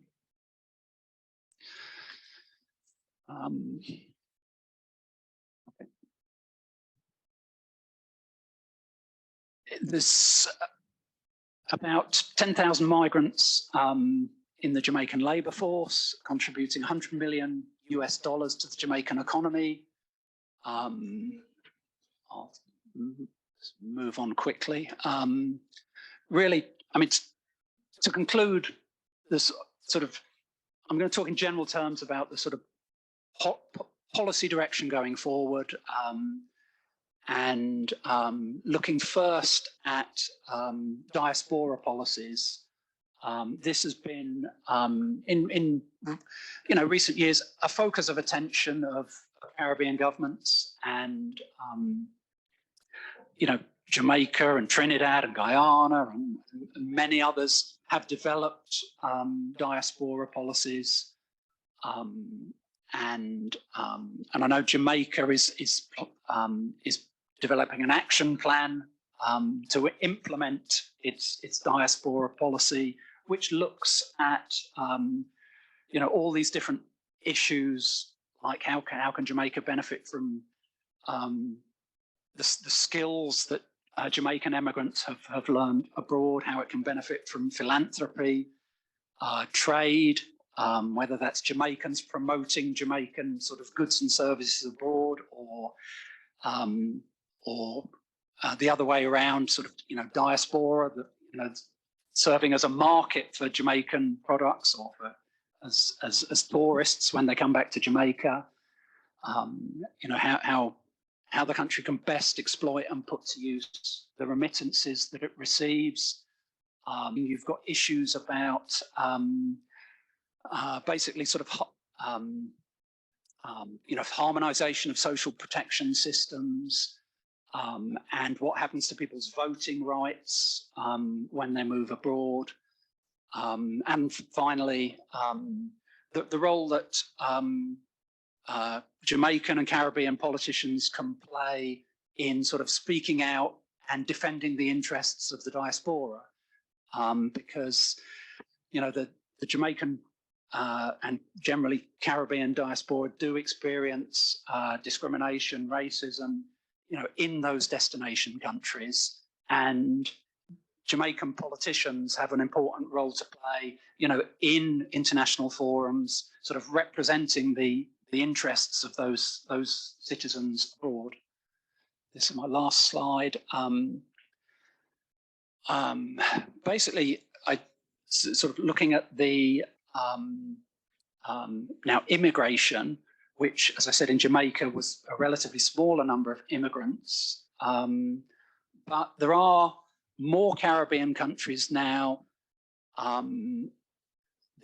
What's happening with population aging really is sort of forcing Caribbean countries to reassess the role that immigration can play, because the number of older people in the population has been increasing, but there are more Caribbean countries where the working age population is starting to decline, and that's really when sort of population aging intensifies, because it's one thing to have more older people each year in the population, but then when also the working age population starts to decline, that really sort of creates problems in terms of funding health and pension systems and so on. And Barbados has been in the sort of lead on this issue and created a population commission. And really it was, because of this issue, the government recognised that we really do have to look again at immigration, and with the declining workforce, we need more workers basically. And where are we going to get these workers? What skills do they need, and how are we going to fit them into the Barbadian economy, and what migration policies do we need? And I think that's going to be a sort of growing trend over time. And as I say, Barbados started it with their National Population Commission, but there are moves to create a Caribbean-wide population commission in the sort of coming months and years. And as I say, this issue about aging and migration and declining workforces and the need for workers and the migration policies that we need to manage that is really one of the key issues behind that sort of that creation of a population commission for the Caribbean. So I'll leave it there. Thanks. Thank you very much.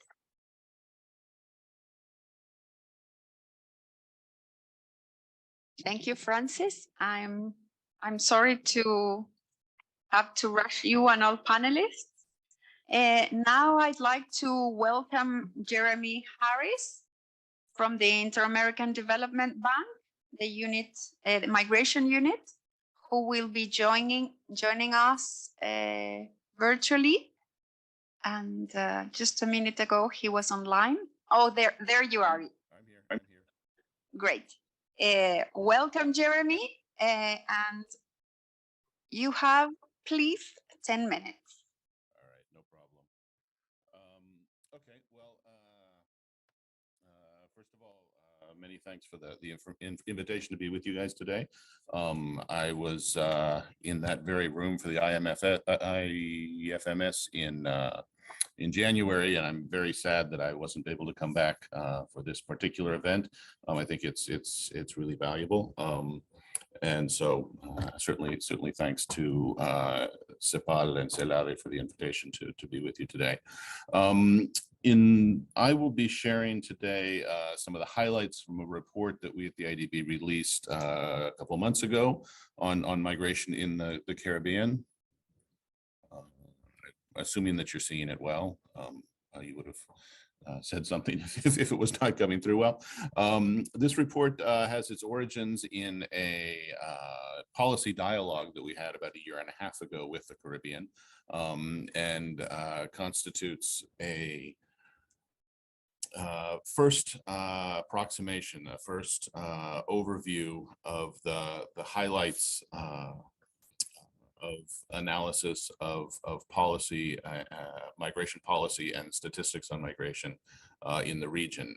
We do not cover all of the aspects of migration in maximum detail, but we do want to cover the highlights and the important aspects that we think are relevant for our work going forward in the region. The report was prepared in collaboration with the Migration Policy Institute, And I certainly want to recognize the co-authors, Valerie Lacarte, Jordi Amaral, Diego Chavez Gonzalez, and then from the IDB, Ana Maria Saiz was also participated in this report. I think it's important to contrast quickly with the discussion Mr. Jones had on terms in how we define the Caribbean. Our focus in this report is primarily on these 9 countries, which are the borrowing member countries of the IDB in the Caribbean. I think the important distinction, certainly for the way some of the numbers come out differently in what I'll be showing you compared to what Mr. Jones was sharing, is that we do include the Dominican Republic and Haiti as part of our definition of the Caribbean. We also, in the report, do include references to OECS countries as well, but as they're not borrowing member countries of the IDB, they're not the focus of this particular report. So the immigrant population, so I'm going to first start out with some of the key statistics, some headline numbers from the report, and then discuss some of the institutional aspects around migration in the region, and then touch on some cross-cutting issues that we certainly wanted to highlight in this report. Of the 9 IDB borrowing member countries that we cover, you can see here some of them have fairly large migrant populations. Others are much more at the lower share end of the spectrum. The Bahamas and Belize are at the top with 15 or 16% of the population in the country being foreign born. 5 of the countries are around the regional average, around 5 or 6%. And then in Jamaica and Haiti, we see sort of a relatively small immigrant populations compared to the native population. Looking more at the definition of the Caribbean that we are using, what we've seen is that the intra-regional share has been growing significantly over the past 20 years. We've increased by about 10 percentage points from 46% coming from within the Caribbean, as we've defined it, up to 56%, so over half. And again, I think the distinction between these statistics and what Mr. Jones was sharing really is derived from from the inclusion of Haiti and the Dominican Republic in our analysis. For example, half of all of the immigrants in the different Caribbean countries are Haitians. There's a very large number, nearly 500,000 in the Dominican Republic, another 30,000 approximately in the Bahamas. Again, this is mostly driven by the situation that we all are aware of in Haiti, starting with the earthquake in 2010 and the ongoing insecurity in the island. 17% of all of the immigrants in the Caribbean are Venezuelans. We have around 150,000 in the Dominican Republic, 25,000 approximately each in Trinidad and in Guyana. This sort of a flow that began in 2014 and is still ongoing. Touching on diaspora and remittances, just to complement what Mr. Jones had said, there are several countries, including Jamaica, where the remittances do represent a very large, significant share of GDP.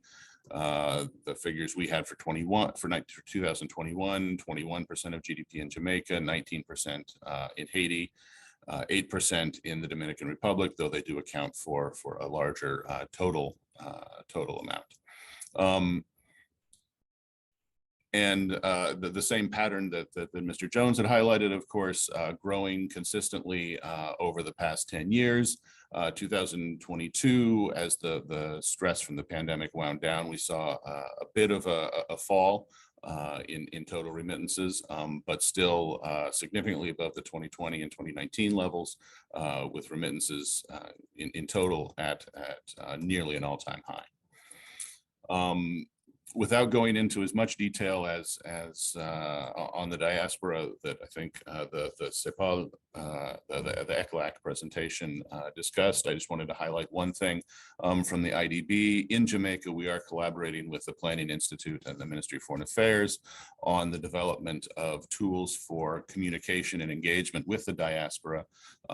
We are supporting them in the development of a cell phone application that allows them to contact, consult with, and push information to the diaspora to promote all of the activities, the beneficial economic activities that the previous speaker alluded to. This is, we have a prototype completed and are working with the stakeholders in Jamaica to move this forward and roll it out. Institutionally, all of the primary countries in our study, with the exception of the Dominican Republic, are members of the of CARICOM and the CSME. And these are important mobility schemes for intra-regional migration. CARICOM provides free mobility, 6-month visa-free stays in other member states. It's important to keep in mind that this does not fully cover all of the CSME members. Well, Bahamas is not a member, and the implementation is not complete in Belize and Haiti. So there is room for improvement. Again, just sort of highlighting what the statistics show us. Trinidad is actually in the top 2 for both the most registered outflows and inflows of under this mobility scheme. But Guyana, Barbados, Antigua, and Jamaica are also significant users of these. It's important to keep in mind that the uneven implementation of this scheme across the countries means that the ease of movement does vary by nationality. The CSME, the Single Market and Economy Program, does include the provision for free movement of skilled workers.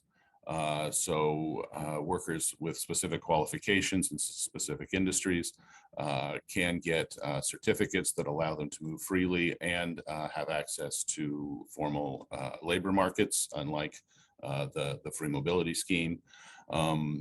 The scope has been growing over time. That's contributed importantly to intra-regional mobility and certainly to the economic impact that intra-regional mobility can have.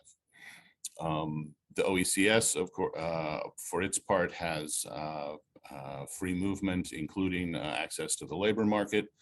Several Caribbean countries are part of the Central American Integration Systems, the CICA, though they do not participate in the CA4 mobility schemes. The agreement with the Economic Union, in principle, includes some mechanisms for free movement, including work authorizations, but those are not fully implemented yet.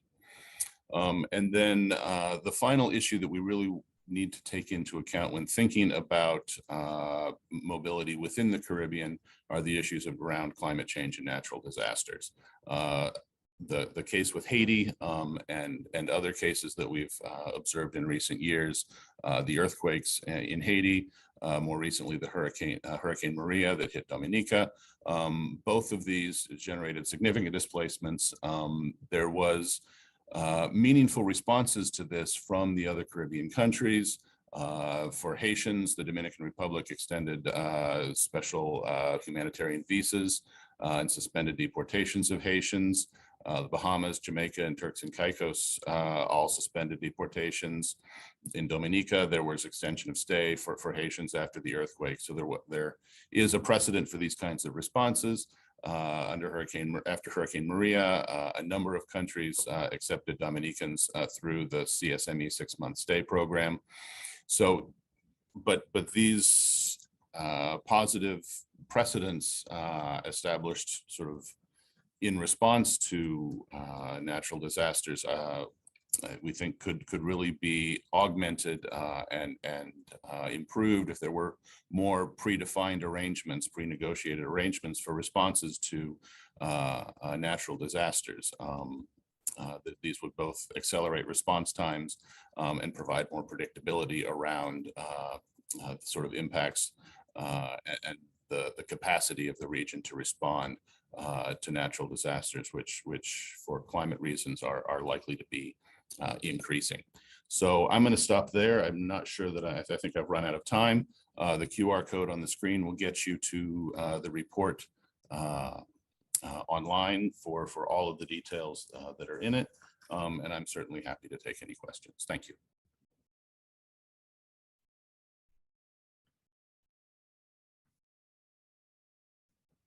Thank you very much, Jeremy, for your use of the time and shedding a new perspective on all these issues. All the presentations will be online, so then the Q thing will also be available for everyone to see. For our next turn, we have Janice Edmondson from the Institute of Planning Institute, in Jamaica, the Unit of Population and Health. Janice, your 10 minutes start now. Welcome. Hello, everyone. Can I get the presentation up, please? Por favor, nuestros colegas técnicos, si pueden subir la presentación. Muchas gracias. Thank you. And thank you, Salari, for inviting Jamaica to present on the contribution, good practices, and challenges of international migration in Jamaica.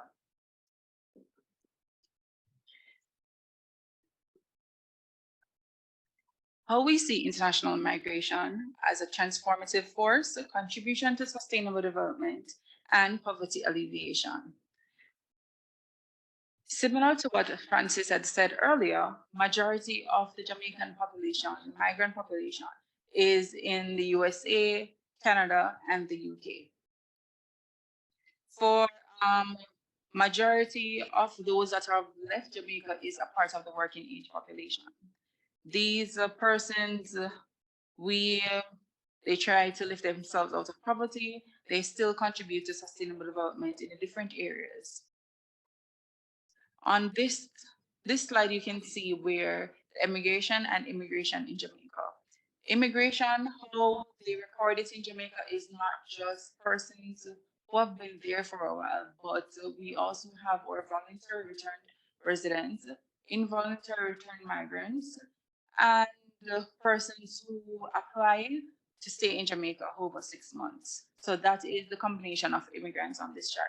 And the immigrants is people that we get data from the embassies, Canadian embassy, the US embassy, and the UK embassy to show that these persons have been granted permanent residency in their country.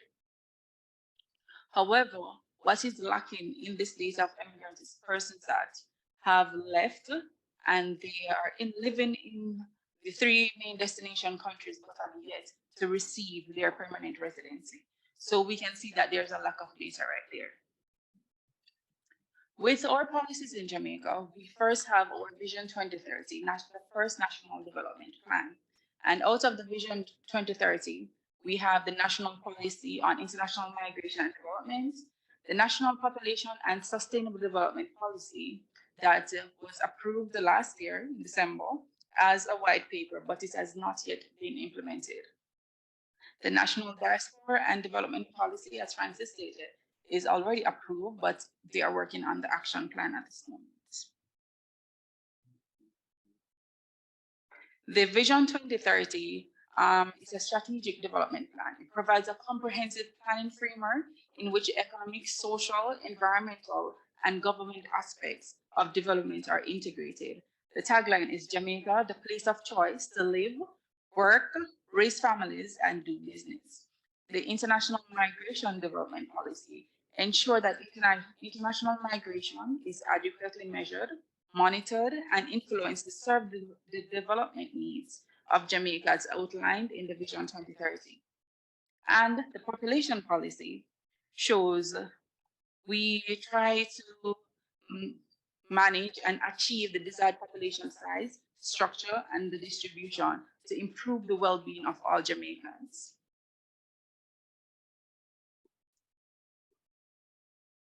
I'm not sure if you can speak, but the overarching goals of the international migration and development policy, we focus on family, migration and development, diaspora and development, remittance, labor mobility, human rights and social protection, return, integration, and reintegration. On the outskirts of it, we have governance and policy points to ensure that this policy is supported by the government, public order, safety and security, data, research, and information systems. With the implementation of the policy, we can see that migration has continued to contribute to sustainable development of Jamaica through the implementation. And the National Working Group on International Migration provide oversight on the implementation of this policy. Throughout the early aspects of the policy, we have seen that in Jamaica, we developed its first migration profile in 2010.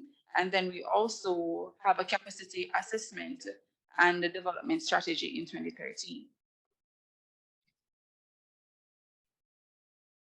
In phase 2, we train consultants to see how best we can approach the implementation of the policy.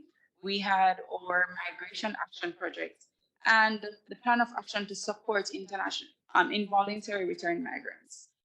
On a yearly basis, we have a lot of irons in returning to Jamaica, and these individuals, they return without a place to call home, as they would say, when they return to Jamaica, because some of them have left from the 80s, and we know what they probably go through abroad for them to be deported to Jamaica. So through the Migration Secretariat that is hosted in the Planning Institute, we provide a care package. We also assist these deportees, international involuntary return migrants, with a care package to show that we are still here for them. The Jamaican government and through our NGOs, we also try and assist as much as we can to get them to get a birth certificate, a TRN. These are the whatever they need to get a job and job security in Jamaica. To 2018, from 2018 to present, apologies, from 2018 to present, the projects and initiatives that we have implemented is promoting integrity in international recruitment consultancies.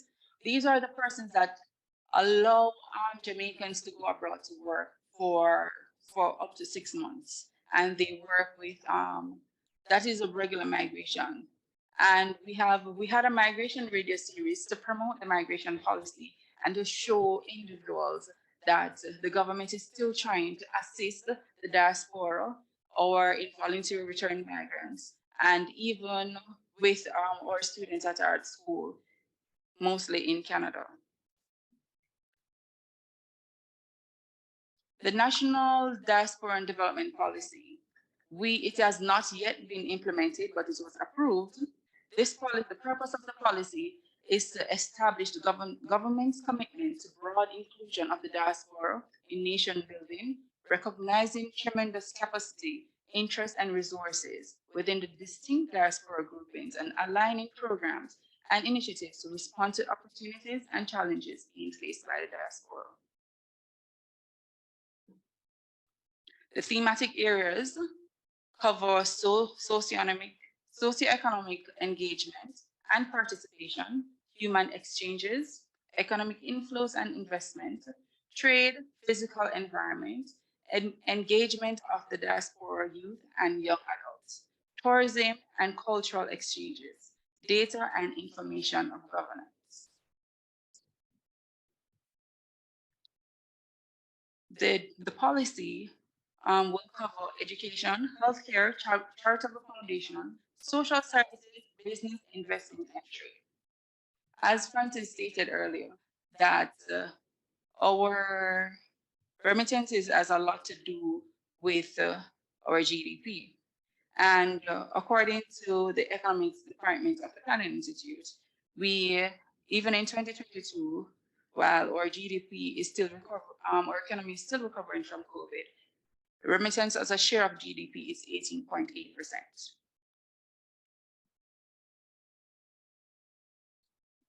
As we try to help with migration and sustainable development, there are challenges that we still face in Jamaica, such as lack of data. As I stated earlier, that we also get the data of persons migrating from the embassies, but we still don't know the amount of persons that are not going through the regular channels, or the Jamaican diaspora that is there, that is not included in the census, or persons that just leave and they overstay. We don't have that data.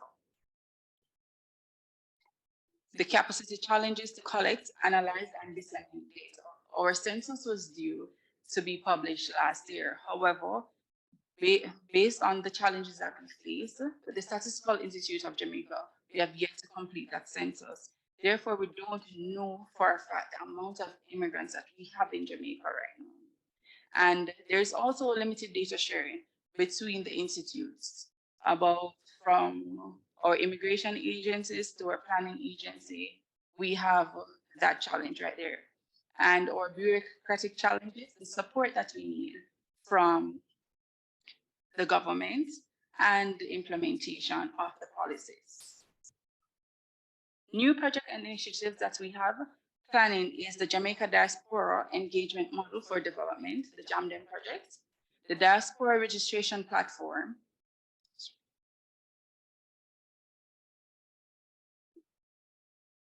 the modernization of Jamaica remittance industry, and implementation of the National Population and Sustainable Development Policy. What I say when I mean modernization of Jamaica remittance industry is that we can collect the data that goes through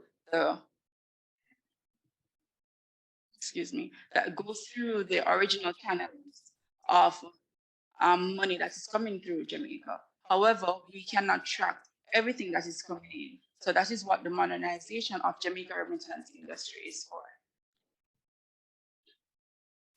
And that concludes my presentation. Thank you for having us, and I welcome any questions.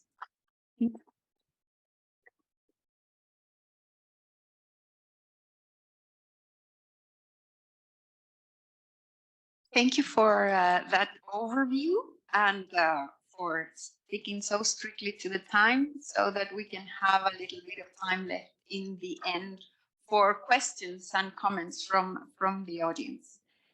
Ahora pasamos entonces a Merone Schwartz, and now we give the floor to Merone Short, an expert of migration from the Colegio de Mexico. Thank you very much, and thank you to ICLAC for inviting me. It's a great pleasure to be here and be able to participate in this meeting. Thank you very much because you already uploaded my presentation. What I'm going to present to you, it's a play, theatrical play, which is called Migration, and the case of Asian migration. The title of Asian migration is very generic. I'm not going to refer to all Asian migration. It would take me a whole month.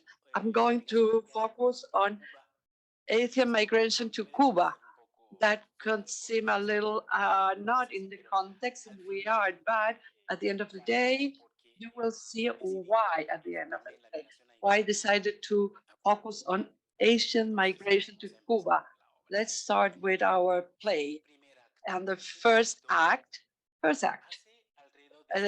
hundreds of years ago, we are speaking of centuries, in the 1910, 1920, Cuba was the country that more migrants would receive from the Caribbean. And I'll stop here that I'm mainly talking about the Caribbean, which is larger than what my colleagues here.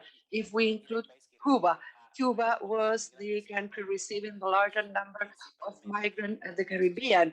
Mainly, those migrants were coming from Haiti, the Haitian, and because in Cuba, as it was the case in Dominican Republic, there was a significant development of the sugarcane industry, with the penetration of American capital in the industry, these two countries of the Caribbean. So labor was required in order to operate the industry, a labor that was not available in these two countries.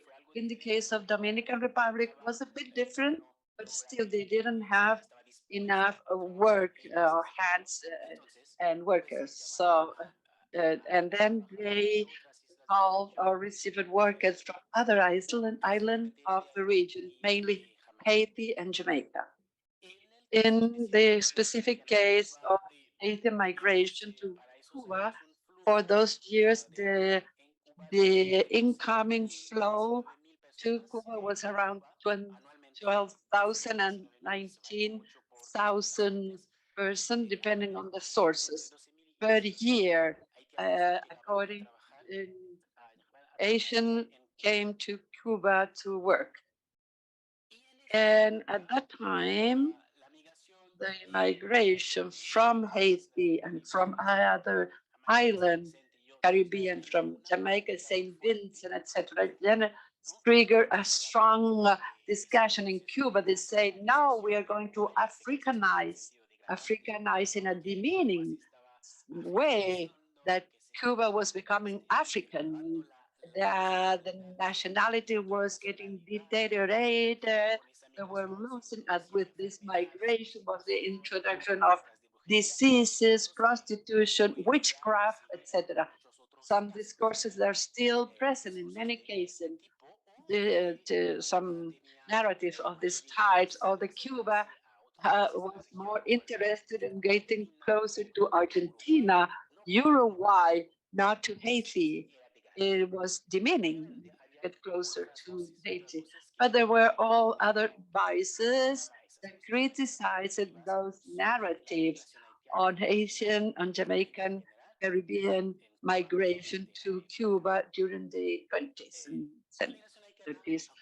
Haitian migration to Cuba stopped in the 30s after the 1929 economic crisis in the US that has significant repercussion, not only in Cuba, but in all countries of the world. But it was a huge impact on the Cuban sugar and cane industry. So migration stopped in the 1930s. It didn't stop on its own, because there was also a policy of deporting migrant policy, Haitian and Jamaican population from other islands because of the crisis. That was the first act. Second act, and even today, some centuries after, it is now they recognize the contribution of Haitian migration to Cuba, the contribution, the economy, the workplace, and all the contribution to boost the sugarcane industry, which was very important, particularly during the First World War and in the 20s. And the role today, this contribution is well acknowledged. Also, the demographic aspect, the contribution of migrant population in the rejuvenation and masculinization of the Cuban population, heavily affected by the loss of human life during the independence war.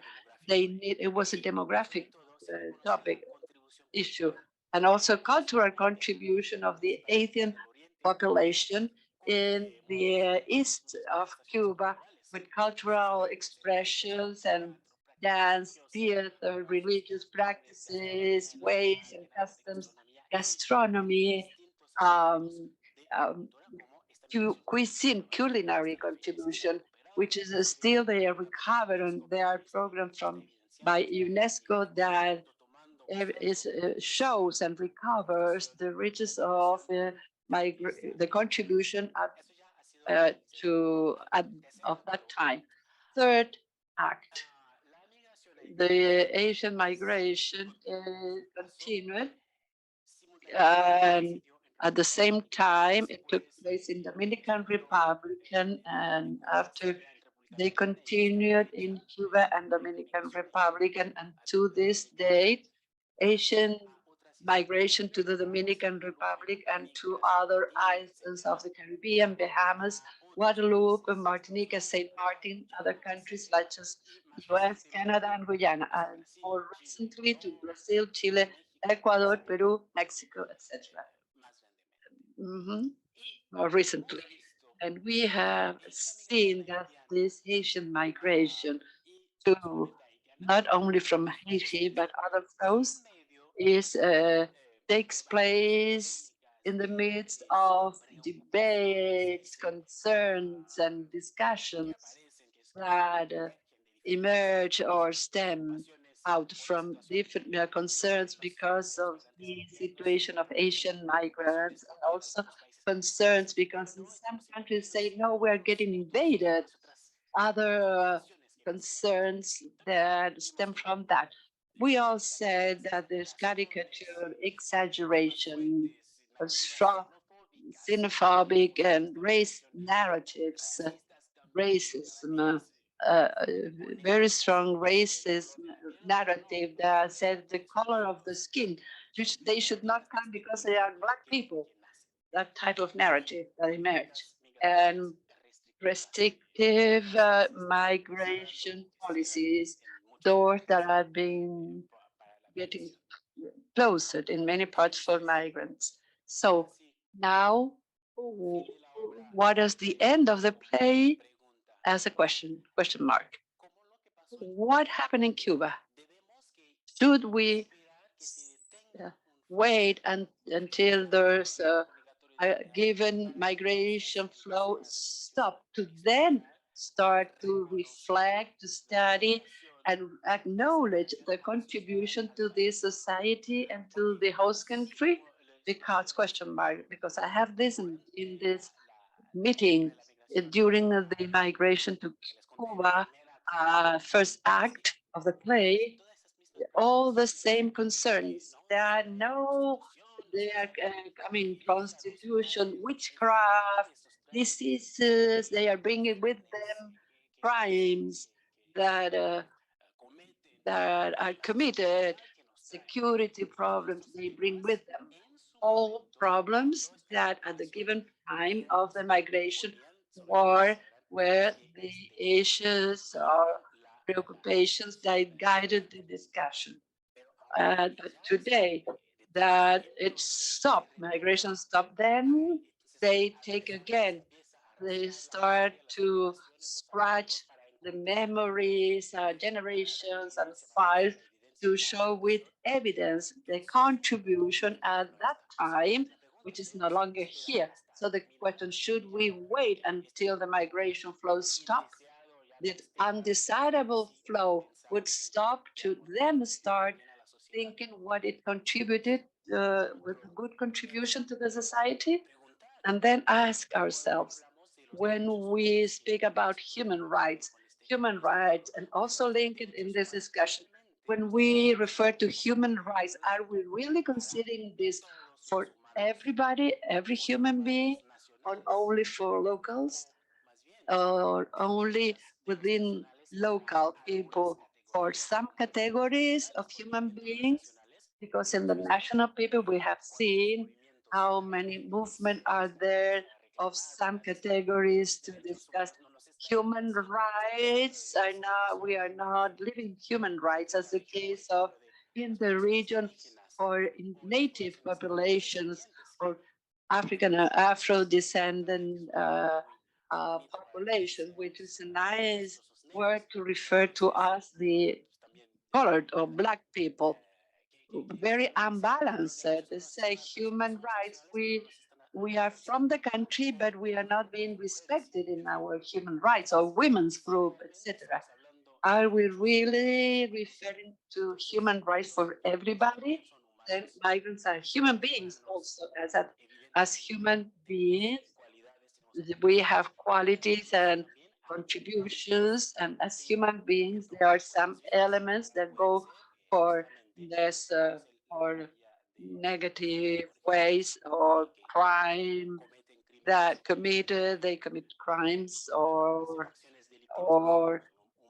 because they are human beings. As a human beings, other migrants or local. Like maybe people that go on those negative ways, but put everybody on the same bag and not acknowledge human rights to everybody. I think we are not thinking that we are all human beings. I leave these two questions to you. That is the end of the play, question mark. Is this the end of the play, question mark? Should we wait until the flow of migration stop to consider the contribution?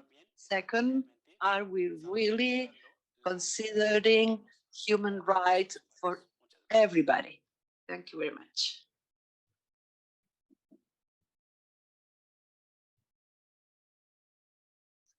Gracias. Thank you very much. Thank you for this play in record time, and it will not be the end of the play, at least for us. On the contrary, I just rushed you up to have just small room for comments and questions, because in the previous panel, that was very interesting, obviously, in public policies to take advantage of the contribution of the migrant population. We left the questions pending for this moment. So now I offer the stage.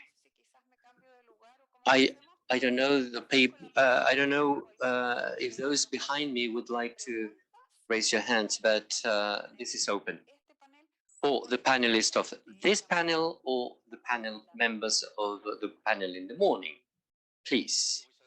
Yes, thank you very much. I would like to refer to the previous panel and indirectly to this one as well. I think that in the previous panel, the Vice Minister of Costa Rica, she presented an issue that is relevant for me, the situation of the Barrier frontier point. I think that this is a good example on how the new geography of migrations overcomes the individual capacity of any state to respond to these challenges presented by this reality, even the challenges of the three states of this area, Colombia, Panama, and Costa Rica. First of all, because it's been estimated that all through this frontier, as the Vice Minister said, and gave data for that, today the flow would be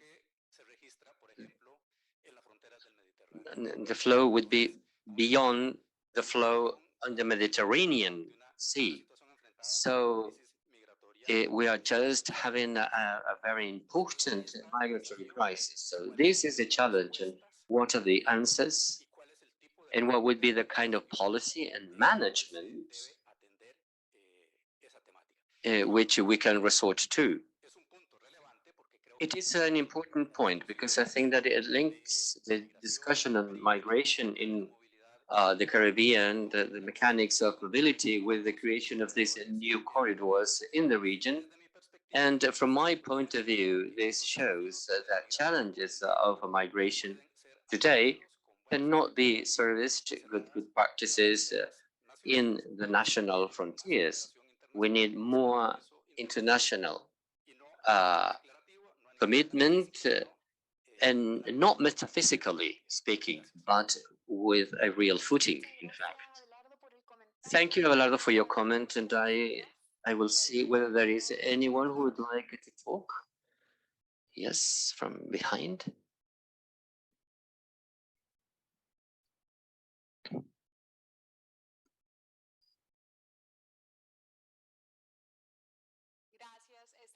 Thank you. This question is for Eduardo Mata Castro from Uruguay. When you said that you didn't have difficulties with migrants from Venezuela, it really caught my attention, as majority of the migrants from Venezuela are not delinquent, but in fact, this is a very particular phenomenon, and I would like to listen it directly from you. Thank you. Well, obviously, my pleasure. We are based exclusively on figures that what is the inmate population of foreigners. This is what we consider in order to realize that none of the foreign nationalities are a problem for Uruguay from the point of view of criminality. That is to say, criminal bands that are operating in narco trafficking or that would have um, any influence onto the country is particularly done by Uruguayan people. It's only few cases. I don't have the real number in my hands, but there might be obviously foreigner. I don't know the figures I said, but I was based on the percentage of foreign inmate population without mentioning nationalities at all. Thank you. Thank you very much. Next intervention, please. Do you listen? Do you listen well? Yeah, it was very interesting, the presentation from the colleague from Mexico. I think that the story of the play he described, maybe in the contemporary basis, I would add that in the case of Peru, we studied the Haitian corridor from Ecuador, Brazil, etc., coming to our country. And a hypothesis that I think it's quite realistic is that the change of migratory policies in Peru, it happens because of different conditions, particularly from the point that we are receiving transit Haitian population. Before these historical events, we didn't have any kind of event to make us rethink the foreign policy. From 2015, because of this transit people, is that the professionals, particularly lawyers, I'm talking in different instances of the Peruvian state institutions, they foster this renewal, let's say, of the law. After some years, there is a new decree, which is the current act and the regulation of it as well. So it's important to mention that this event also transformed legislatively the Peruvian legislation, because it affected a population, a migrant population, which is wider in nature. Yes, I coincide with our colleague. Not only is it seen in Peru, but also in practically in all countries of the region.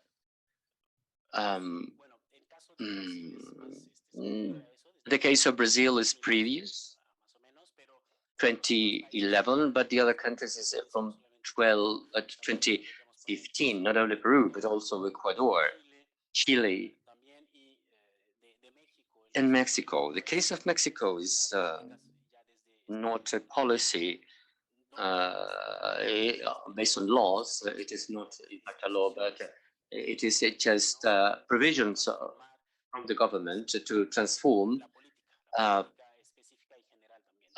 the specific policies and the general policies. So it is a pattern in the region with the Haitian population that based on this, changes have been done. And obviously, some of these changes also reduced migration. In some cases, it confined the population in certain territories and to express certain concerns as well, that in many occasions are quite strong in arguments, I would say. I don't remember exactly what was the title of the presentation of the Ecuadorian colleague here. No, it was Costa Rica, sorry. It was Costa Rica, when she was talking about closing this this Darien place, which is not a place for people to transit. So there are many movements around the region. And this is because of the Haitian migration and the effects of it. Well, thank you. Thank you to Abelardo for the congratulations of this. I just wanted to give a piece of data though. Have your thoughts on how every day migration is having more faces of women and children. This is a transformation of the demography in immigration. In Central America, we have 15% of children, 34% of women, 50-something percent of women, of men, sorry, changing the whole dynamic of what we used to have in the past.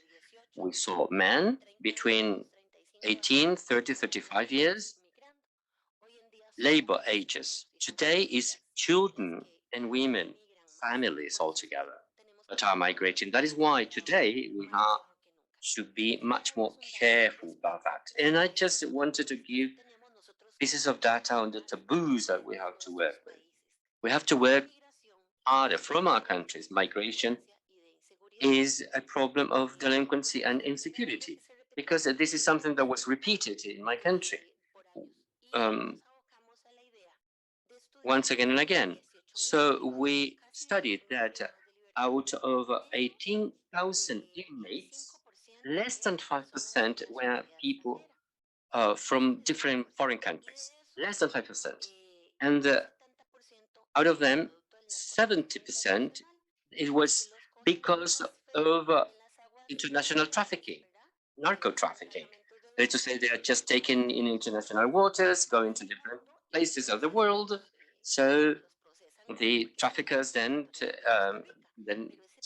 take use of them, and they are caught by police. But this is not a theme of insecurity, let's say, in the country. That is, we're not talking about holdups or killers or this kind of people. So those are basically taboos, I would say. But this is because we have to manage our statistics in our countries, and we have to disseminate that. Otherwise, the phenomena will be still affecting the general view. So good practices and good campaigns are important, as we can say that the most of the delinquency in Costa Rica are from our country, and obviously they cannot be deported or sent abroad. In terms of the percentages that I was saying, 70% of those applying for refugee in the case of our country is Cubans and Venezuelans. 73% are Cubans and 17% are Venezuelans. It means that most of them, of the Venezuelans, are totally in regular conditions inside. They start all the place paperwork, and they have the facility that Venezuela does not, there is no visa demanded for them, and they have less problems in coming in comparison to the Cubans. So there are more Venezuelans, but those who ask for paperwork to be done particularly are Cubans, contrary to the Venezuelan case. Thank you very much, Comisario Mata. Simone, please. Sí, muchas gracias por esta. On this Caribbean session panel. The question is the following. We saw from data that Francis showed us that basically Caribbean immigration has sort of stabilized, but I understand, that's what I would like to hear from Francis, Janice, and also Jeremy, if there are specific sectors of the economy where, professionals are leaving the Caribbean, because recently we were in Jamaica, and from Jamaican authorities, we were hearing that there were some problems in covering positions in the education and health sectors, for instance, because as we saw, also many of the people who emigrate are women, and women. We know that women are more represented in the service sector. So I would really like a comment on this. Thanks.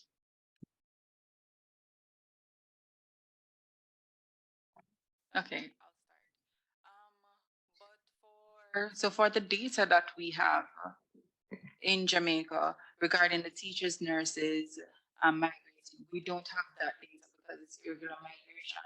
You have private sectors recruiting our teachers and recruiting the nurses. The nurses are going to Canada, US, and the UK, and we have teachers going to Japan, US, and Canada. However, how we know this is because through news. Um, so for the director of the hospitals will come and say that the nurses are leaving. However, the Statistical Institute or the Immigration Services, we don't have that data to state that this percentage of nurses are leaving. What we have is the labor survey to show that, for example, last year we have probably 100 nurses, and now we're down to 50, but we don't have the data to state where they are going. Similar with the teachers, we can see them leaving from in the COVID times, but it's only through the news. We don't have the correct data on our systems.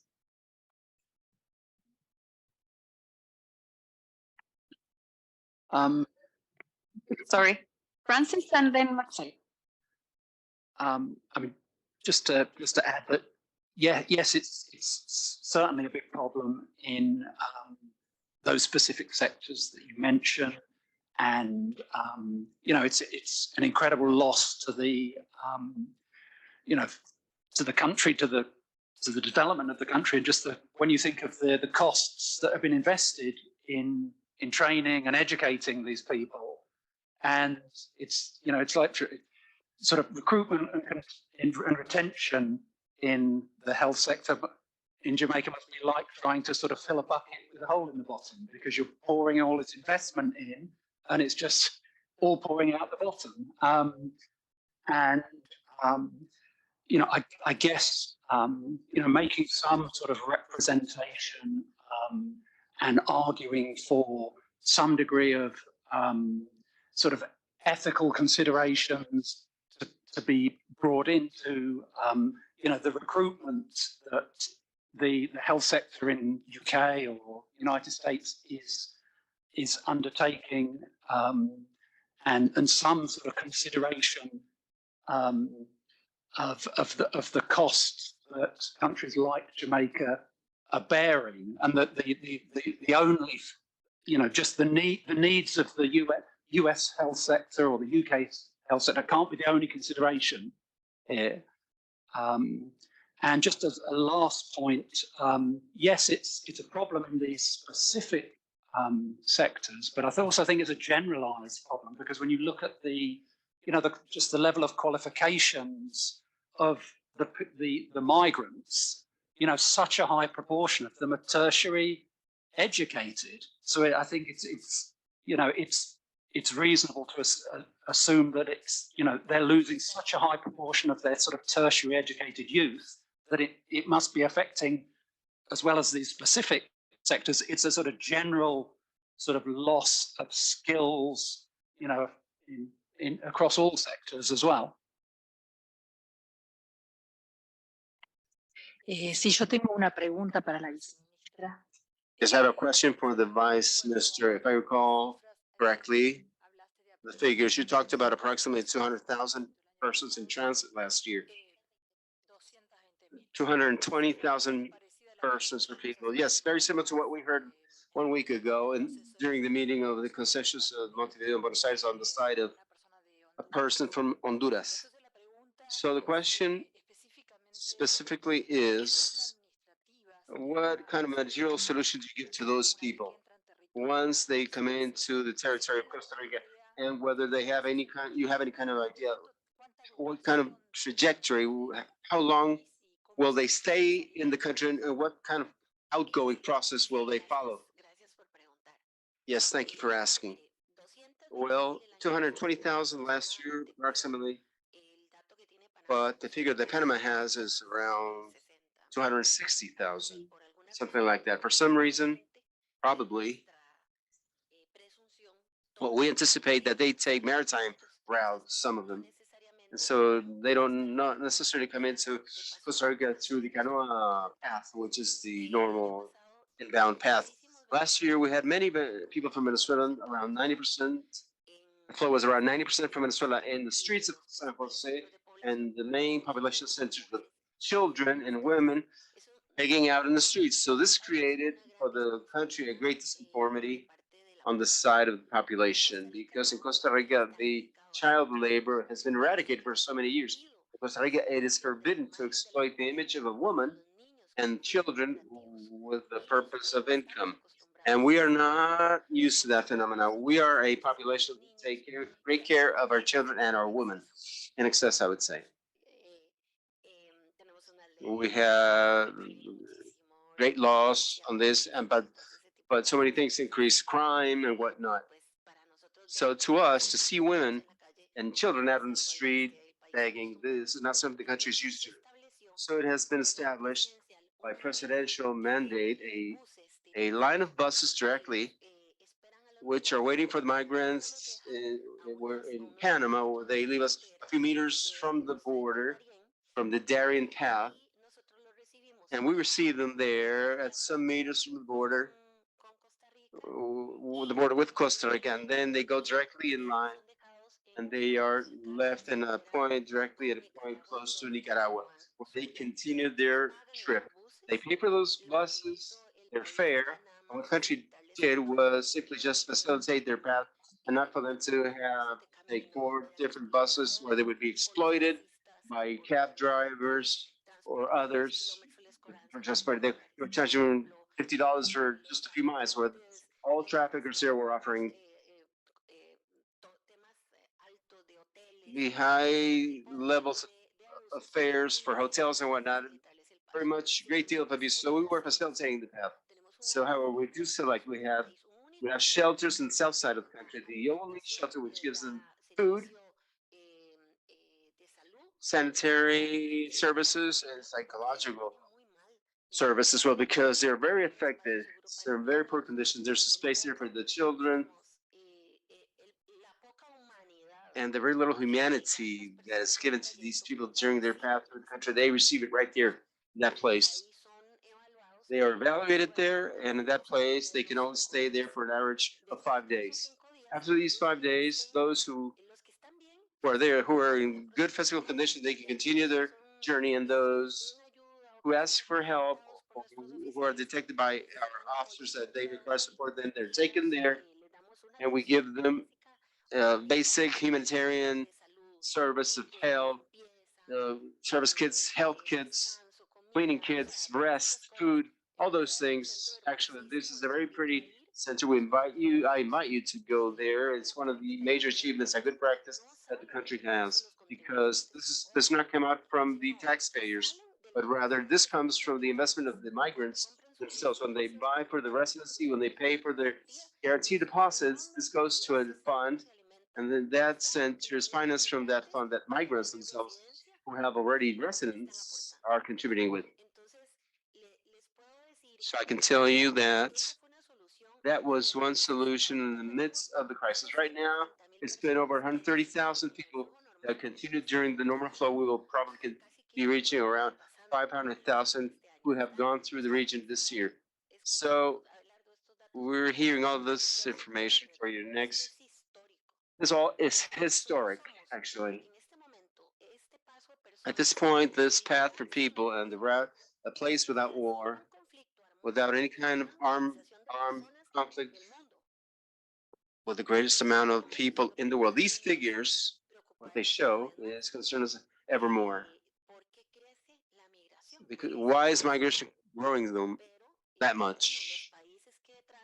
Because those countries that are in transit, we have Honduras there. I have a great relationship with our director of migration fellows from Nicaragua, El Salvador, Honduras, Guatemala, and Panama, where we have feedback in terms of the data. With Colombia, not that much. But we have insisted that the only one who can really do this to stop this flow is Colombia. Because this is the country that has the greatest capacity. It has an army. It is a one single region. This is like a funnel through which they all follow the path, and somehow, in a certain way, the rest, once they've gone through the dare, we cannot return them because this is a reality. The fact is that we need to guarantee that the path will be safe, regular, and be able to give them the minimum humanitarian attention service. So that they don't like it that much. Our friends from the north don't like the solution of the direct robust that we have given. You can understand why. But this is the most human thing that we could think about. We can assure you, after all the experience we have for so many years. Thank you. I had two more requests, and since we're somewhat late, I beg for you to be very quick in your interventions, please. One here, and with this, we'll be closing. Yes, my question is for Mr. Armando Garcia, Superintendent of Migrating Policies of Peru. In your presentation, you mentioned that in Peru, we have 1,500,000 migrants. So my question is, do we have any kind of projections as to whether this figure will increase and what kind of new policies will be put together for the flow of migrants? Thank you. Thank you. Well, truly, yes. In Peru, we have close to 1,800,000 migrants from abroad, 1.5 only from Venezuela within the flow that's been projected. So obviously, we have some dark figures in the sense that the irregular migration, where we have no control over this, so we can presume and guess over the irregular inflows, specifically from the north and south, that is coming both from Colombia through Ecuador and also.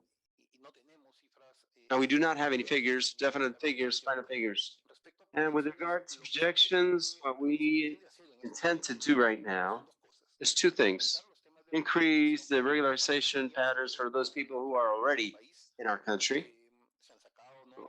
Standards have come out, regulations in the past few weeks and months, so the purpose of which is to identify these people, have them regularized already, and be able to, with this, be able to introduce them into the policy design. On the other hand, the effective control of the borders. Peru has over 7,000 kilometers of border with 5 countries. And so the traffic north to south is by land around 10 days. So it's a situation that's quite complex.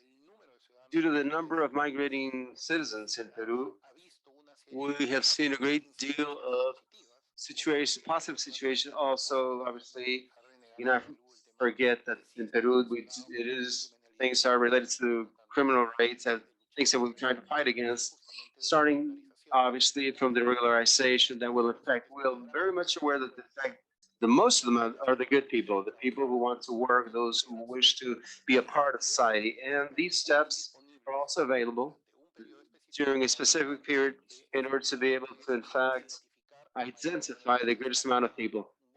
We have a good initiation or kickoff of these steps, but we also need to carry out many activities and actions with the population, welcoming population, in fact, due to these incidents that have to do with crime rate. The Vice Minister mentioned a very particular situation in Costa Rica, not in Uruguay the same. In Peru, the number of citizens who in the population, internal population inmates in jails are mostly from Venezuela. Just 2 years ago, most people that were there would be coming into due because of illicit trafficking, and when they were alone. And now, due to crime by hire and other crimes as well, and other families that are from abroad who are residing and living in Peru. So this configuration is quite complex and complicated, but we believe that the respect, first of all, of the rights they have, and the greatest one is to try to identify and put them in a regular condition, things that have not been done in the past years. And also, starting from this, to be able to manage with several players at the executive levels and the organizations, local organizations, and regional organizations, to be able to introduce them ever more. So these are very clear purposes that we have within the migrational policy that we wish to continue with. Thank you very much, Mr. Superintendent. And the final one, Sebastian, please. Thank you very much for your intervention. We'd like to say hello also to our friends from Costa Rica, understanding their concern or because of the path, the border path with Panama. I was just mentioning this with my colleagues during lunchtime, and this is a situation in which I personally have been in that border. I have been a coordinator, a field coordinator in Colombia during 2014.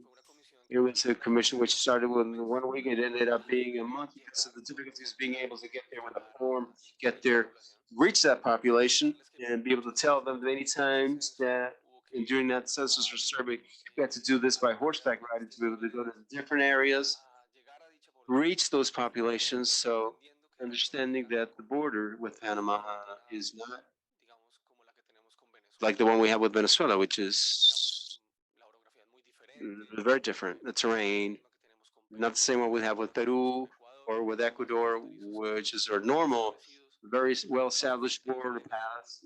Some in the Capurganá, there's a legal path there with Panama where there's a migrational control. However, the border is a jungle, and it's very difficult to be able to establish the Pan American road or highway. So the Colombian Army, I would not like to extend myself here, but I would like to say that I'm only the director of census and demography, but understanding that these are 270,000 servicemen up until 2021, which are the ones that take care of our national territory. And so starting on aside from the problem with the Darien gap, there are other borders that we need to take care of on ports and whatnot, other places where we have some problems. So this is also a border where the transnational crime has increased. Understanding that this is something that we all need to deal with. This is something where our countries should be investing in, investing time, investing money, investing strategies to be able to control those borders. So I'd like to say, not to leave this in here, I would like to say that Colombia always makes efforts in the protection of said border. But I would like, but I think that these are things that are quite complex. Not only because of the traffic that exists there, people's trafficking, drugs, and other things, but also would like to say that what you mentioned with regard to the maritime border, the input to Cabo to Colombia from Cuba, where in the day back in 2014, these continue to exist. They come directly to Panama, and this is a direct route from Capulga, Colombia to La Mil, Panama, which is Cabo Beach. It's a paradise, but we need to understand that Colombia has 1,139 square kilometers for 270 services that the Army has. So this is a country which, in addition, has 400,000 square kilometers of jungle, and where other types of things take place as well in the borderlines with Peru, Brazil, and Venezuela, which this is the strongest shock that we have in the migration in Colombia. In 2018, there was in the census around 730,000 migrants from Venezuela took place, but due to managerial registry, we were able to grasp a million so for those days. So the shock was not, at that moment, was not simple to handle. We created a great deal of strategies, special permits for their stay, permits for work, and we gave rise to unification, nationalizations, and also scholarization for the youngsters. It required a great deal of budget, international help as well. And this entire pathway through the Darien includes the competencies of agencies such as ACNUR, such as OIM as well. So just to highlight somehow the work that Colombia has been carrying out from its institutionality or the legal framework. So evidently some things really go beyond our grasp. Some of the things, the problems that we have in these border lines. So the call is also to be able to reflect on what the international crime is, transnational in this case, which is competency of all of us. Thank you. Thank you. director of the Colombia, Sebastian Rees, is going to be in the next panel. So we will have another opportunity to continue this conversation. And so now we close both panels. It has really been very interesting for me to moderate the second panel and hear the experiences and specificities in Costa Rica, Peru, Uruguay, Jamaica, Haitian migration, and everything that has come up and that we will continue to discuss the rest of the day. And so now we invite you to break for coffee, a little shorter than originally planned. But all in all, we've come out winning, so let's break for coffee and be back in 15 to 20 minutes.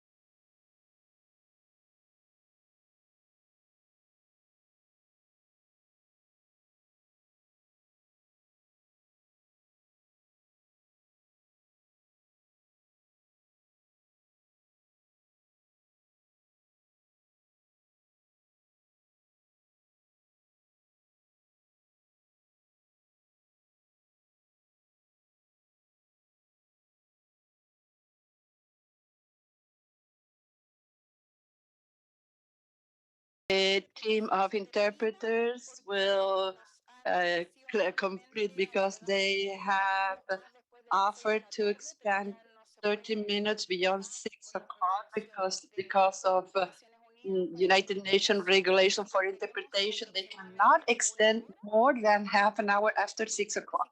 So we have more or less 1 hour. So we can get started, Sulma. The floor is yours. Thank you, Pamela. And we're going to start with this panel number 5.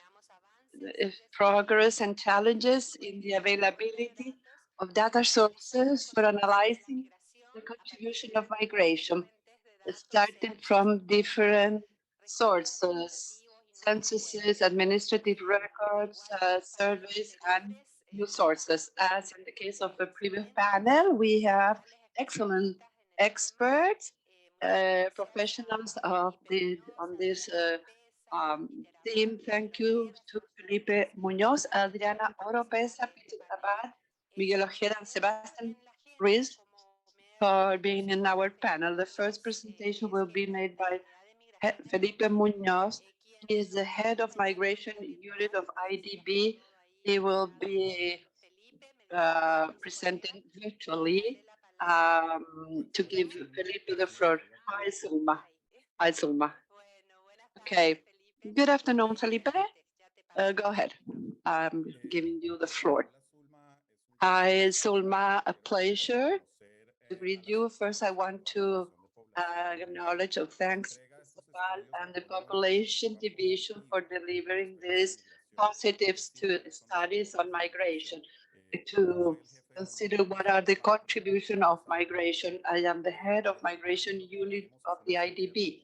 In the back, we have a set of financial and non-financial and knowledge tools to support the 26 countries of Latin America and the Caribbean that are the partners of the bank to transform migration into an opportunity. I had the honor and the advantage to advise the government of Colombia at the end of President Santos and the beginning of President Duque as consulting for migration. And we have the experience that allows us to address this topic. It's an honor for me to be around the National Statistic Bureaus with Adriana, Peter, Miguel, and Sebastian. They want me to give the first words.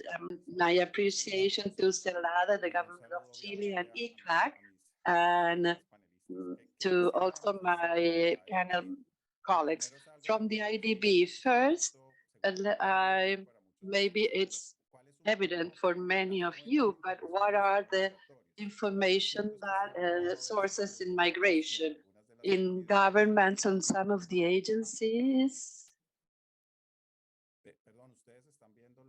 Are you seeing? Yeah.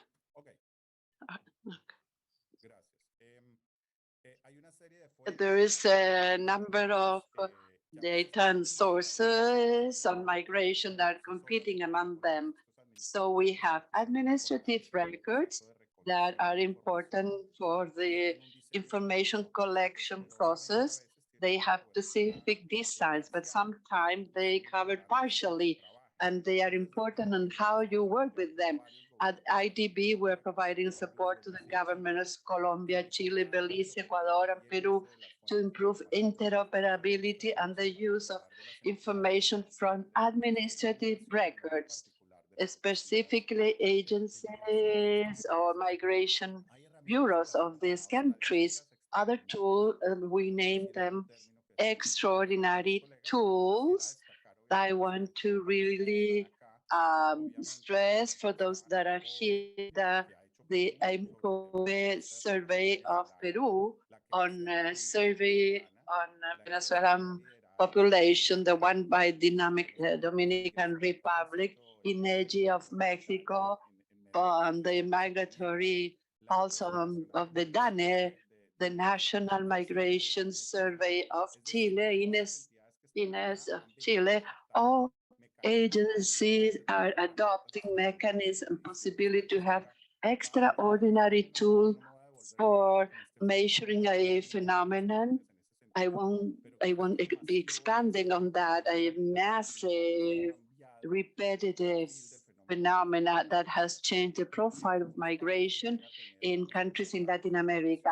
And in some countries, they represent a huge share of the population. In Chile now, it's 8.9% of the population in the recent years in Chile.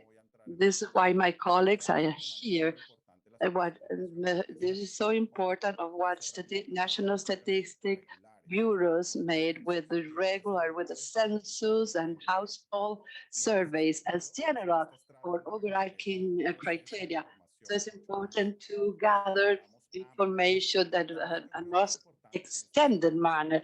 It is important, Zulma, that we speak about novel sources like the use of social media, artificial intelligence, satellite imaging, becoming alternative additional sources, secondary source within a context that do not replace traditional sources we are talking about, but they are important in order to measure some of the phenomena. And now I'm moving to this following. The messages from us is just to start, that is what we call DATA, the learning. Even me and the government, I learned a lot when I was at the government to understand the importance of migration information, what we call DATO. It's an acronym, and the letters refer to criteria that sources should include multiple sources of information as long as in order to have better migration information. The first is the D aggregation, not only average or large things, but we need to know where people are located, to know that a large percentage is concentrated in the capital city. In Colombia, there is a more scattering throughout the territory, or in Chile, also in the metropolitan region, or study their characteristic along gender, women, child infants, etc. So second, it should be updated with the A in Spanish, updated because flows change, and sometimes surveys are designed for one type of population, there's migration flows from other countries or some specific circumstances that was not considered. Third, temporality. It's important to have information that allows, since this is human mobility process, to have sources to consider mobility. And finally, and we have many directors, such as Director Garcia from Peru, to have criteria of opportunity. Sometimes traditional statistics don't lack them, border registry, etc. But the most important message that it seems obvious, but just to figure the discussion, is that we consider that should be a combination of sources, because each one has different uses, but in where national statistics bureaus or offices have play a leading role. I have already said in different forums, we need to move from picture or snapshot to film. NGOs, government, and United Nations agencies take snapshots, but if this information is not part of the capacities of government to have among regular statistics, it will be difficult to understand, because migration in Latin America, as corroborated by David, will be here and will stay for a long time. In many surveys, 75% of respondents have no intention to return to their countries of origin in the coming 5 years. So it's a permanent population. at least at the big volume, is they require to have statistical mechanism to recover the information. And in this dilemma, we decided in the bank to conduct an analysis of inclusion of migrant in household surveys and in general surveys. Here we have the code, the QR code, for you to look at it. So we review which censuses and what was the weight of migrant population and the surveys and household also, whether data were public or not, and the consistency between surveys, censuses, and other sources. And we call this publication visibilizing migrants. What are the findings? That in 23 out of 26 countries, members of the IDB completed census during the 2010 round. And because of the COVID, not all the rounds on 2022 could be carried out. In 22 out of these 23 countries where they conducted censuses in 2010, migrants were included in the sample. But there were some delays, so we need to wait until 14 additional countries will publish information between 22 23. But the peak of migration from Venezuela and most of the new movement, the Darien Gap and returned, are recent processes. So many of these censuses have not been able to gather this new movement or seize this. We have the document. So let's see household surveys, be they monthly or quarterly. In only 10 out of the 23 countries, there was a population of household surveys with migrants identified. In 7 countries, there was less of 500 migrants in the more recent survey. So this, because of pandemics and when many of the surveys had disrupted their collection or gathering of information.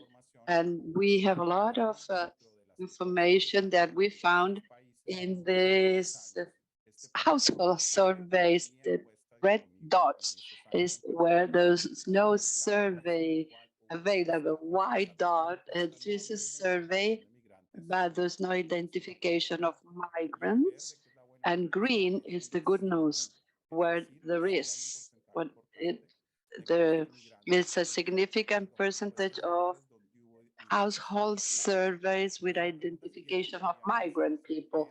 Next question is, are these the weight of in household surveys, are they related? And it's a comparison that maybe it's not fair comparison because some it's previous to the huge Venezuelan migration, because some surveys underestimate or overestimate the migrant population.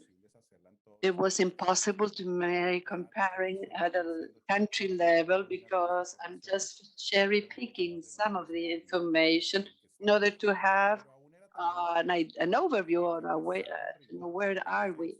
But in spite of this rigorous census, the circumstances of mobility and the speed of mobility generated a different, even using international comparison standard. The one that we use at the bank is the UNDESA databases, and we compare the final household surveys, including migrant with UNDESA data. In some cases, the difference was higher than 1%, maybe related with the sudden changes that took place. All this and the study is not, we are not judging, it's just a diagnosis in order to identify the governments in the region are going in the right way in all surveys, but we still have a challenge ahead in adapting the sampling frameworks. So we have a regional public good, and we are working with 5 countries in the region to help them. So the sample and the weight of the censuses will truly reflect the weight of population. And there are other phases, and Sebastian also mentioned some problems with challenges at the border. In order to measure the migration processes in some Caribbean country, more than 30–40% of the population is outside the Caribbean. So traditional, the tools are not so useful.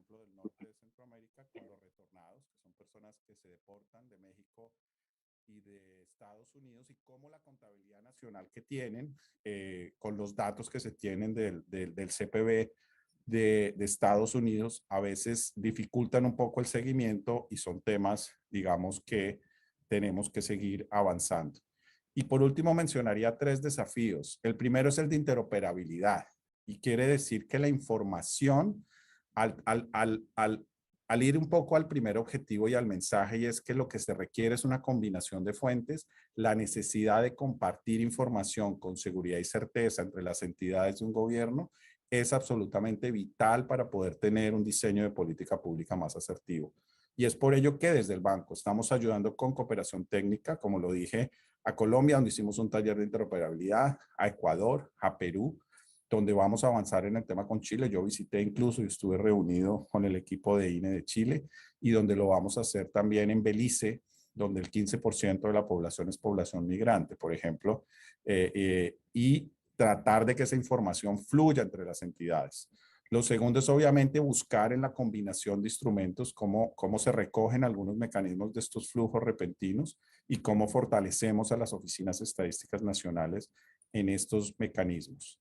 Tenemos además, simplemente para ofrecer y para ir cerrando, nuestro portal de datos migratorios que recoge varias fuentes de información en población migrante, permisos de residencia, política migratoria, remesas, boletines.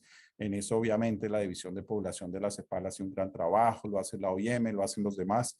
Creemos que precisamente siguiendo lo que estoy diciendo, no es una sola fuente la importante, pero además creo que hemos avanzado en atender las fuentes novedosas de información. Y es así como también estamos tratando de agrupar varias fuentes de información que nos permitan hacer un análisis, incluso con temas de inteligencia artificial, de las percepciones. Y es por ello que lanzamos en enero nuestro laboratorio de percepciones y migración, que tiene información no solo de encuestas regionales de percepción sobre migración, que le estamos integrando las encuestas nacionales que hacen preguntas en ese sentido, e incluso en una etapa posterior, con ayuda de las oficinas de estadística, algunas de las encuestas que tienen que ver con temas migratorios que están incluyendo temas de percepción, pero también la medición de redes sociales. Y tenemos una reciente publicación y experimento en 9 países de la región que hicimos con PNUD, en el cual hicimos un experimento con información factual y emotiva de saber si algunas de esas percepciones cambian y hay resultados interesantes. Aquí algunas de las publicaciones, solamente como un aporte desde la unidad de migración del Banco Interamericano a ustedes, que son realmente quienes hacen y llevan a cabo la política pública, de proveer información de carácter regional que simplemente permita compartir, como en este visibilizando, dónde hay unas brechas y unas necesidades para poder orientar nuestra labor de apoyo a los gobiernos. Tenemos el de regímenes de política con un diagnóstico de todos los regímenes legales, el de remesas, el de flujos migratorios y el de perfiles, algunos midiendo temas de registro y de flujos, otros midiendo de stock, pero sobre todo entendiendo que para avanzar en cualquier proceso migratorio se requiere una multiplicidad de fuentes y las oficinas de estadística cumplen un rol absolutamente trascendental. Gracias, Sol. Muchas gracias a ti, Felipe. Interesante, por supuesto, los resultados que nos compartes de este importante estudio sobre la visibilidad de poblaciones migrantes en las fuentes de datos. Y sin duda vamos a tener oportunidad de revisar con detenimiento estos resultados y sobre todo también conocer un poco más las demás iniciativas de aprovechamiento de las fuentes de datos no tradicionales, como le denominamos, que están trabajando desde el BID, y lo más importante, de que hay recursos a partir del proyecto de bienes públicos que también están a disposición. Así es que muchísimas gracias, Felipe. Bueno, ahora entonces yo quisiera dar la palabra a Adriana Oropesa. Ella es directora de coordinación técnica del INEGI de México. Adelante, Adriana. Gracias, buenas tardes. Antes que nada quiero agradecer a mis vecinos del día de hoy porque Chile me recibe con una alergia espantosa, entonces agradezco que al alien mexicano lo hayan tratado con mucha calidez y no me hayan sacado una tarjeta roja de la mesa y de la sesión.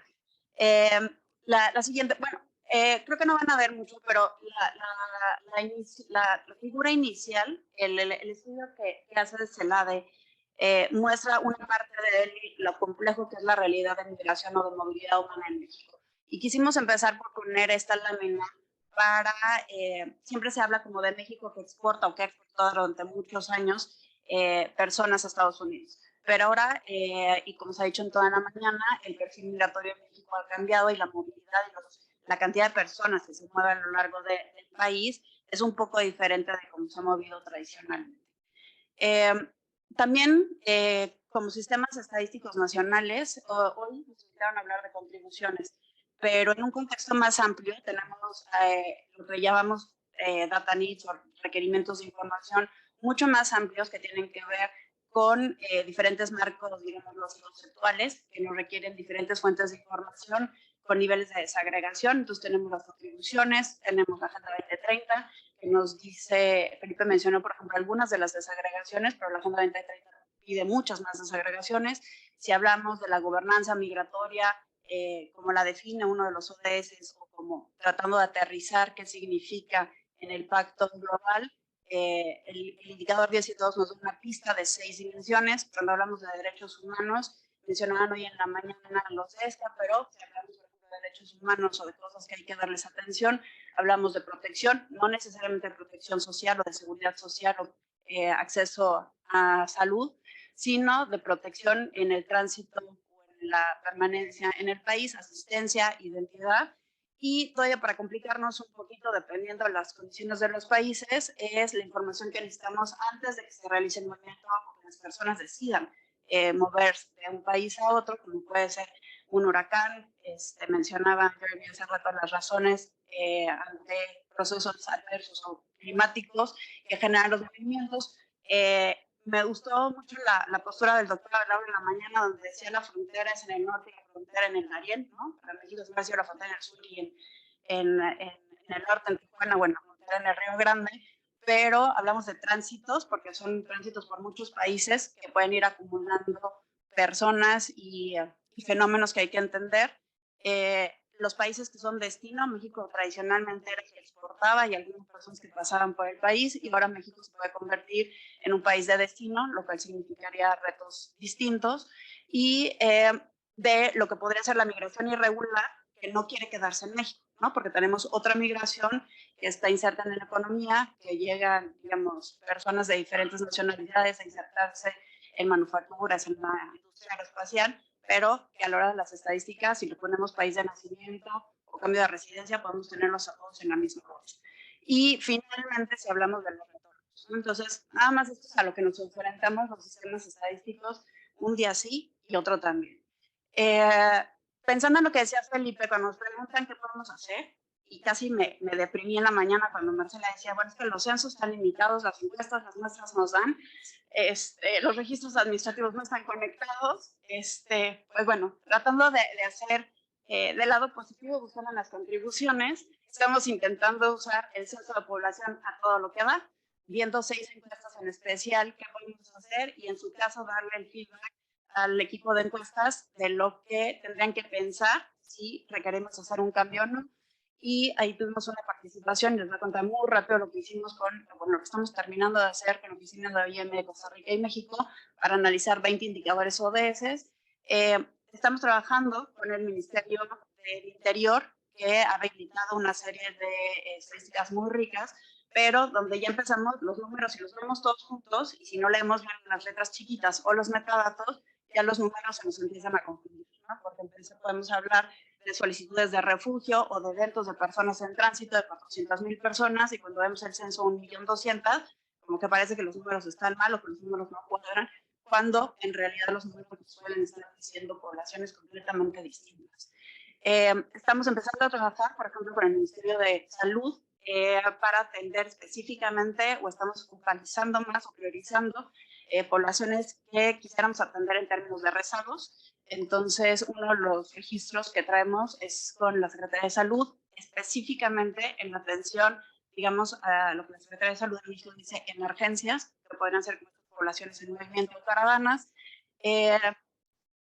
Asumimos un reto para generar una metodología que queremos pensar que es innovadora y que parece que va a funcionar a partir de la base de datos de funciones para intentar estimar las personas no residentes en México que mueren en tránsito, y para eso también sabemos que las personas no se mueven de manera homogénea en el territorio, e inclusive dependiendo de las nacionalidades y sus destinos, pueden transitar de manera diferenciada por el país, y mencionaba la viceministra de Costa Rica esos flujos extracontinentales que también se mueven de una manera, que son nuevos, que se mueven completamente en zonas distintas en el país. Finalmente, y para eso empezamos a trabajar también con el equipo de investigación, y estamos armando una base de datos geoestadísticas con el equipo, nuestro laboratorio de ciencia de datos, para ver si podemos hacer algo como un poco lo que hizo Perú en la EMPOVE, de ubicar un marco geoestadístico especial para no levantar una encuesta en 2 millones de kilómetros, sino quizá tener un marco geoestadístico más focalizado a estas poblaciones que se están moviendo.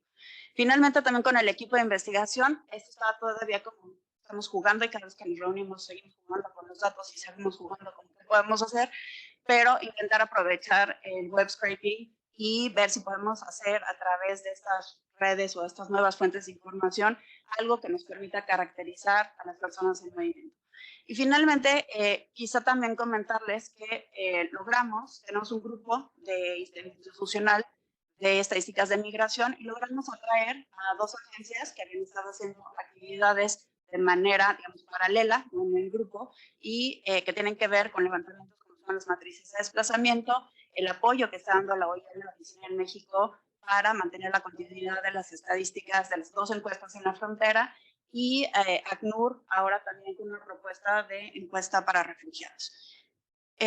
No voy a entrar quizá aquí en detalle, pero se ha mencionado como toda la mañana los posibles temas que podemos requerir utilizar en diferentes áreas de lo que llamamos en los sistemas estadísticos y las diferentes fuentes de información. Entonces, el tema de migración requiere un ejercicio de coordinación muy amplio al interior de las propias oficinas de estadística, pero también fuera de las oficinas de estadística. Y eso es nada más como un mapita muy básico, no es exhaustivo, de los proyectos de investigación, los programas de información que podríamos utilizar para analizar la migración. Ahora, cuando hablamos de visibilizar a las poblaciones, en el instituto nos hemos dado a hacer una serie de actividades en los últimos 2 años, que tiene que ver desde homologar fuentes de información, y aquí me voy a detener quizá en 2 cosas importantes. ¿Qué significa poblaciones migrantes y qué significa movilidad? En la mañana hemos estado hablando de migrantes, y podemos entender emigrantes e inmigrantes dependiendo de qué país de nacimiento. Marcela, por ejemplo, decía que era importantísima la desagregación por estatus migratorio. Si nos vamos al marco de Naciones Unidas, lo que significa es país de nacimiento, como lo estamos intentando hacer, es a través de las variables de país de nacimiento o nacionalidad, pero no necesariamente son las condiciones de estancia, pueden ser regular y irregular en los países. Nos enfrentamos otra vez a las previsiones de estadísticas, y bueno, esto es parte de lo que estamos haciendo, que es un proyecto mucho más amplio para desagregar y aprovechar la capacidad estadística que tenemos. Y no me voy a detener, pero habíamos puesto un par de ejemplos de lo que empezamos a encontrar en las fuentes de información. Entonces, cuando vemos a los países, a la población, cómo se distribuyen los extranjeros en el territorio, pues es diferente, ¿no? No se mueven de manera homogénea, y lo que es, digamos, intuitivo es que se mueven al norte. Me voy muy rápido aquí de lo que capturamos en el censo. Aquí las limitaciones de las encuestas que mencionábamos en la mañana, de lo que sí podemos hacer y de lo que no podemos hacer. pero con lo que sí podemos hacer, estamos empezando a publicar varios indicadores de los ODS y nos ha llevado a diferentes procesamientos, teniendo mucho cuidado en qué queremos comunicar y para qué queremos comunicar y siendo bastante transparentes en lo que podemos decir con los diferentes números. Me voy a ir quizá nada más a la última parte de retos. Hay un trabajo conceptual muy importante que hacer. ¿Qué entendemos otra vez por movilidad? Estas caracterizaciones básicas de estas personas que nos interesaría ver y nada más contarles un poquito lo que estamos intentando empezar a conceptualizar, por ejemplo, de este registro administrativo en materia de salud, que nos lleva también a hacer otro trabajo de empate conceptual con indicadores que tenemos, por ejemplo, en el sector salud, de vacunación, de vigilancia epidemiológica, de atenciones y demás, pero que nos llevaría a trabajarlo en lugares completamente diferentes, que no estamos acostumbrados en el sistema estadístico a hacerlo, pero tampoco con personas que tradicionalmente vemos. Y ya finalmente, un poco de provocación. So finally, just a little provocation, if you will, what we could do at a regional level to work together. We had an extraordinary experience 2 years ago among some of the ones that are present right here in the panel, the same country, same teams, where we work together and we believe that we have some progress made.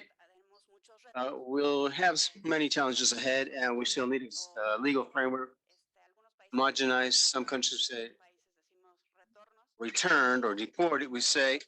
Other countries say different words.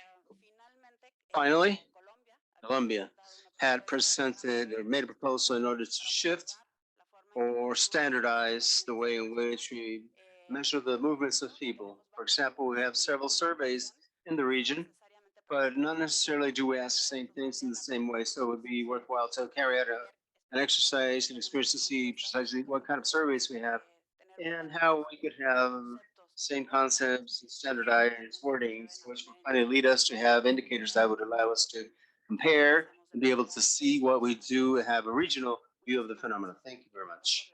And excuse the delay. Bueno, disculpas por tener que... Thank you, Adriana. Excuse me for having to ask you to shorten your presentation. Such an interesting presentation, specifically so useful. But right there, the tyranny of time has forced us to truly reduce this to 10 minutes, precisely now that we have for the three panelists that we want to listen to right now with great interest, of course. And so I will now offer the floor to Peter Abad. He is sub-head of statistics of the INE of Peru. Please. Well, thank you very much. Good afternoon, all colleagues. First of all, I would like to thank, first of all, for this warm invitation to participate in this such an important event, to come over to this regional event. I bring the words from the head of the National Statistic Institute and Informatics in Peru. It's a pleasure to be here with you, to come along with you in this thematic of the source of the data for the analysis and the contribution made by migration.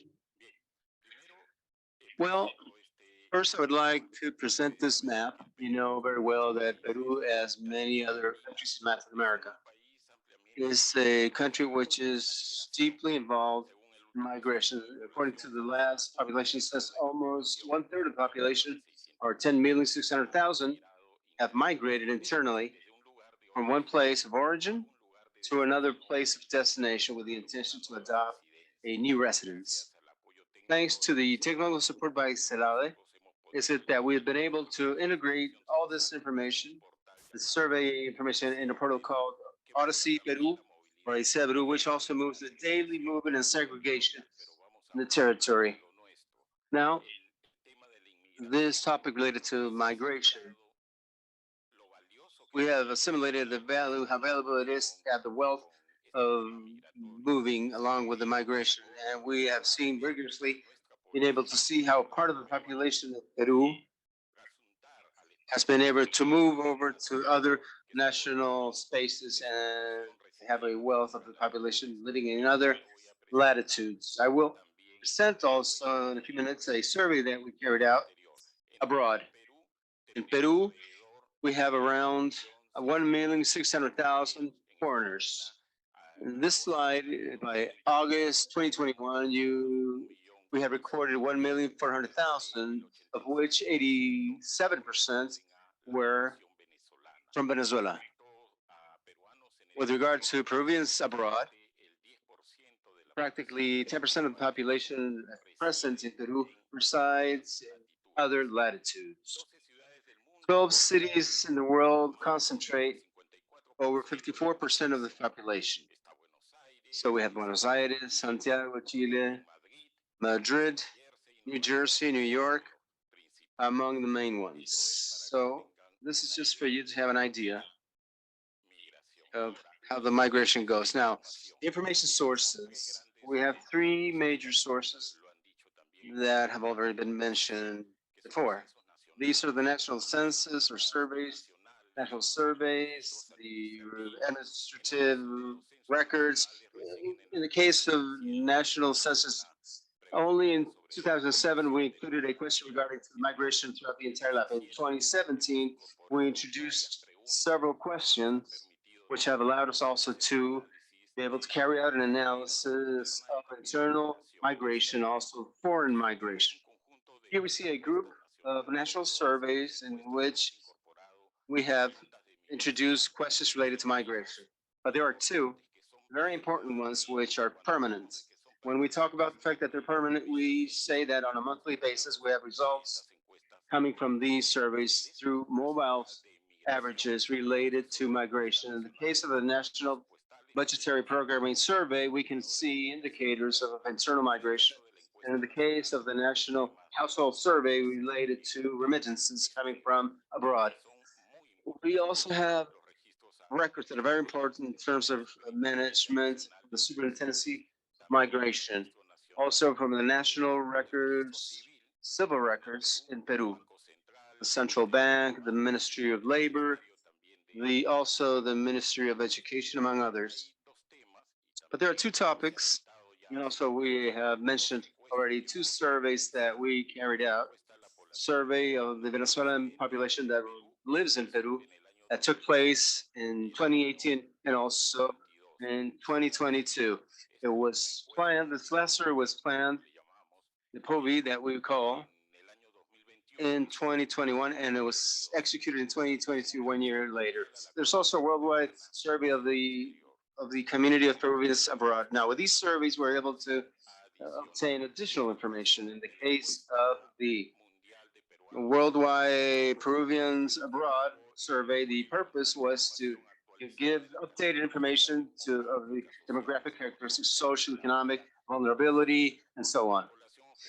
The objective population, all those over 18 years of age, and this survey, which was virtual also, and also in paper and writing, took place in 250 consulates in Peru, distributed in 63 countries of the 5 continents. The size of the survey or the sample was the framework for the National Registry of Identification, Civil Identification, or any of which reports Peruvians abroad who have DNI. This was carried out between November and May of 2022. One information, the purpose of this migration, practically half of them migrated because of lack of employment, unemployment, to have better future or through a labor contract. This is the motive was work. And the other half due to studies or family reasons and others. And the migration reason, there's something here that is because there's 16.5% of Peruvians abroad are irregular. The information, for example, that you would like to have on the side of the Peruvian consulate, it seems to be important to us that almost 30% of those who wish to have an opportunity, business opportunity here or in Peru. So, the next survey of the Venezuelan population that took place last year, the purpose was to render socioeconomic information of the Venezuelan population under study. All these Venezuelans who live there, men, women, children, boys and girls, in 7 different cities and in the constitutional province of El Callao, which is the main Peruvian port. The mode of the fashion was the survey took place in their own households, normal households. The size of the survey or sample was 3,600 households with Venezuelan populations, and the topics that were researched were related to the household, the home, the features of the residents of the home, their migration status, discrimination status, income, victimization. But how was the framework of this survey made? It was the most difficult thing to make because not only was it enough, sufficient to have the information that they were delivering, migration was giving us, but these records are generally Venezuelans who already lived in Peru. They moved after 1 or 2 or 3 months. They already had different addresses. So what we did was to take the framework of a major survey that we have at present, which is called the Permanent Survey of Employment, National Employment Survey, and approximately 136 households, 136,000 households, and in which this was based in order to prepare this framework. And the results were that, for example, interesting results. Out of the Venezuelan population that resides in Peru, here we need to thank all the organizations, international organizations, agencies related to the United Nations, which supported us economically in order to execute this research. We have 2 surveys in the year 2018 and also in 2022. For example, the settlers from Venezuela from 0 to 14 years. In the year 2018, they represented 16.3%, and in 2022, 28.3%. This means that the families, or evermore, the Venezuelan settlers were bringing their children over. They were also bringing their family, their parents. And this you can see in the population of 50 or plus years of age between 2018 and 2022. The Venezuelan residents permanently in Peru who have their familiar parts of the family in Venezuela, 62.6% in 2018 and 52.1% in 2022. Also, the percentage of Venezuelan residents who have Venezuelan households with minors, the percentage has increased in the year 2022 to 58.7%, and made up family-wise, integrating the families, Venezuelan families here already. There's an interesting piece of information regarding the registry of income of Venezuelans in the post of income border post. They mentioned that they did not register at all, but 72.9% they did. Some types of households that are reside in Peru. Here we also have the information related to the fact that the households already from going a single person in 2018, a good percentage also has gone over to parents with the children, extended. Information also in important managerial registry regarding the information and education. Practically a good percentage of this is children in initial primary and secondary education, where also both in public and private schools. Here we can see here the tuition which has gone up in the case of the university students. All this with the registry and managerial studies. Also vaccination data, which gives us an idea of the Venezuelan population. Also, what I mean to say here is that here we have a whole array of different sources where the National Statistics Institute and Informatics coordinates with different entities in order to attain an integrated system of statistics from migration. I will go now to the final stage because I have a red card already.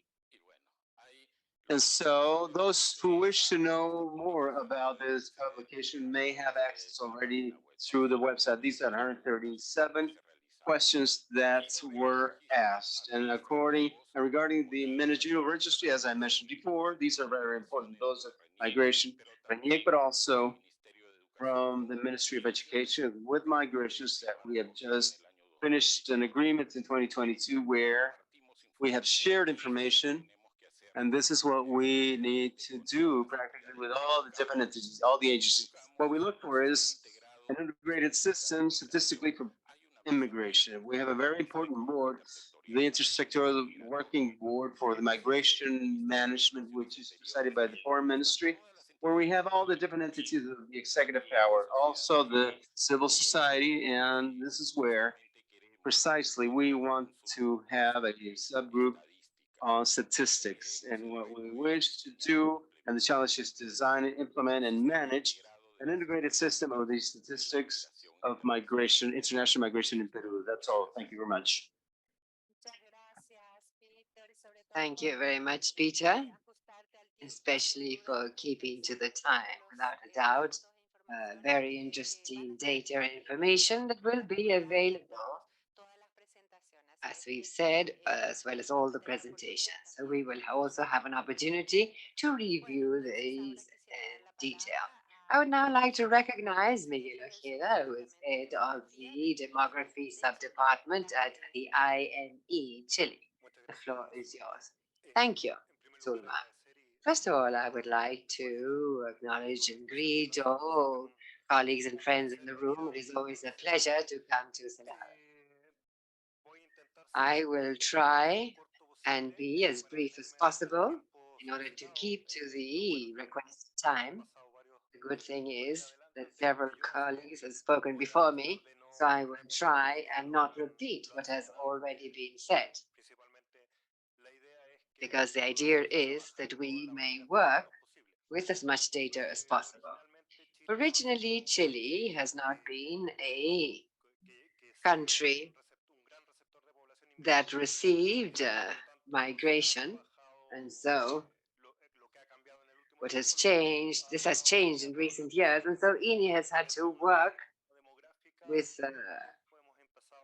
beginning with a demographic approach, and over time we've had to get into other themes such as shelter, immigration, second generation returns, and immigration, because as was said earlier, immigration is often similar to foreigners, when we know in practice it's not only the foreigners that emigrate, but also the nationals that return. And so, based on the international recommendations that we have received at the International Congress on Migration at the start of the year, here at ECLAC, we were urged to use as much data available as possible, regardless of whether they are perfect or could be improved further, understanding that all data available must be analyzed and reviewed comprehensively, extracting in the best way possible the data in order to get these the different information to talk. And so, through the census in 2017, the future one will be in 2024, and we will repeat the characterization of foreign people, have a bulletin on return migration, and also internal migration, which must also be considered because international foreign immigrants move about within the territory, and so it is necessary to understand public policies within the country. It's not the same if all foreigners are concentrated in the capital or that they should later move around in the various administrative divisions in the country. In the case of Chile, there is no specific survey on migration. There's just been one case that I will refer to later on, but the main progress made is including the migration variable within the National Employment Survey. And so every month we're obtaining information on employment, first of all, national level employment, and a few days later, the employment bulletin focused on only foreigners. And as to the administrative records, we have worked for a long time now on vital statistics, reporting births from foreign mothers, and this is an important element to move ahead with the second generation, as was mentioned earlier.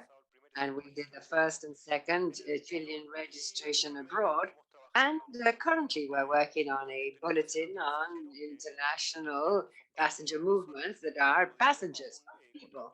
And we do not yet have access to the databases to work on this at person level. But given the international recommendation, we can access information that gives us a context for migration. And the main work that we've done together with our colleagues at the National Migration Service is the estimation of resident foreigners in Chile, which gives us a stock based on a census mix and the administrative records at December 31st each year. And among the progress, as I said, the 2024 census will allow us to update the frameworks and for this to be representative for all communes in the country with a geographical distribution. We're analyzing surveys at employment level and also devising a standard battery of migration modules. That later on, I will explain this further. And as I said, we did the first national migration survey with the support by the World Bank, and INE collaborated in the sample design and the questionnaire design. And today we're working on the recording of foreigners in Chile and as well as of Chileans abroad. We are supporting our colleagues at INE and others to update the records and also the record of people in the country in order to have register-based survey of data. As Mariana said earlier, to another colleagues as well, collaboration by international agencies is very relevant. Working groups on migration statistics, the Quito process mentioned this morning, and we've tried to contribute the necessary data for this, and the various challenges and international conferences that we're working with at the moment, working with UNICEF, zooming in on the characterization of migrant childhood and having a DV at national level. Another thing that was mentioned and that I would like to highlight is interdisciplinary work, collaborative work among the various state or organizations. We've moved ahead with a panel on migration statistics with the engagement of various government institutions headed by INE and the MINREL record, Foreign Affairs that is, and the PDI, which is the investigation police that control the migration border crossings. We were talking about this over coffee. The teams in many ministries are small, but we all have the same demands. We need to move ahead with migration data. And so we've sought to generate, and the picture at the bottom is a good example of this. They have a lot of people from many different organizations, but there is to form a larger working group to support among all state organizations in order to obtain information that is as accurate as possible. Now, the challenge is we need to do the census next year, and we need to have all these points highlighted here in bold and underlined, things to pay attention to. Also, we need to move ahead in the harmonization of the household surveys that were mentioned earlier, and also work with mixed designs to capture or ensure that the surveys are designed to capture migration. That at the moment, this is not the case. And of course, in the administrative records, we still need in several areas access information, microdata, in order to better characterize and quantify the migrant population. And another thing, which is always a stone in our shoe for statistical offices, we try to convince other state organizations that it is essential to generate microdata and document the work, because this is the only way to know that, in fact, we are comparing apples and apples when we cross-match information. And the lack of an integrated population register is an area where a shortcoming, but we're aiming to obtain that information. Now, one difficult matter at the moment we need to deal with is the integration of our records in the country. I was already told that my time is almost up, but I have very, very little. And I would like to focus on this because this has not been mentioned in detail before. Because what we have is a RUN, which is an ID number for each person in the country. But given the migration flow that began to arrive as of 2017-18 with the big migration boom, many people entered as tourists, and so they were not given an ID number, or they are in the process of regularizing this. So many foreigners who are in the various government databases are characterized with a different ID, Chilean ID number. And so now we need to devise techniques, probabilistics, to match these. And here too, I wanted to focus because we need to recognize, and this is a major challenge, we have an issue in the country in that there's this feeling of irregular entry to the country, as you may have noticed in the news. And one of the requests made is to capture this irregularity. How are we doing this? We're going to the different administrative records, health, education, social security, in order to identify people in these records, which is no minor task, and then duplicate people who are in the different records with different IDs or different names with their surnames put back to front. Or this is a challenge that we are trying to address, and we're hoping to be successful with the help of our colleagues. And what are the main pillars of the INE for the near future? Standardizing the census and survey questions, having a standard that will allow us to ask in the same way in all censuses and surveys, and having estimates based on administrative records, with special emphasis on the quality of the records, the documentation using metadata, and the integration of the various state organizations. And with this, I conclude that this work is, we always show this slide because we know that the quality of our administrative records is a constant flow, and we're hoped to be on the rise, and that every time we learn from these records, this will be a gain, a win-win, and will lead to better alternatives for the necessary information. Thank you very much. Well, very interesting, all the work from INE, from Chile, and here as the final panel, not less but not least, Sebastian Ruiz, the Director of Census and Demography of DANE from Colombia.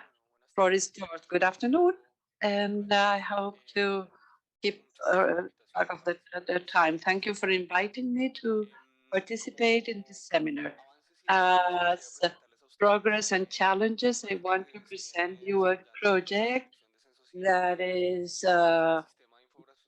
being developed, which is the information system on migration and displacement statistics, CM.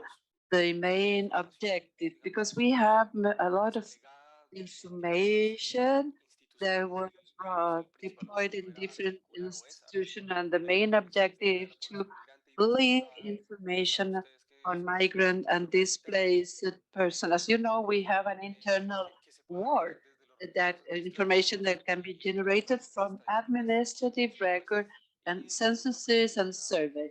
Second objective was to provide a scope to institutional roundtable coordinated with the IOM that was expanded until we realized that there was different information that that there was a need to make them unify them. This is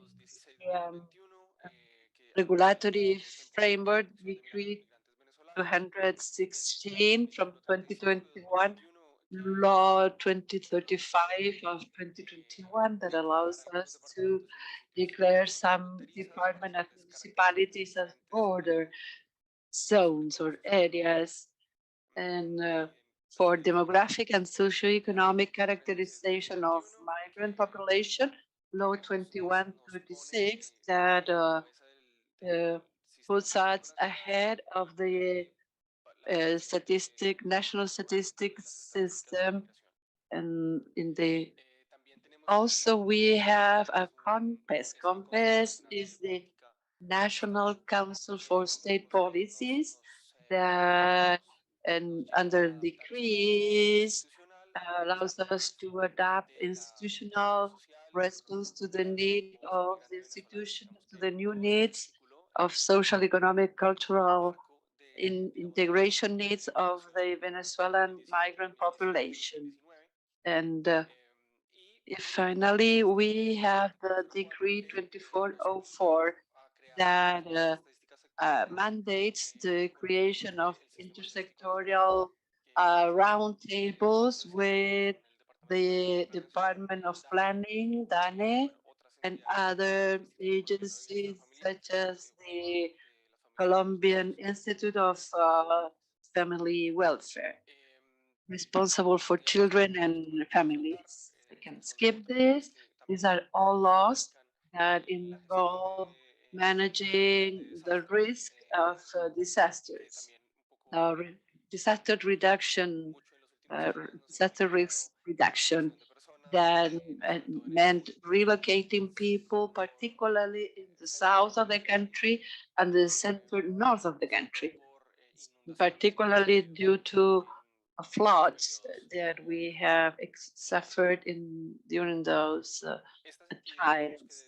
These and from these entities stem needs like a reinforcement that would allow us to view internal displaced people, internal migration or international migration, or displaced persons because of homicide, tortures, different categories, which is the single victimhood record. The idea is to provide interoperability to this information as part of a data ecosystem, which include users that are international organization, the national planning department, the national government, in government, non-governmental organization, and data producer at the national level, and also some that are at municipal level. The idea is to integrate all of this data ecosystem and provide information in a unified single system. This specific need for improvement that the system will offer all the information already available, but there was a need to unify information governments within a unified legal framework, the recognition and security needed by Venezuelan migrant population using the infrastructure of the existing institutionality, the collection and gathering of databases, and I open a parenthesis, we were trained by the Korea Institute of Statistics And they suggested to have one single unit for administrative records, then and as an internal work group and not an internal department.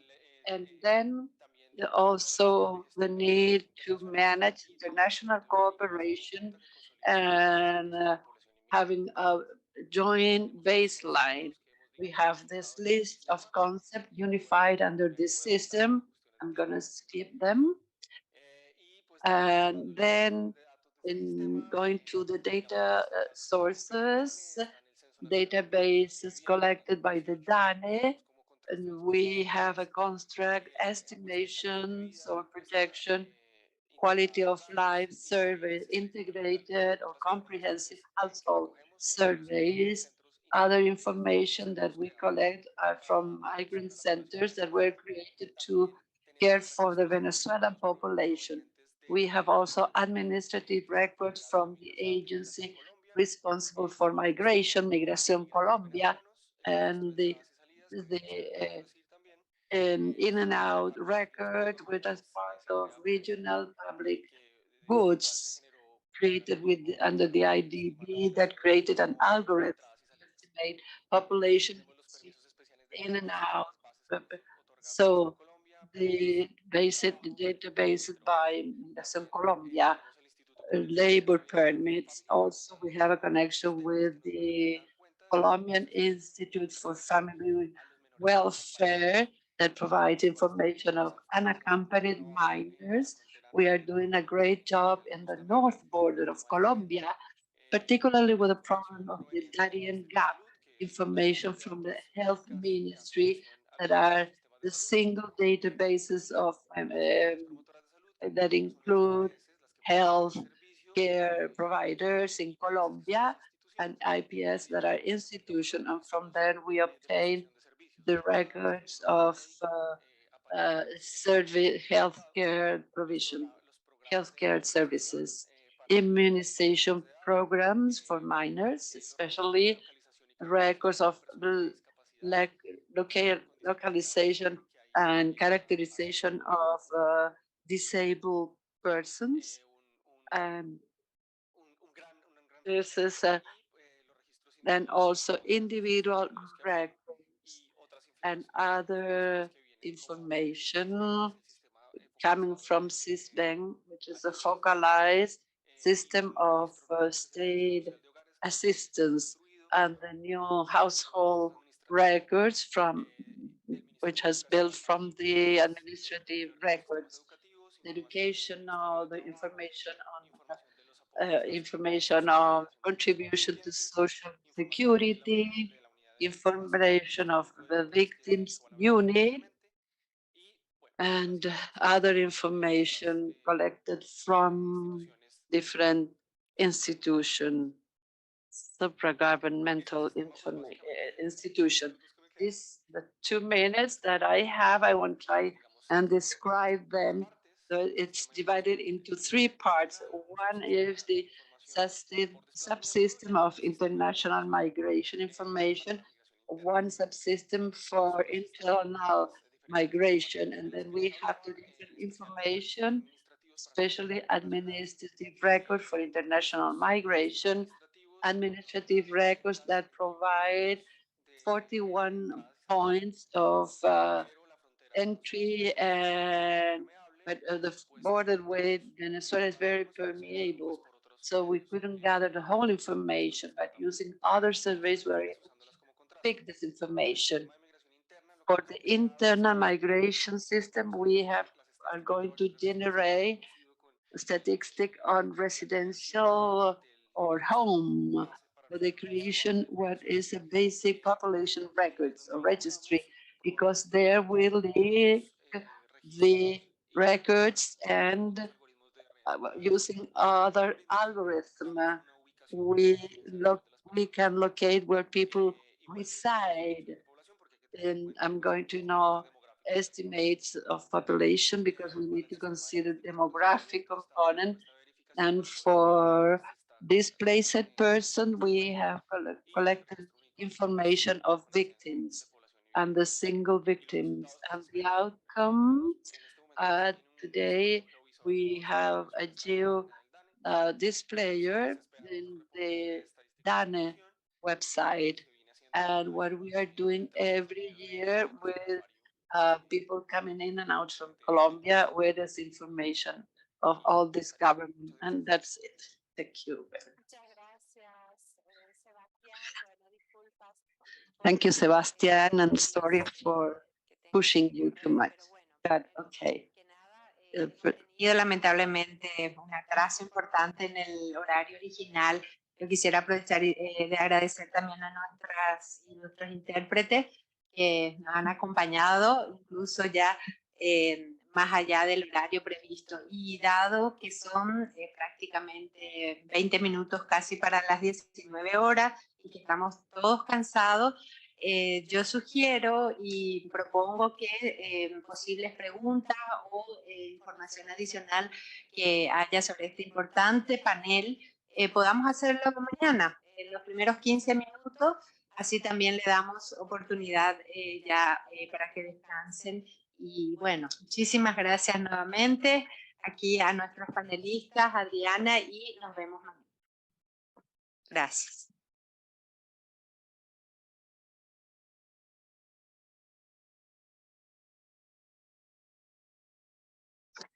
Mañana tenemos un horario de inicio un poquito más tarde, pero por favor con el compromiso profundo de iniciar a las 9:30 como tenemos previsto.